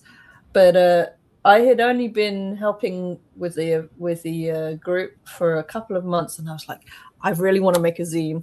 Like, I think it would be so cool if we just got people to submit things and create a zine together. And that's kind of how it started. So we're on our third one this year. And basically, it's open to anybody who is Ace or Aro. The last 2 years, we've had a broad theme, but we don't ever really exclude people so long as they're within the community from the zine. So it's pretty much open to anything anyone wants to write. It has to be relatively short or a single art piece, generally speaking, because we want to support as many people as possible. And the main aim is for it to become a digital object. But we've been very lucky. We had a super tiny print run the first time we made the zine. And last year we got some funding and we had about 100 copies printed. And we're hoping, fingers crossed, we're going to get some funding to print it this year as well. And I actually have some copies floating behind me because I thought I would be prepared since Nia asked me. I don't have this year's printed, obviously, yet, because that's still up. This is the first one ever. This is a very rough copy, to be honest. It's not how it ended up. And this is last year's, which I think is the one with Nia. And I can't remember exactly what number page it is, but I might be able to flick through and grab Nia's art if I'm lucky. Oh no, you don't have to do that. No, but it's one of the most heartwarming things to me that people get to share what they care about their experiences. And I've been thinking in the last few days, there's a couple of people who have submitted every year that we've done it, which is really lovely. I'm not winning here. It is in here, Nia, you know that. But I can't find it right this second. But yeah. It's fine. I think it should be in the 2024 one. I don't think... the one before. Okay, that's quite possible. Yes, because 2025 was peculiar. Can we forget about it? Well, yeah, there was that for sure, 100%. So yeah, one of the lovely things about the zine last year was that a couple of people came forward to help me design it. Because the first year it was, oh, here we go. Here's Nia's artwork. I don't know how easy that is to see. Let's see if I can put it right up close because it's quite dark. There you go. It's a really cute little picture. This is not the best print of it, in fairness, but you can still download it for free off our Ko-fi. But it's meant to be pixelated. It was pixel art, so it's meant to be pixelated. Yes, 100%. It's not so much I'm feeling bad about the pixelated, Nia. It's more that I feel like the colors have come out quite dark in that particular print. You know, it was a much more vibrant in the actual artwork. But what I think is also heartwarming, which I think fits in with some of the things that you guys have been talking about, is like since I've got so many copies at the moment, I bring them along to our events, and there's often new people every time we have an event, and every time I offer them a copy, they're just really enthused to see ace representation out in the world. And yeah, I think, you know, I just thought it would be a great idea, but I don't necessarily think about the real literal visual and emotional impact of seeing something like that in the world. I suppose it's hard to kind of quantify, isn't it, right? Like the experiences people will have with seeing something that represents them even slightly. Was it you, Charlie, who wanted to see the wings, or was it somebody else? Because I have them right behind me if you want to see them. I don't know. I think that was someone else. I was just thinking, are you the person I messaged about wanting to be in the zine? Because I've seen it, like a zine for ace stuff recently. I don't know. I might have just not gotten to it yet. Out there. So yeah, it's possible. I've had quite a lot of messages to do with the zine in the last few months, so I do apologize. I'm not sure I remember exactly, but yeah, you're always very welcome. But it's only once a year, so at this point, I guess I could squeeze in an extra entry, but it's kind of okay. I have so many things I want to be a part of. I can't do everything. No problem at all. Yeah, it's one of these things that, like, some of the people who have come to our events were saying, like, could we have a longer submission period? And I did definitely leave the submission period a little shorter than I would have liked this year. But even this year, there are 62 different entries, and just dealing with those is so much work that, like, if I had like a longer period, I don't know that I could cope with the volume of entries. There are some amazing. There's an Ace Vision magazine I want to see. I've seen out there. I think a couple of different groups do their own little sort of magazine. Well, not little, different magazines. But yeah, this is ours.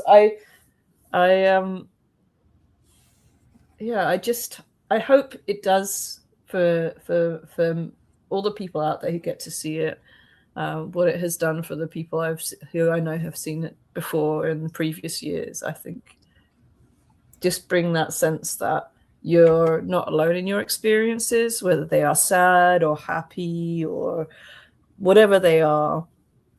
You're not alone, and the people are out there willing you on, I think. And I've waffled enough now, Nia. Have you got some questions you want to ask? No. I mean, this was your space. I wanted you to talk about the project, talk about the zine. I'm always curious because actually the first time I thought about a zine was when your call out for submissions appeared on my feed. Yeah. Right. And since then, I don't know, maybe it's people just trying to get off tech. The amount of zines has multiplied. Not so much maybe in the ASPEC community, in the aro-ace community, but in general, all sorts of artists from different backgrounds are making their own zines. So I've never attempted anything like this, but I was very curious, and I think it's important to hear. Why do you think that this is so important? I feel it's so important, but I want to know your opinion. Why having so many zines is so important for us now? I think we all know the frustration of seeing our experiences sort of narrowed down to one example. And the more zines there are out there, be they like ours, which is kind of larger than possibly it needs to be, or just those beautiful folded ones that are made out of a folded piece of paper and have like, maybe 12 small pages.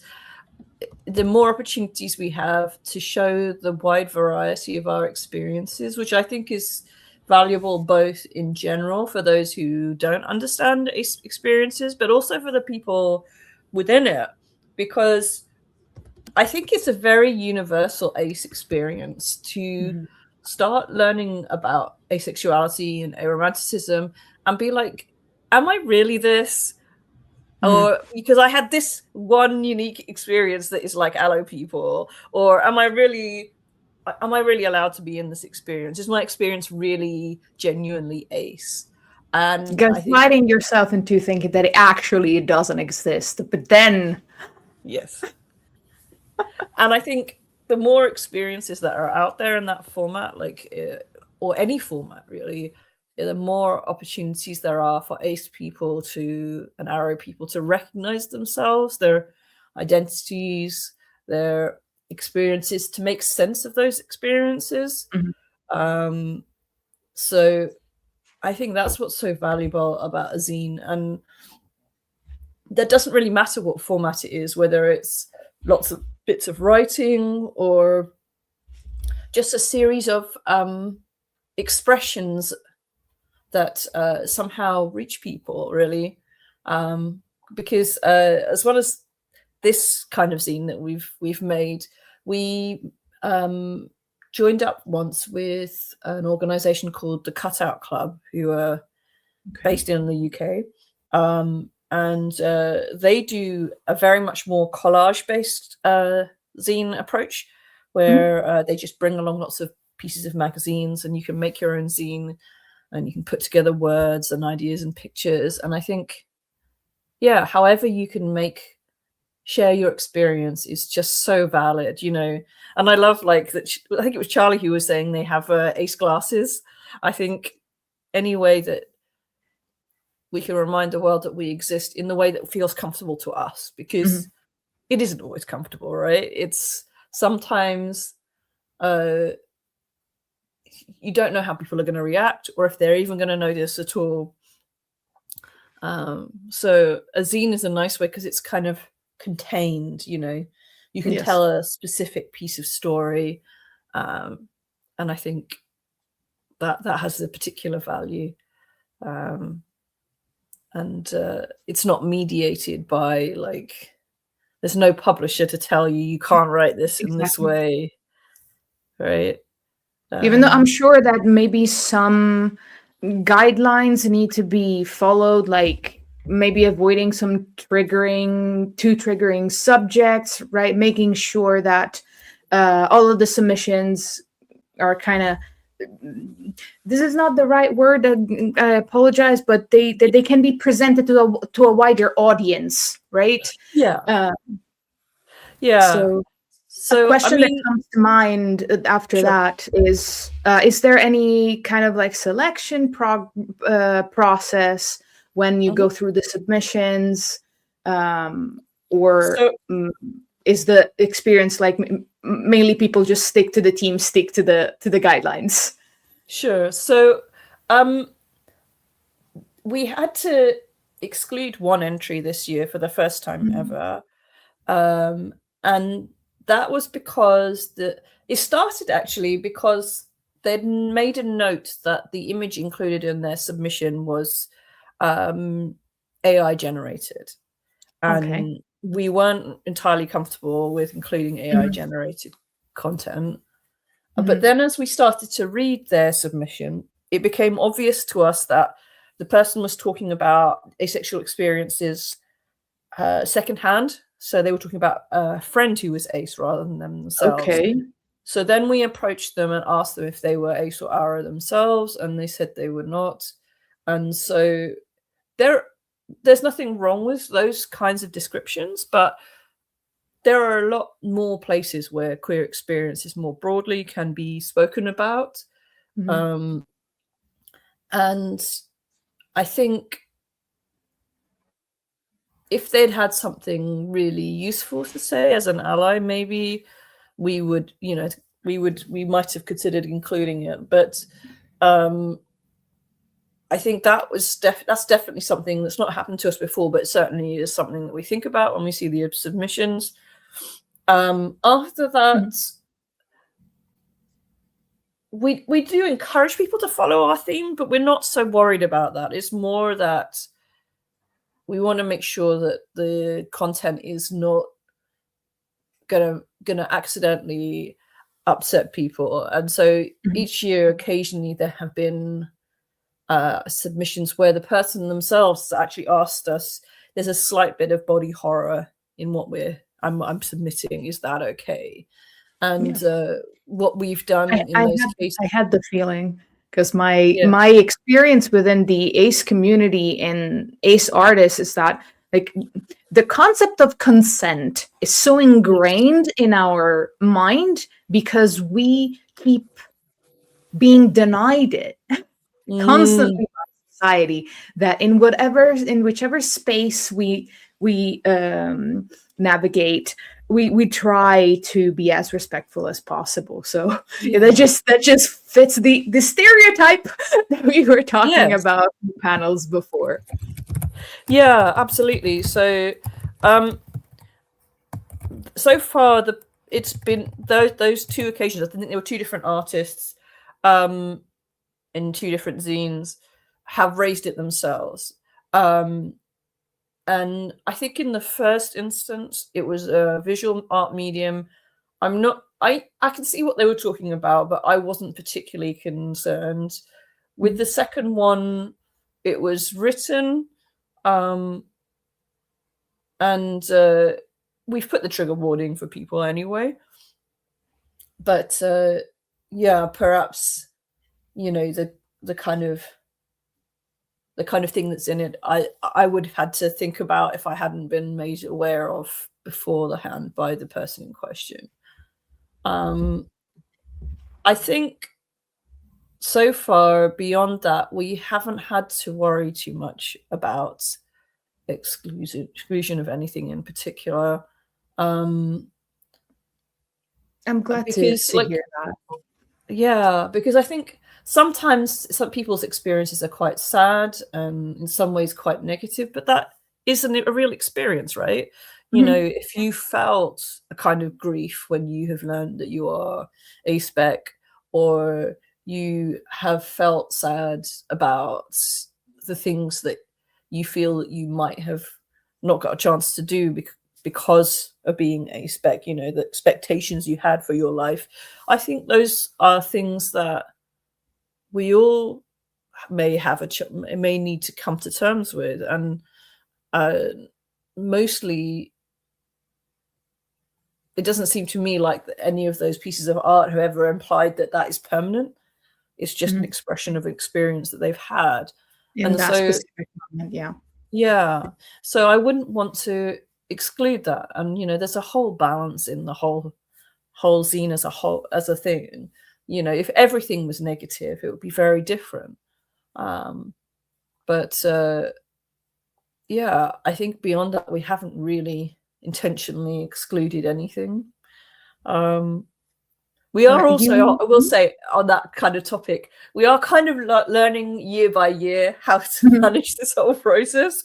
So the first year, I think when you submitted, we kind of let people submit any way they wanted, like by DMs. Yeah, I remember it was like a free theme, which kind of made me freak out a little bit. I need directions. I know. I need specifics, and then I can make things. Yes, absolutely. I know how that feels. Panic. Get a panic.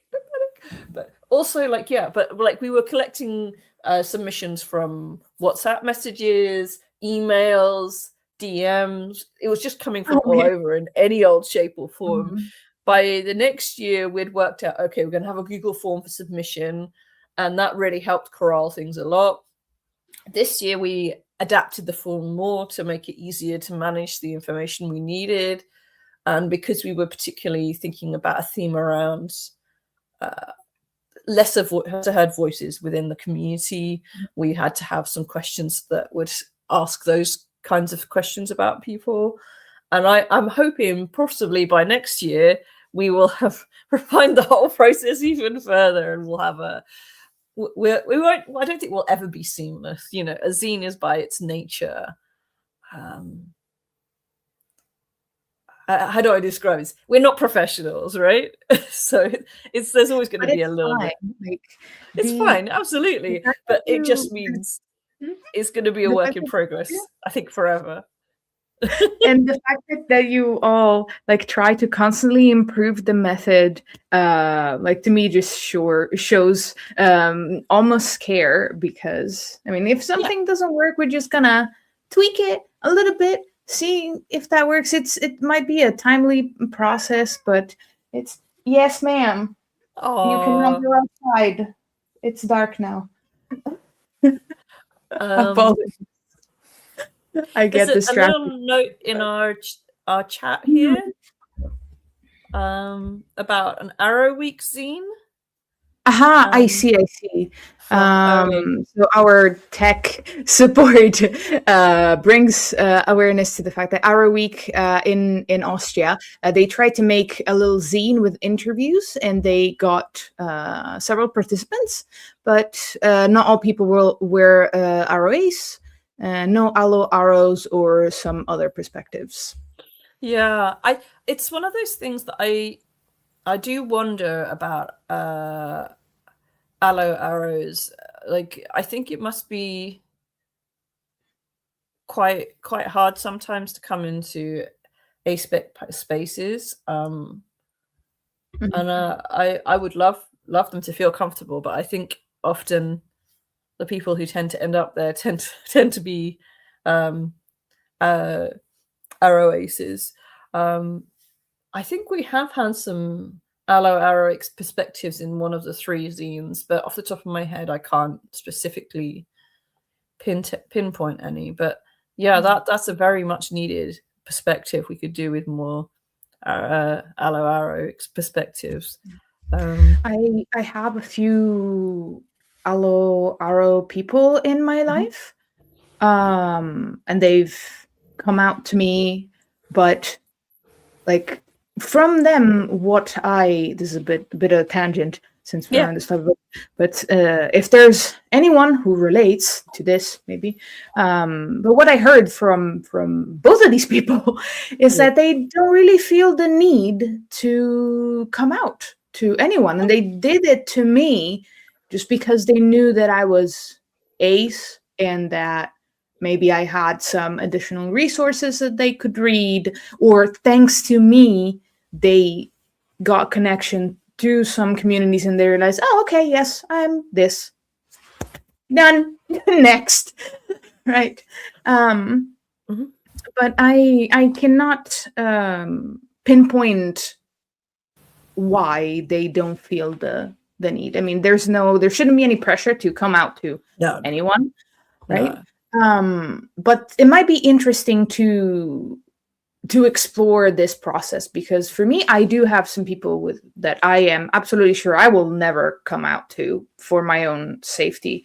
But at the same time, I think that finding community and sharing your experience, it's very important. Like if I, in any way that you can sustain emotionally, physically, mentally, etc., I think it's very, very important. And also it might not look at the beginning, but being, maybe Captain Obvious here, but being different can be quite isolating sometimes. Yes, 100%.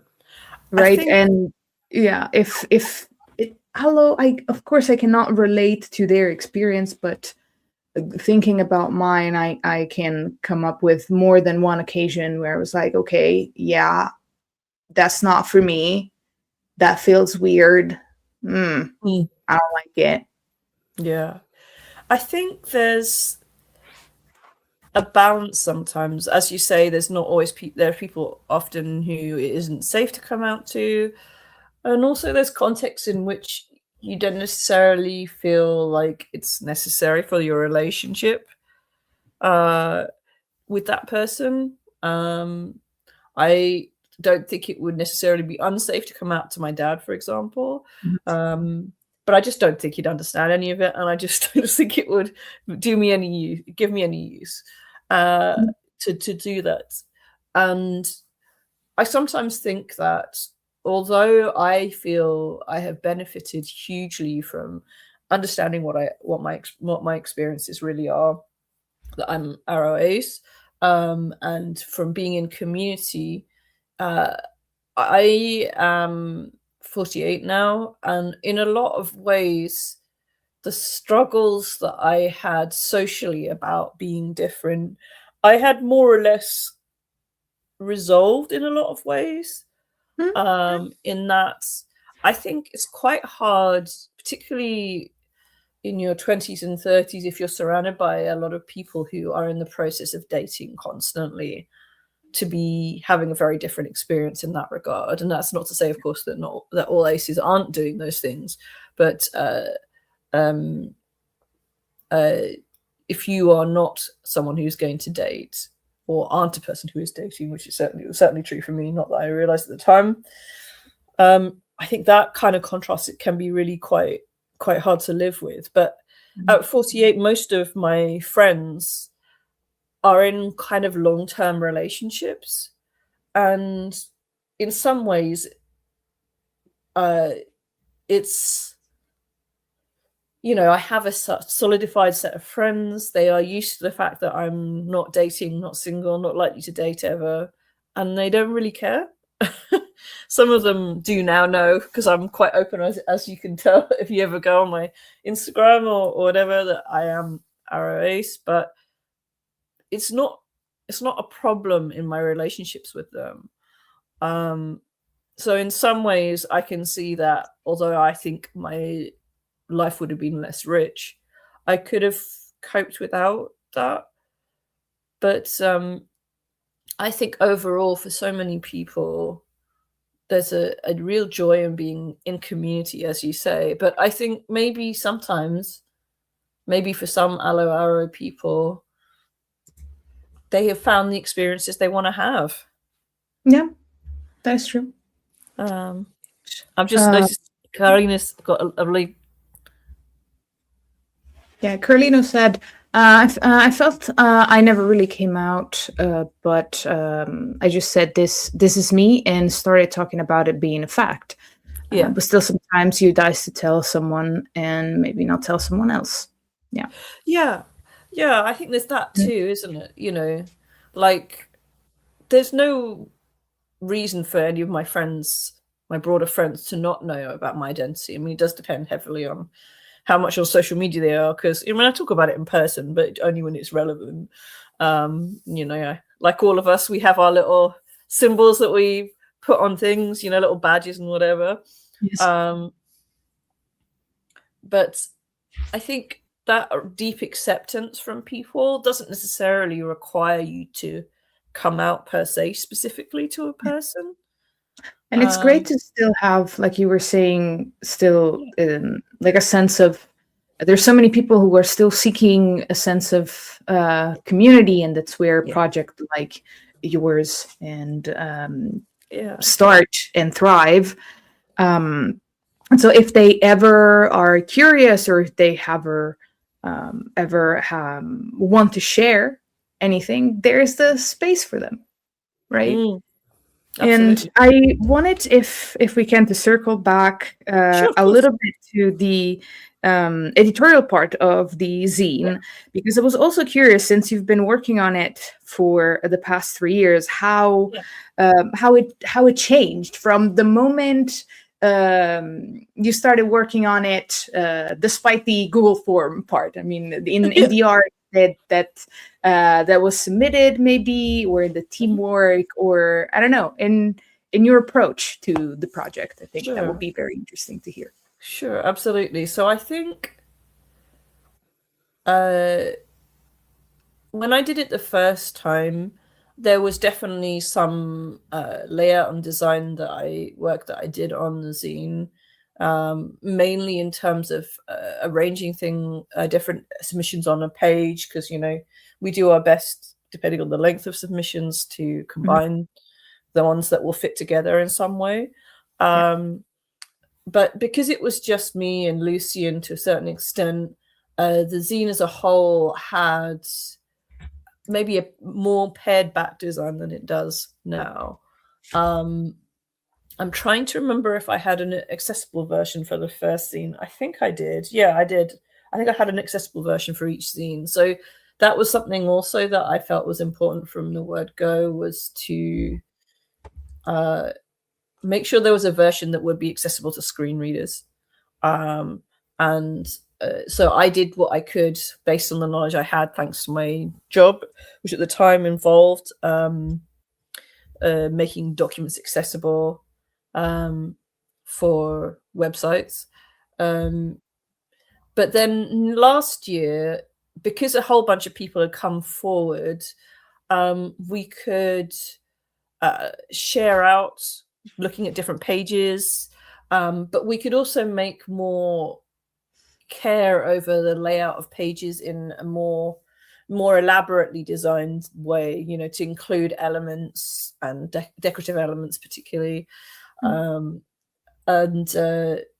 So that was really nice. And also having more, hands-on meant with things like, obviously the first zine, I was checking over whatever I'd got collated from everywhere to make sure that they were what people had offered. All the different channels, right? Yes.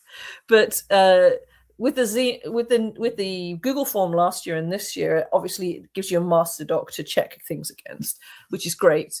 But even so, just one pair of eyes is so easy to miss something.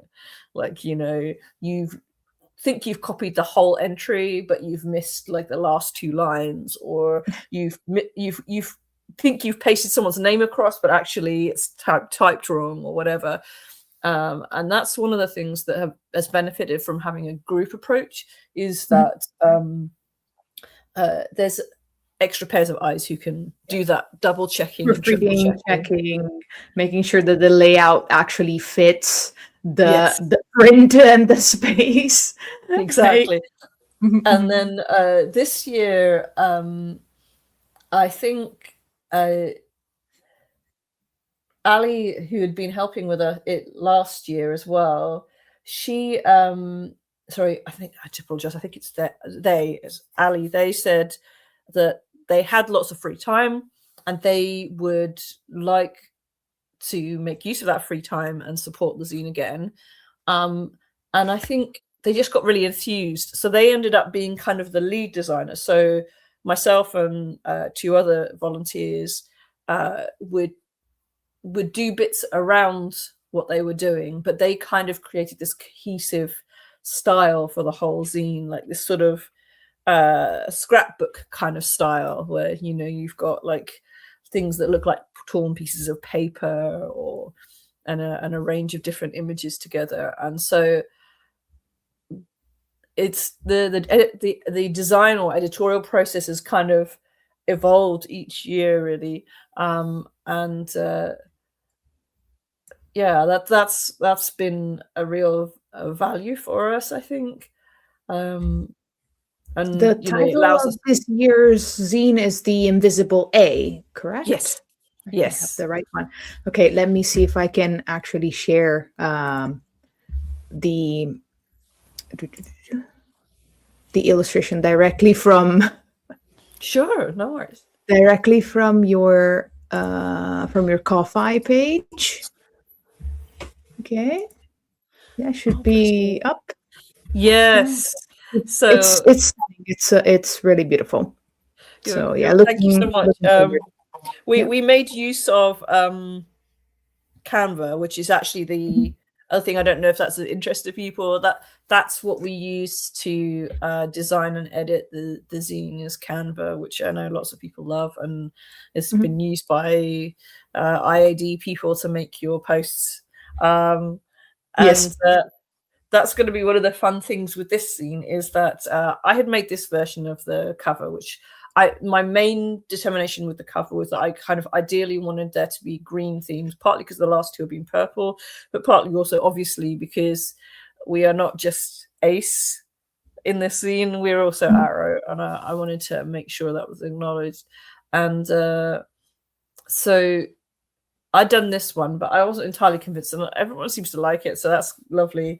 But Lucien has also designed a cover as well, and Ali, the lead kind of coordinating of design, has also done one. So If what I'm thinking at the moment, because I think we have a possible source of funding, is there'll be just one cover when we print it out as a zine, but we might like offer like bonus prints of the other covers That sounds fantastic. As a fun extra. I hope you'll manage to do that. That sounds lovely. I really hope so too. It's one of the fun things about having to understand how to print something is it has to be in fours, because it's a folded piece of paper with a staple on the end, because it's that kind of style. So I think with all three covers, it's 56 pages. So yeah, we shall see. Anyway, one way or another, there'll be multiple covers. And You will post everything through your socials, right? Yes, 100%. It's all going to be through our socials. I know we're running short on time. Yes. And so I wanted to ask one final question just to wrap things up, and then we leave the space back to S, which I sorry, I'm going through the You're doing great. You're doing great. So where would you like to take the zine next? I think long term, I would like to continue to solidify our little volunteer team, make sure that there are opportunities for people who haven't volunteered yet to help with manage it next year, to help out, because this year I just asked last year's volunteers. I didn't really expand to encouraging other people. I'd kind of run short on time. I think obviously I'll continue to refine the process of submission so it's easier for people. I'd like to make sure we do better around making sure we pre-advance answer people's questions. In some ways, this year I suddenly noticed like people were asking questions that I thought, well, we've done 2 zines before. They'll know that it's going to be on Ko-fi. It's gonna, or Ko-fi. I don't know how you say it. Me either. it's coffee. They say buy me a coffee. So for me, it's coffee. Coffee. Okay, we'll say coffee. There's fine. So it's going to be on coffee. And that it's going to be mainly digital with some print optionals if we can. But and you know, every year people are asking, can we submit in another language? Which of course, absolutely people can. But maybe we can make more of an effort next year to encourage submissions in other languages. Because this year, I think the middle year we did have some. First year, I'm not sure. But this year, all of the submissions were in English. And that's lovely that people want to do that, because it does make it easier, because I know what it says. But I want to make sure there's space for people who don't speak English to be in the zine. So, yeah, I think those are my plans for the future, I think, at the moment. And just to keep going, like that's my biggest hope for it, is that it keeps going. I don't necessarily want to be larger, because I think it's already a valuable thing the size it is, but definitely it's wonderful if it gets in more hands, and continues to bring joy to our community, right?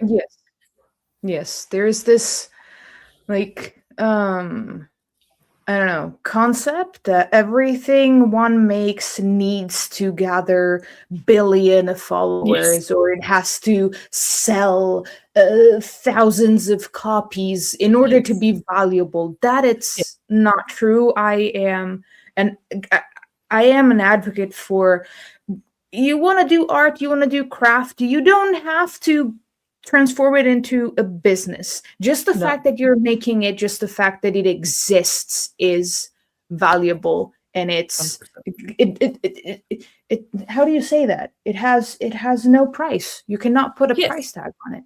On activities 100%. like this for communities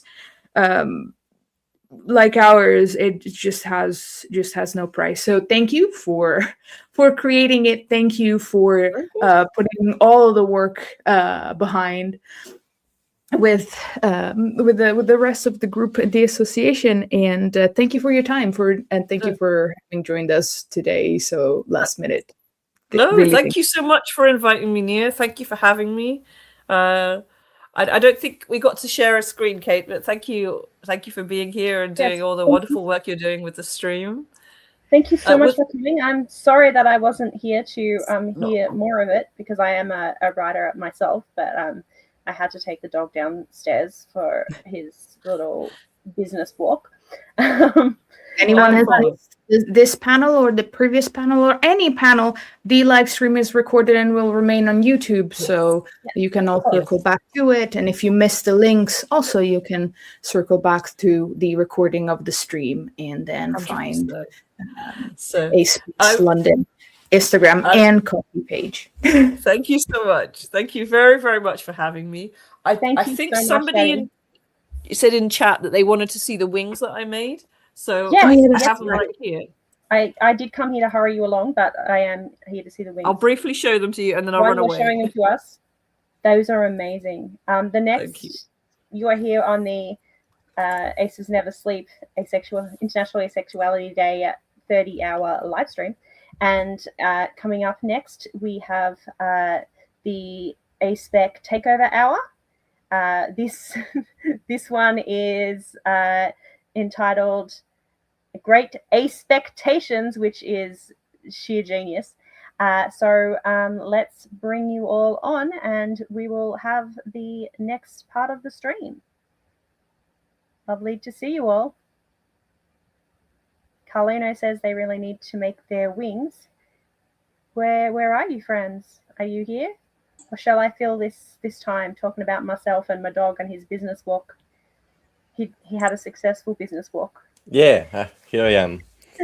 Hello, Jay. Sorry, I thought you were going to put us on stage. Oh, sorry. I knew that you could do that yourself. Yes. So it is now time for another ASPEC Takeover Hour. Great ASPEC-TATIONS. And Thank so, yes, I will let you take over. Jay, take over, and I will see you again at the end. Thank you. Thank you very much. Bye. See you later. Bye. Hi, yes. Hi again. And rationally, I know everyone was right, and sleeping a bit was the good thing to do. But after sleeping for 50 minutes, I can say, the power naps kind of. Yeah. I wish I hadn't, honestly. Well, your body will thank you later. I don't know. I don't know. Yeah. But so here we are in the future. I should have changed my flag. But you don't have to, because I have the romantic flag, you have the ace flag, so together we make. I had this for this moment. Just a brief moment. First of all, I want to say that the Nia, you were amazing, and thank you for hosting the last segment. And then let's go back to ASPEC Takeover Hour. I just want to share with the chat briefly why this we call this segment like this and what we're trying to do. International Asexuality Day, as the name says, is mainly an event about asexuality with a lot of attention to specificities and differences and variations all across the spectrum of the asexual experience. We aim to go across borders, and we aim to underline in particular all the differences in the different asexual communities around the world, and especially having an emphasis on communities that are not in Western and or English-speaking countries, since it's not always as easy for these communities to be recognized. But some of us, I'd say many actually, many organizers, many groups that are part of IAD now, and dare I say, more and more actually. We are actually some advocacy groups that usually work with an ASPEC perspective. So not a strictly ACE one, but an ASPEC one and a wider one that is both asexual and aromantic, or asexual or aromantic, and covers the full spectrum of ASPEC experience and community. Sometimes it's easy to neatly, easy I won't say, but sometimes it's feasible to neatly separate the two parts, like the ACE advocacy and the ARO advocacy. Sometimes it's not as easy. Sometimes we kind of feel like we are missing a piece, because we feel that these two parts of the ASPEC community are so intertwined, and our activism for one or the other is so intertwined that trying to always neatly separate the two doesn't come as easy as it may sound, although we're often used to have ACE and ARO as separated entities and activism. So we wanted to have a space to reflect on this, to question this, to talk about what it means to do advocacy with an ASPEC point of view. So we called it the ASPEC takeover hour, because technically, we're saying, well, this is an hour of International Asexuality Day that we're just going to take in another direction. But we wanted to have this framing because we wanted it to be very clear what we're trying to do, having a different perspective here, not trying to, lump aromanticism under the umbrella of asexuality, as it often happens. I swear I'm going to stop talking soon. That's why I'm here with Jaya, not just because Jaya is an amazing advocacy partner and friend, but specifically also because Jaya is one of the allo-aro activists from our group. So they got involved in IAD, starting from the idea of an Aspec takeover hour, because they're technically not ACE. That's why I said, dare I say, more and more before, because from the time International Asexuality Day started, technically more and more groups that were initially ACE have become ASPEC. I think also the most famous for me, Nepali Aspects used to be Nepali ACEs when IAD was born, and also I think the Australian group moved was ACE oriented, I think, at least in the name, more ACE oriented, ACE specifically oriented when we started IAD, and are now moving in an ASPEC direction. Also, they will later have a panel about aromantic topics with a lot of with some of the ACT activists that are aromantic and not ACE. They will have a colorful bunch of aro-aces and allo-aro people. Sorry, I've been talking so much. No. I don't know if you wanted to add something about this, about what the ASPEC takeover hour is meant to be. I really need to drink some water, so you have time. Please do. No, you made a wonderful presentation and summary of what this Aspec takeover hour. It seems like yesterday when we started to do this 2 years ago with the first edition, and also this will be a useful reference, because in a way we are trying to, with this hour together, we are trying to look back at the first edition and move it forward with all of you that are watching us.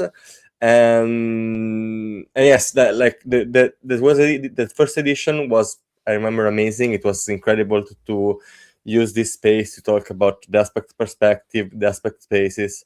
And I don't know, I feel I always feel very happy to be here, even if a part of me feels also the thing of like, oh no, I'm an aro and I'm doing the IAD and I'm taking spaces. But then I remember all the aro erasure we're going to talk about that usually happens in some A spaces, and maybe that balances out.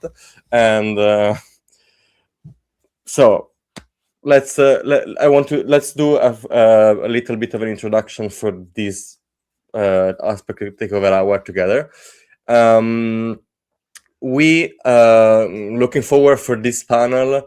We proposed like a form online that people could like fill out to answer some question regarding Aspec spaces, like spaces that claim to be Aspec, because as said, more and more spaces define themselves as Aspec, but there is also like, and this is a good thing from our perspective, like we're biased. We're doing the Aspec takeover hour, so probably we're not the best people to argue if Aspec the Aspec approach is the best, because of course I think we advocate for that, but like it's not a given that when a space declare itself to be Aspec, that space is always like the most safe, the most inclusive, the most mindful also about all the identities that could pass through it.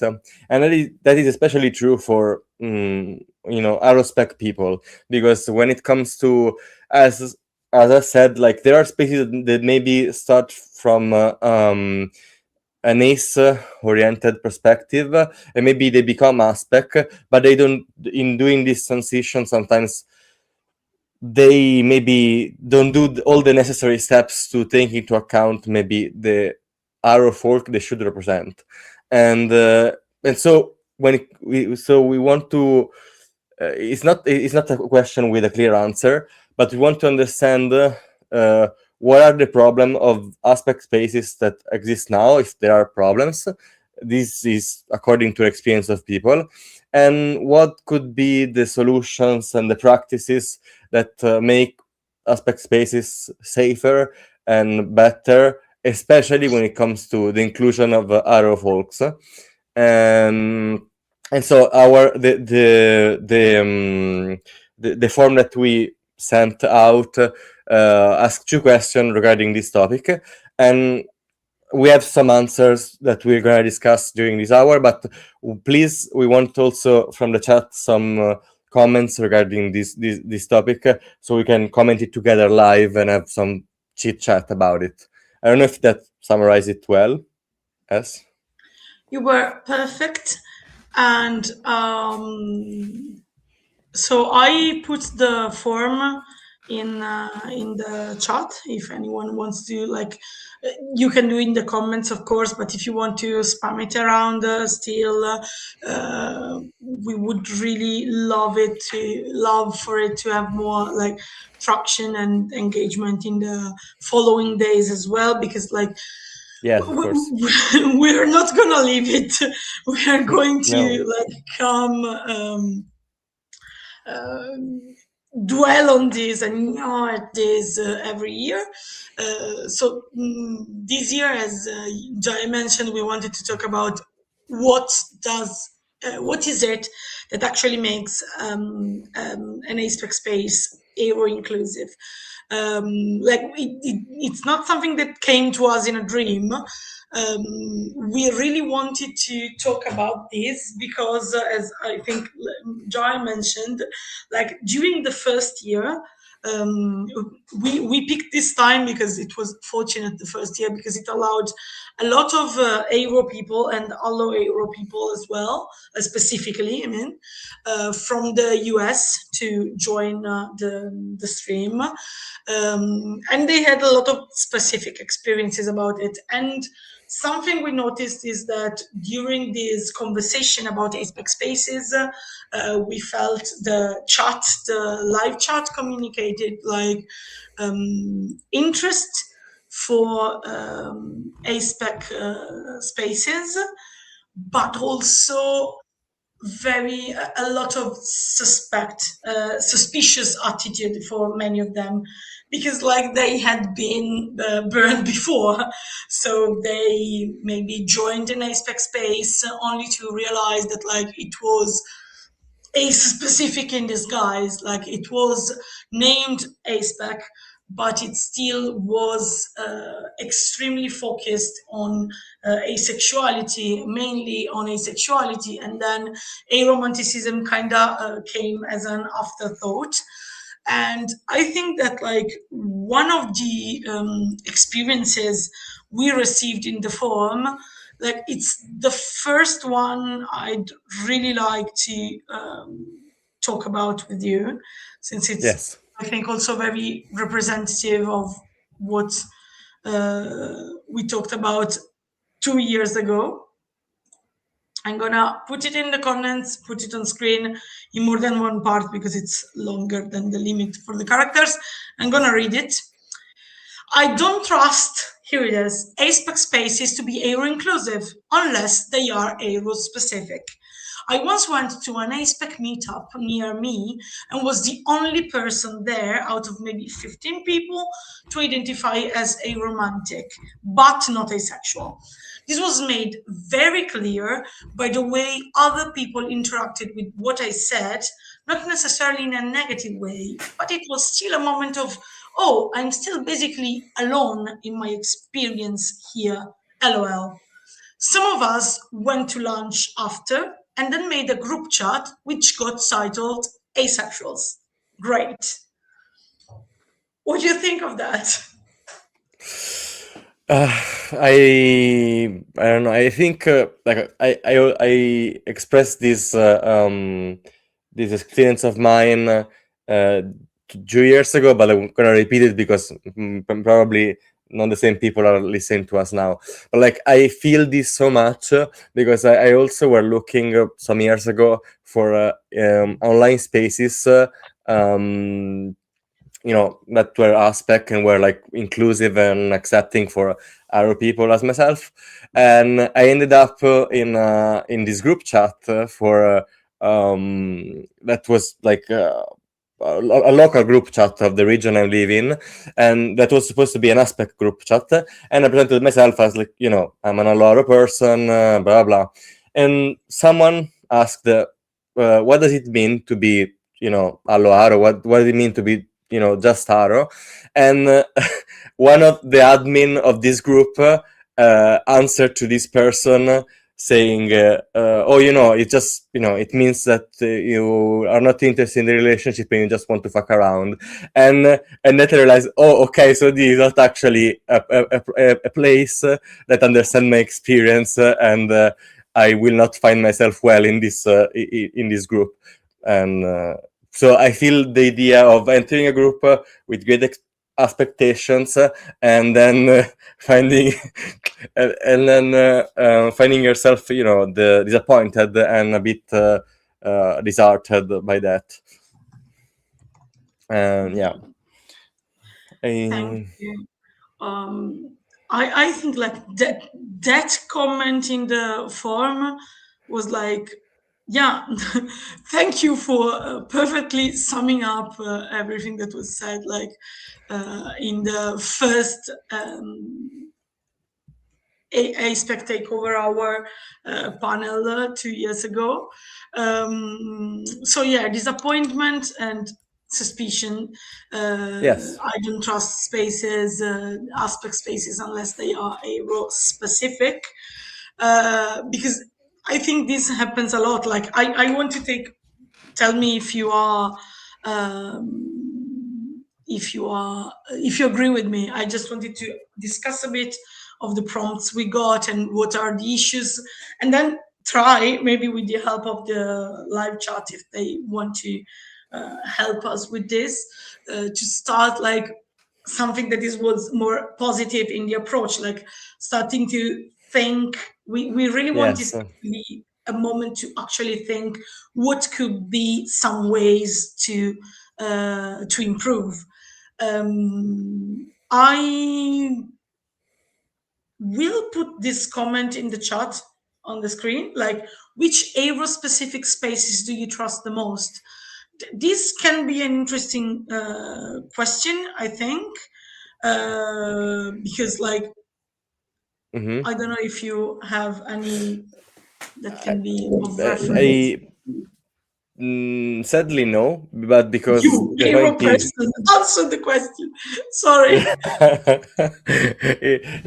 But the problem is, and the background that every country has its background when it comes to activism and spaces, and when it comes to Italy, that I know of, like the idea of an aro space that is exclusively aro is not something that I heard of.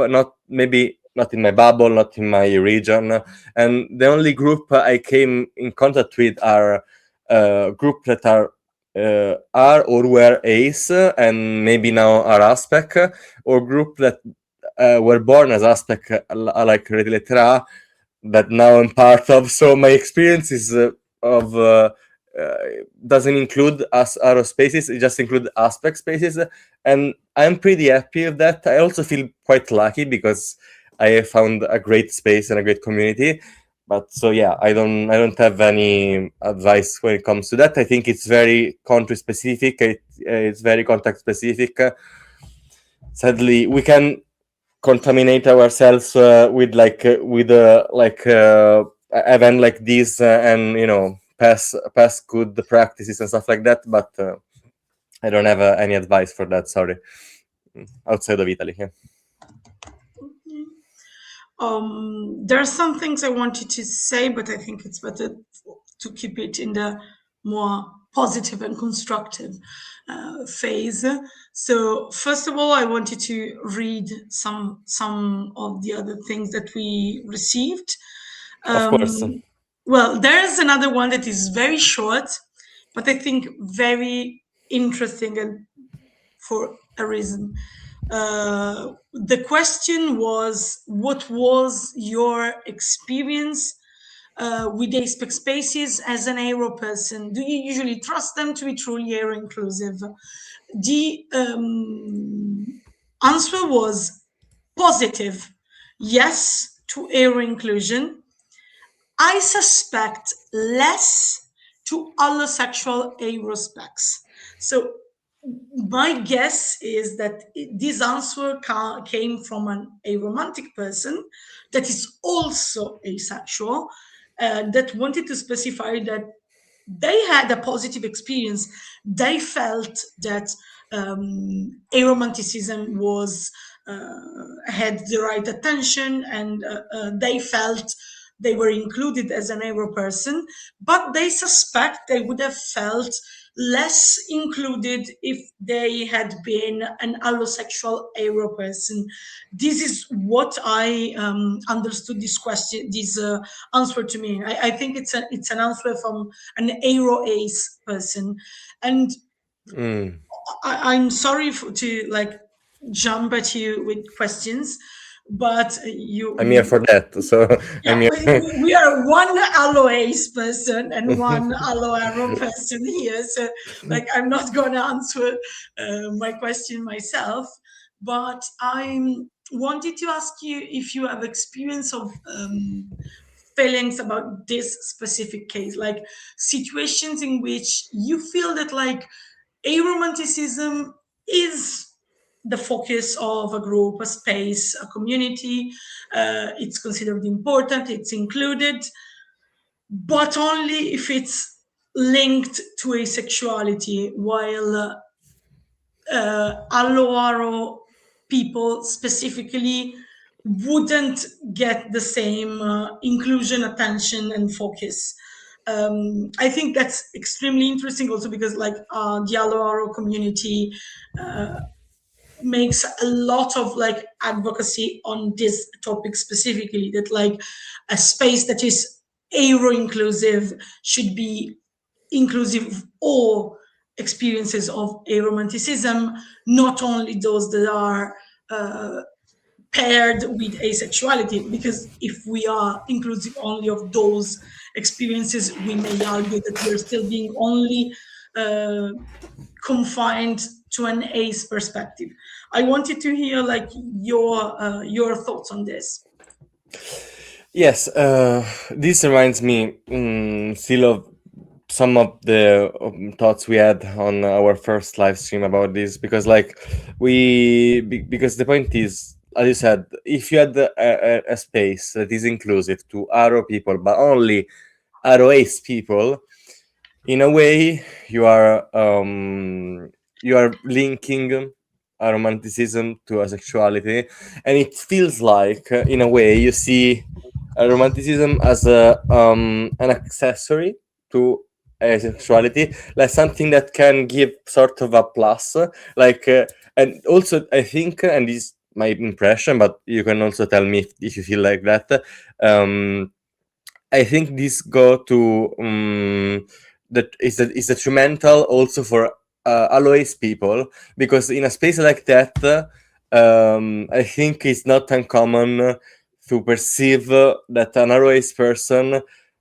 is in a way more ace because he's also aro. In a way, it's like a purer version, like it's a more extreme version of like you have like you not only you don't have sexual attraction, you don't have also romantic attraction. You are like you reach the nirvana of ASPEC spaces.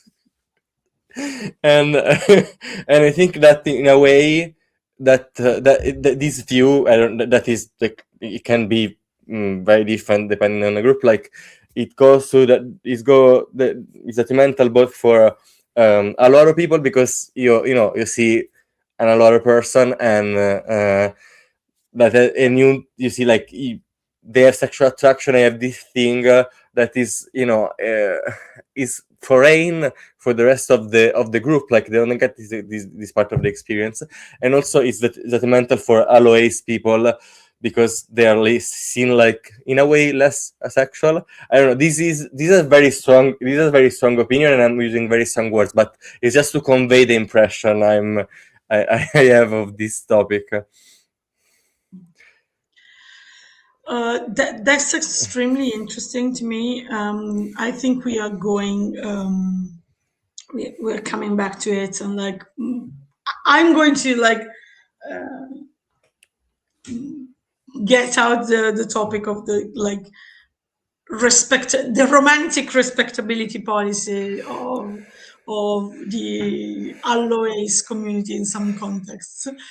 I saw some comments that are very interesting in the chat.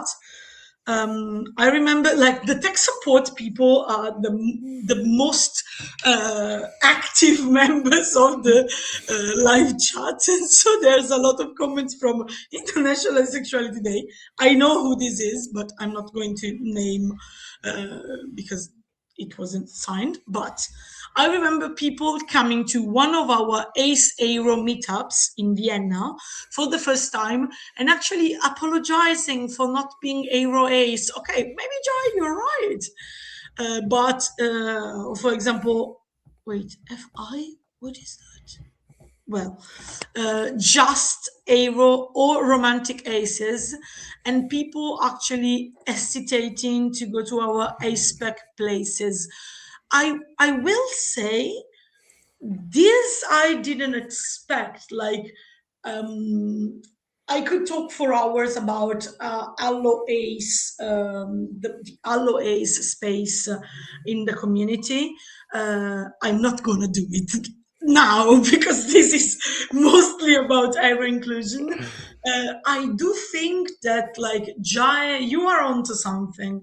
I honestly sometimes I do perceive that like there's like the allo ASPEC experience, be it allo aero or even allo ace, is considered half. Like it's like you are technically ASPEC, but you're like just a tiny little bit less. But I'd say I'm surprised by this specifically because while allo aero people are like systemically erased and continuously erased, even in the ASPEC community. Like allo-ace people, for example, also much more prevalent in media. So they usually tend to be aware of the fact that they are part of the ASPEC community, or at least I thought they were usually like, they didn't hesitate in considering themselves part of that umbrella. And that's like extremely interesting to me. Probably I'm talking, I thought like this because I am personally biased, because I come from a place of being a very, let's say, well-informed and very integrated. I'm an ACE person, an allo-ACE person that is very integrated in the ASPEC community, so I'm aware of the place I have in it. But I will say thank you for this comment, because I found it extremely interesting also because these last years in my activism, I've been focusing a lot about the specificities of the allo-ASPEC experience. Like, what is the overlap? We never talk about, but there is. What is the overlap between the allo-ACE experience and the allo-aro experience? And so, thanks. I will probably contact you and ask you for more information about this, because it's sad. I don't want to like look like those scientists that are, oh my God, this person is feeling sick. This is so interesting for my research. But like, I found it extremely interesting, extremely sad as well, but extremely interesting. I also see that Kate said that, like, I think my allo-aro members would agree with that. I think referring to the idea that like some spaces, yes, they are aro-inclusive, but when you scratch the surface and you come out, example, as allo-aro, then less aro-inclusive. Is there something you wanted to add, or should I get something else from let's move on. Let's move on to the next comment. Okay.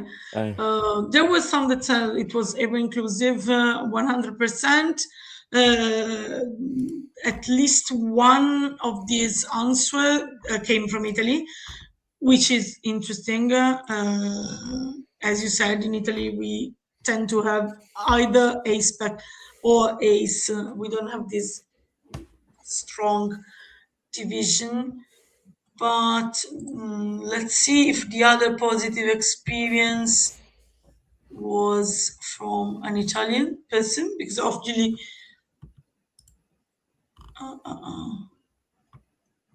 never had a bad experience. Okay. So we also have some positive experiences, which is amazing. And then something else I wanted to read to you.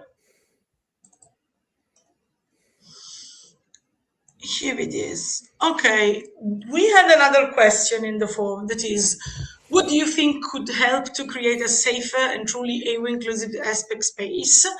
Tell us what you wish to see, or if you know of real and present ASPEC spaces that already use valid practices to be safer, you can also share about it. And this is more in the part, constructive and positive part, but someone posting here something they wanted to discuss, like an input for discussion that I think already came up in the previous panels. So I wanted to show this. Okay. If you're aro, you can still have a QPR. Oh, romantic relationship didn't work out for you? Why not try a QPR? You're having trouble finding a place because you can share costs with a romantic partner? Why not get a queer platonic partner instead? When people make comments like these, especially within the ASPEC community, it can sometimes really feel like hematonormativity. I think people don't realize how amatonormative it is because it doesn't involve romance directly. What do you think of this? Am I right that, like, we discussed we kind of discussed Yes. this in the previous panel as well. I wanted to get your perspective because, like, I went full emotional and sad about the topic. Panel, so maybe Okay, yes, but like you also give a very wonderful and insightful comment, and also and these also, you know, like I invite all the people that weren't present to at the previous panel of the Aspec Critical Hour to rewatch it later, because in part we already discussed this topic when it comes to the different kind of attraction, the different kind of relationship, also the fact that the needing the fact that you don't need to have another person like as a priority, but you have many things that are important in your life, and some of those are people. There is there are other things that are not people, and most of all there is yourself. And it was a very interesting discussion, and I think it connects very well with this observation, because like, yes, even if it's not I don't know. We talk about romantic attraction when it comes to heteronormativity. In this case, it's not romantic attraction, but there is still this idea of the couple, in somehow the relationship as being something desirable, achievable, something you need to live, and it's not. It's like unthinkable for, and it is absurd to me that to think of someone that doesn't need this kind a relationship to function and to be happy, and also when there are limits that are not caused by our limitation, because we're not limited, we're not incomplete if we don't have a relationship, but are caused by the world, because the world is built by a heteronormative society, a society that puts couple at the top of everything, the family. And so like there are limits that are not our fault, they are the society fault. We are blamed for those limits, and we all this observation tells us to basically adapt to the norm, which is terrible to hear from what should be a queer space, a space that by definition should question the norm and, you know, don't accept it as it is.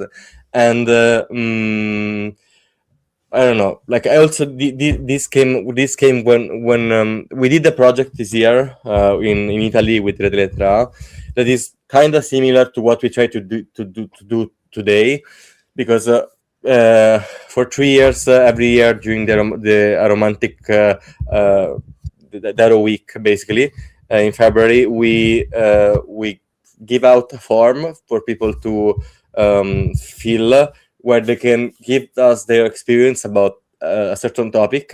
And this year we asked people to give us their perspective when it comes to how they see themselves in the future, no? How they see themselves in their building the future, and in a way, because it's something that is not very discussed in the Aspec community, because we but it's actually very important, because when it comes to seeing the future for many people in a normative society, it's something that involves family, partner, buying a house together and stuff like that. And so we wanted to see their perspective, and it was very, very nice. It was actually there were lots of positive comments, and some of them, for example, talk about queer platonic relationship, but others were perfectly fine with the idea of living alone, living,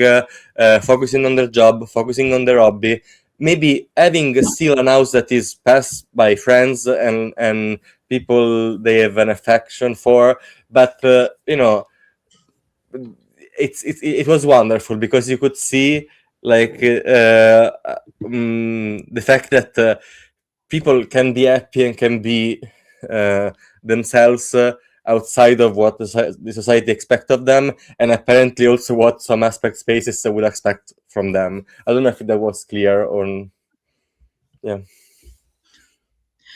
It was amazing. I'd like to add something on that, but first Yes. I want Yes, to Kate.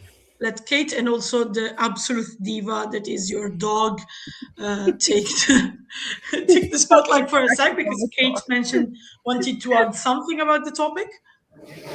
Yeah. So the first thing I wanted to say, I was just thinking about how I think one of the reasons why we talk about aromantic issues a lot in our group, and our local group, and why aromantic things are, why there is space for that discussion. I think part of the reason that has happened is because the more that we do give space to it, the more people that come who are aromantic, and we have, started with one aro person and then another, the more that it becomes a place where aro people feel safe. People feel safe talking about their experiences as an aro person. The more people also feel safe, the more though other people feel able to talk about their experience. The more people they hear talking about it, the more they feel, oh, hang on, that's my experience as well. So they begin to also have that, space to explore their experiences. So more people come in. So, it just grows itself, it just naturally grows. The safety feeling of safety grows, the number of people grows, because this, it just, the more there are, the more there becomes, it just sort of builds on itself. And the other thing I just wanted to say, someone was asking about, ways to make a space safer, is just having something like a group code of conduct, or we just have the group agreement that's read at the beginning of every meeting, where we just start with the acknowledgement of country, which is a standard thing that you do here, and then we go on to read the group agreement, where the person whose turn it is just reads out the agreement and says, this is a space where we don't engage in this kind of behavior. This is a space that is safe for these kinds of people. This is a space where it's free from transphobia. This is a space where we're free from interphobia, where we're free from racism, where we're free from, or we try to be free from all of the wording of it. I don't have the wording of it on me, but the wording of it was very carefully thought out. We don't want to say that we are free from this, we strive to be free from, I think is the wording, but we want to say, we want to make sure that anyone coming into the group knows that this is not a space where it is okay to be arophobic. We want to make sure, as in the same way, that anyone coming into the group knows that this is not a transphobic space, and you can use that for whatever it is that you want to be doing. And then doing that, of course, allows you to rediscuss it every time you do the group. So a person coming into the group can say, actually, I feel like we haven't addressed the fact that this group is not engaging in this. And so there is time to discuss it every time you meet and say, well, hang on, are we actually doing this? So yeah, just having something like a group agreement or a code of conduct allows you to, it's not just something that you all sign and say, oh yeah, we're totally agreed to it. It's something that you are constantly reaffirming and rediscussing and saying, actually, are we adhering to these principles? Or actually, there's a new issue that we need to discuss that hasn't been put in place on this. Thank you so much for this insight. I see that we have 20 minutes left. I hate that so much, because we don't have much time. Time flies. Time flies. But first I wanted to about the comment on the QPR, we already talked about it. Yes, it is amatonormativity. It's repurposed amatonormativity. It's sending romantic love out and saying, but I want to keep that form of hierarchy and toxic part of it inside. And so, yeah, you don't have to want a romantic relationship. How about you obsess about a QPR instead? I will say I have a weird experience about that, because sometimes I think this also makes people see, like, it has other facets to it. I don't want to go too deep on it because I want to like wrap up about like positive and pragmatic things to say, but the other side of the coin is also that like the QPRs are not seen as a type of relationship, like a type of relationship that is not romantic, but it's another type of relationship. It's seen like as the version of romantic of a romantic relationship for aro people. Like, you don't have a romantic relationship, you can have a QPR that's going to hold the same social place, the same hierarchical place than a romantic relationship would. And I find myself in the weird position of being technically an allo-romantic person who has a QPR. I has a QPR, and I have a QPR and a romantic relationship. And I often find people are very confused by this. And like, they are extremely supportive, oh, amazing, yes, queen, you go girl, about me having a QPR, oh, it's amazing. As soon as they learn that I'm not a romantic, they start looking at me with, dare I say, compassion? Like a slight vein of compassion, like, why would you have the discount version? And some people are absolutely convinced that like the aro person I have a QPR with is kind of holding me hostage, which is untrue. They are for other reasons, but not about these. But yeah, you know them, so I'm whipped, but that's another story. So sorry, I just wanted to say that. Let's. I found that comment very interesting, so I wanted to dwell on it a bit. But 15 minutes, and I think Kate brought up some very interesting and very practical things. I don't know if you wanted to comment on that. On the form or on the comments? No, Kate doing the. Yes, sorry. No, like the idea that the more you show it, the more people will come. Like, if we don't start centering aromanticism and also aro people, no more aromantic or aro people will feel safe. And the idea of having and repeating and drilling a clear code of contact and group agreement. I found that very interesting. That's interesting. Like, I have two thoughts on that. Like, for when it comes to that, the first thing is something also we said in the past. Like, the best way to make your space, your Aspec space, first of all, attractive for aro people is to have aro people in it, because like if they see there are other aro people, that's a good sign. That's a green flag, we can say. That's a pun for having good practices when it comes to other folks. And yeah, so you have to. This is something that I am finding myself in processes when it comes to this.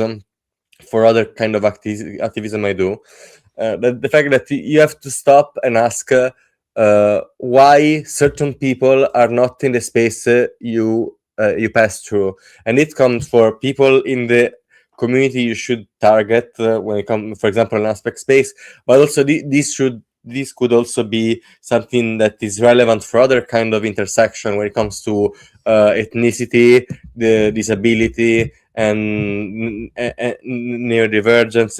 Why they are not. You have to look around and see who you are and ask you why you have that composition, and it can also be something that you're okay with, but you have to ask that question. And for the second thing, when it comes to rules, I think that's a great practice. I don't know. I find it also complementary, because it by itself is not something that I think can achieve all the result we are up to get. But it has the benefit that when you state the rules clearly, it's more easy for people to don't feel alone, because it's not just my sensitivity against your actions, it's your actions against the rules. So it's easier to point out, it's easier to rectify things that don't go well, it's easier to make clear that people are not welcome if they act in a certain way.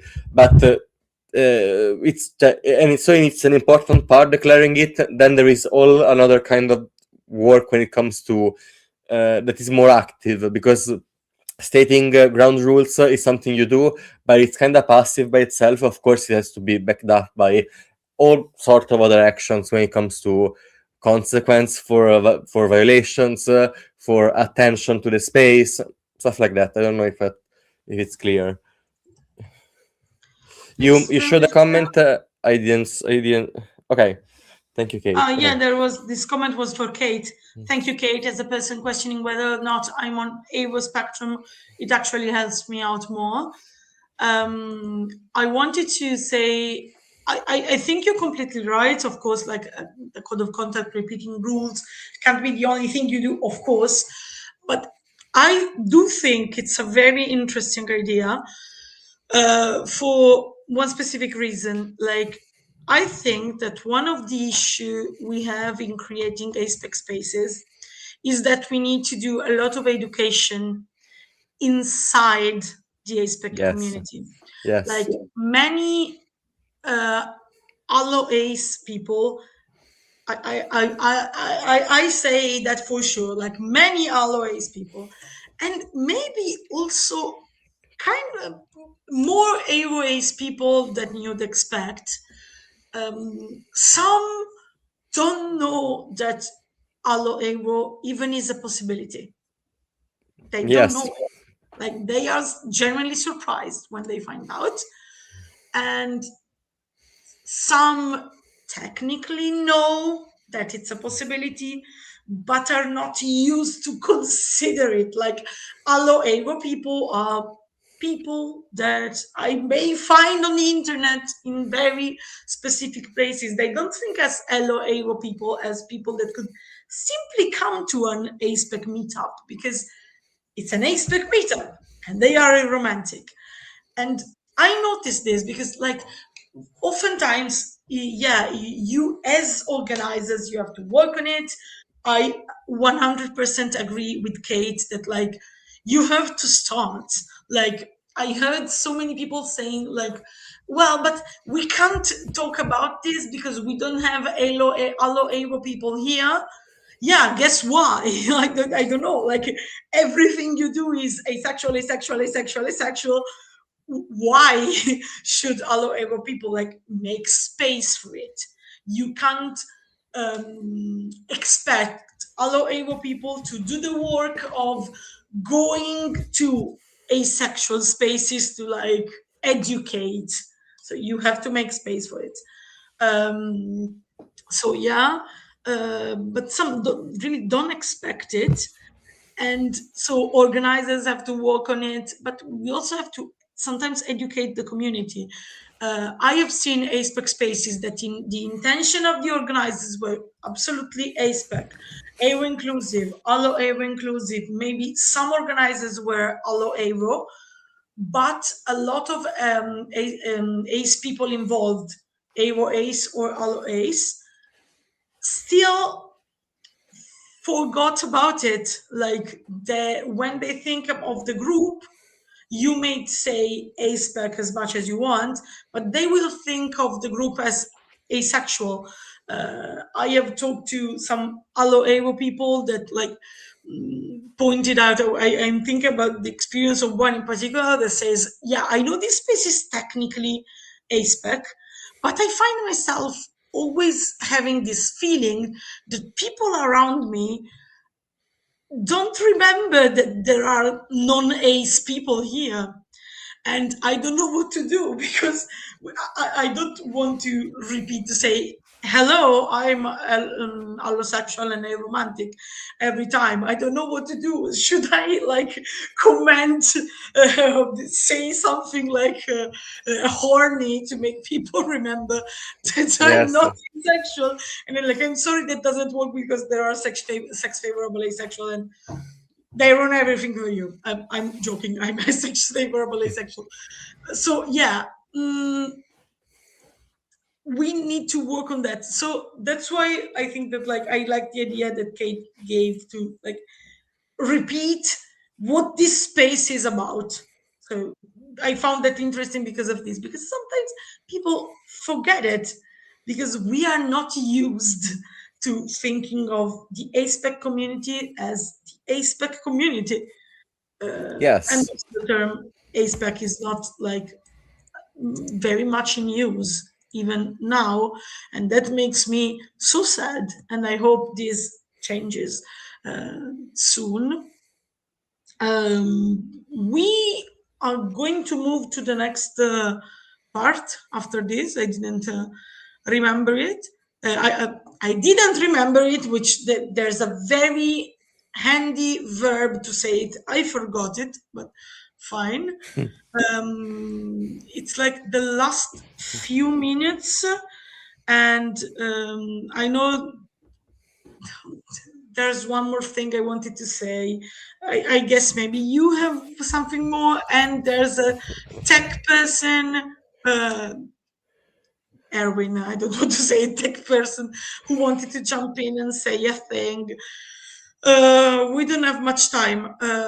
Jai, do you want to say, is there something else we didn't discuss? And I don't know, like it would 1 hour is always so little when it comes to this. We need so much more time, and we'll find it some. We'll think about it. I just want to say, like, when it comes to one thing that we wanted to talk about, and then we'll just throw it there, and then we'll discuss it one day. It's like when we were checking for this panel what we wanted to bring it up. One thing that came up was this fact that at the end of the day, there is a lot of things in common, despite not having technically anything in common when it comes to their identity, between allo people and allo-ace people, and we're like when it comes to how they're considered. And for example, and I think this is true for some things when it comes to questioning, but also when it comes to to how society sees us. And I don't know, you have a few quick thoughts about that to share? Yeah, that's something I'm very sad we didn't touch, but we have next year. I wanted to show a specific sentence from one of the answers in the form that said, in the end, I feel like we share the same enemy of social norms. Like, I think aromantic advocacy and ace advocacy actually overlap a lot. We have the same common enemy, as we mentioned before in another panel. The allonormativity is not this subtle, is not this specific. They usually, I know it's a bit cringe to quote yourself, but like my biggest sentence from last year, like when I said, my fellow allo-ace people, you're never going to be considered normal. The allo-ASPEC experience is inherently ASPEC. Doesn't matter how much we could try to be accepted. This is more of an allo-ace thing than an allo-aro thing, but sometimes we try to be accepted for the allo part we have. We don't have an allo part. We do, but we also don't. We have an allo part in our identity that doesn't make us allo. That doesn't make us allo in the eyes of allo people. An allo ace person, an allo aro person is never gonna be seen as normal by allo people for their part, for their allo part.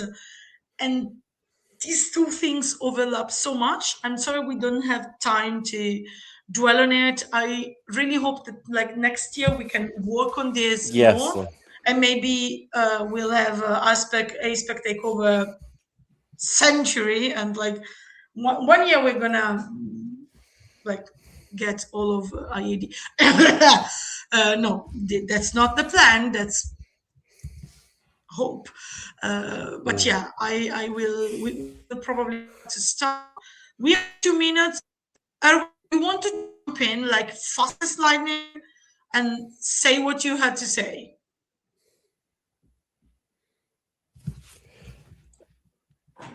Oh, hi.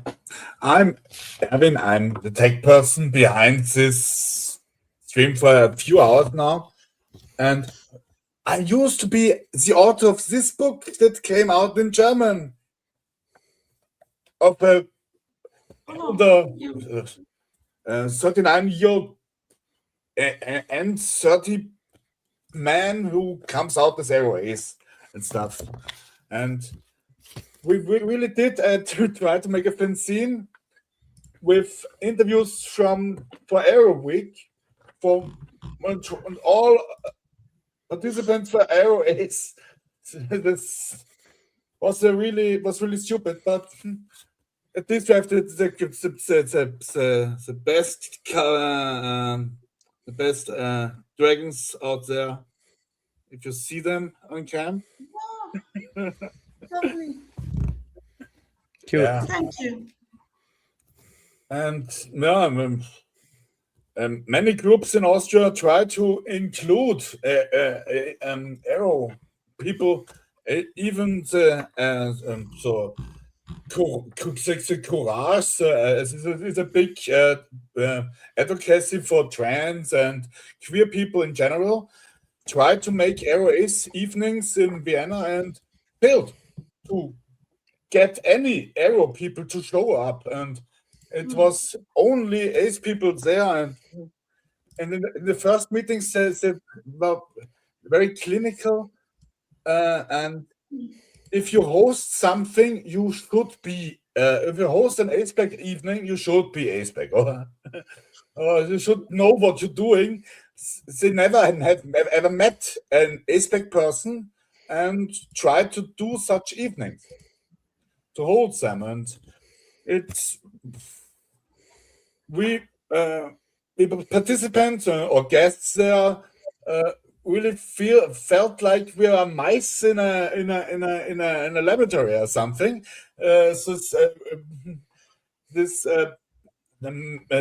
doctors and stuff asking us questions, and so really disturbing feeling. Yeesh. Well, that's what's not to do, for sure. We should move to the next. Thank you so much for telling us about this. That's also an interesting perspective. We should move to the next one. So I will see people out of here. You can find, as always, you can find this link in the description. You can find this link in the chat. You can find this link if you go to our Instagram. You have the QR codes. You can go to the Linktree, but you can also like go to the home of our YouTube channel, and you will find what is on right now. Now we're going to have a Spanish-speaking panel that is an interview to an author, and I'm so sorry I don't speak Spanish, because like the Andino solar punk ASPEC universe sounds like what I want in my life, and I so want to know what they're gonna discuss about, but I can't speak Spanish. So yeah, like about 1 hour, an hour and something, gonna be that, and then there's gonna be another panel from Aro Chile, but in English, that has like Aro Chile always does the best titles. The name of this is the name of the interview is, I don't know Spanish, sorry. Sí al sexo ficticio, no al sexo real. No to yes to fictional sex, no to real sex. And I think it's the best title we have ever seen. I love it. And also the following panel is colonization of desire and allonormativity in English. So move, shoo, go. I'm gonna see people out. Bye, Jai. It's been a pleasure. We really needed more time. Yeah. Next Next year. year. An hour and a half. 24 hours of Aspec takeover hour. Sections rise up. Go. It's time. It's your time. Go to the third part. Go. Yeah. Go. Bye.